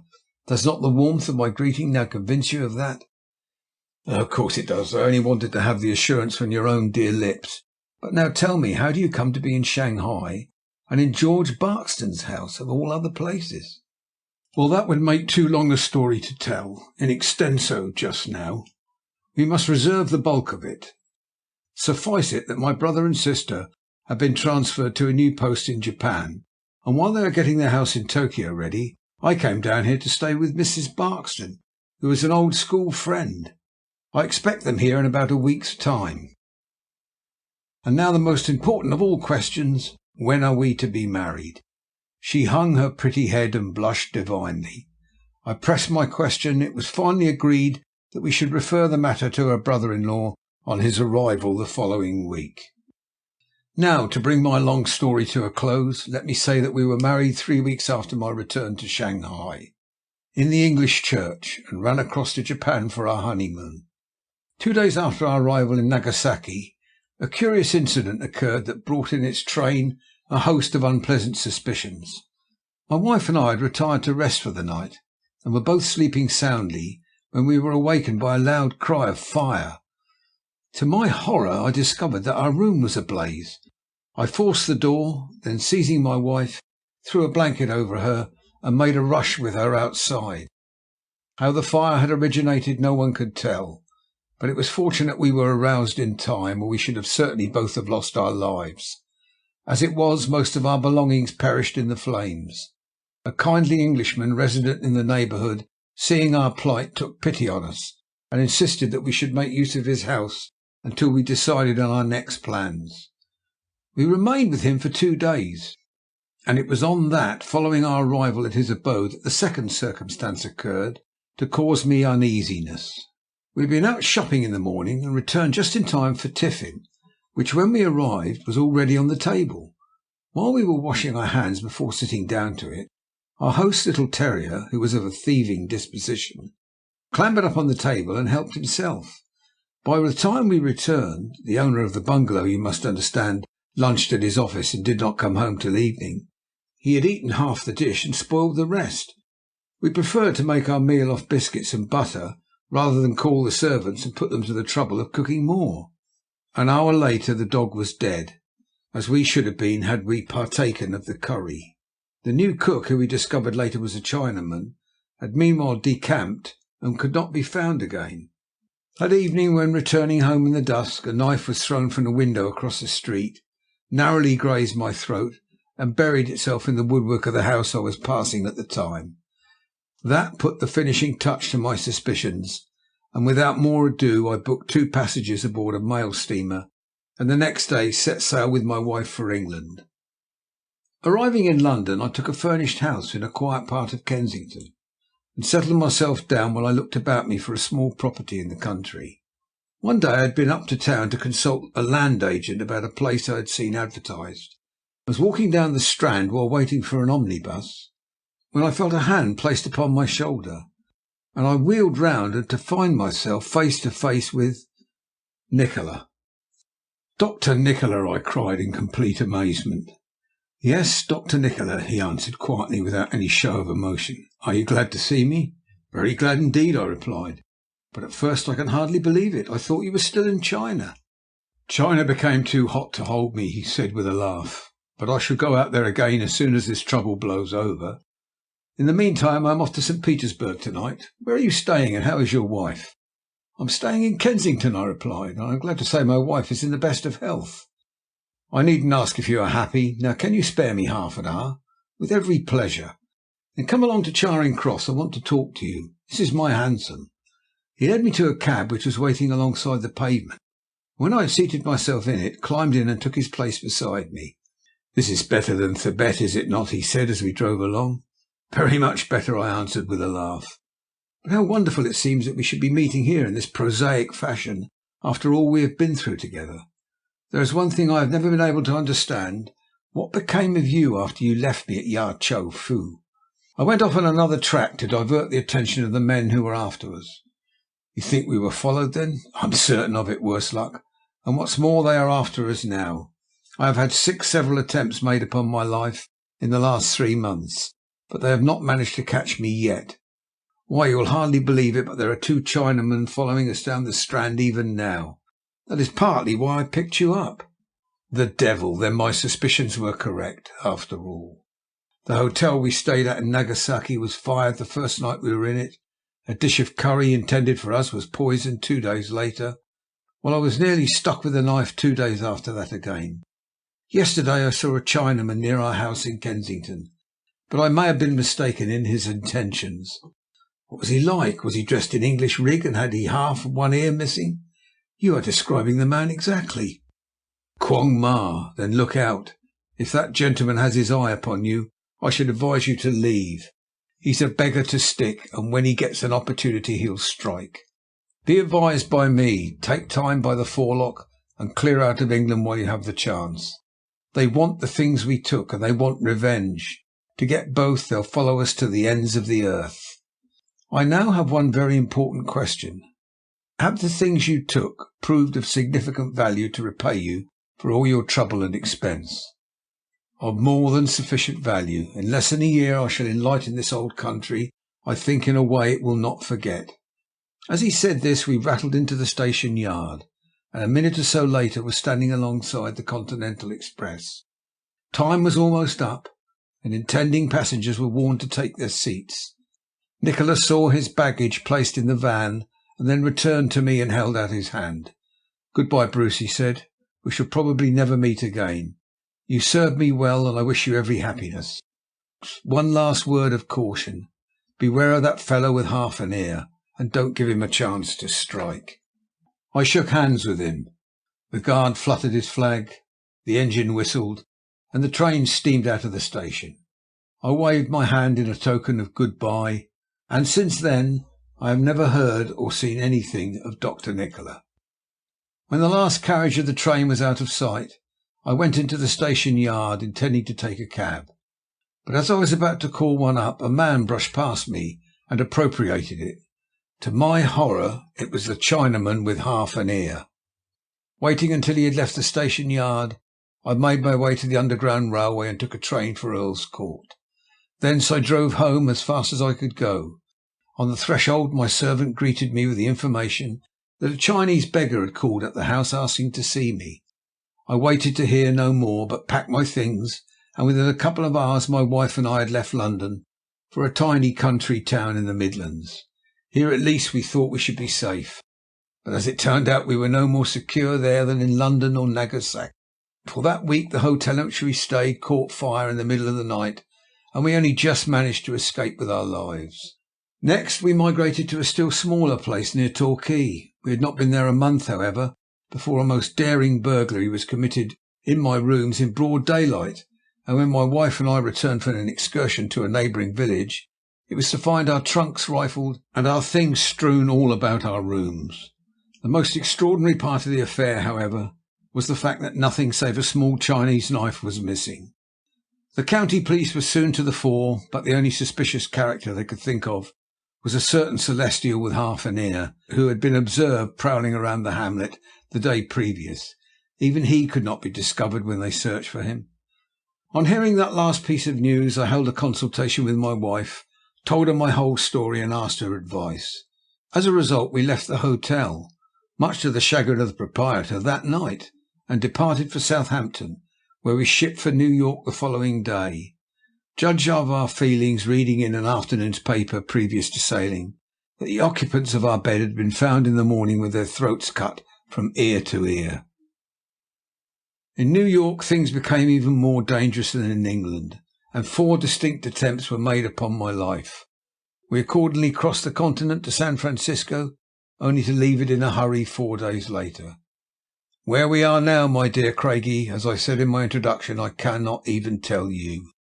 Let it suffice that though we have been here 6 months, we have seen no more of the half-eared Chinaman, or indeed any of his sinister race. We live our own lives, and are as happy as any 2 mortals in similar circumstances can expect to be. I love and honour my wife above all living women, and if for that reason alone I shall never regret the circumstances that brought about my meeting with that extraordinary individual, Dr. Nikola. Now, old friend, you know my story. It's an extraordinary one, isn't it? Goodbye. End of chapter 17. End of Dr. Nikola Returns. Narrated by Peter John Keeble, Nottingham, United Kingdom.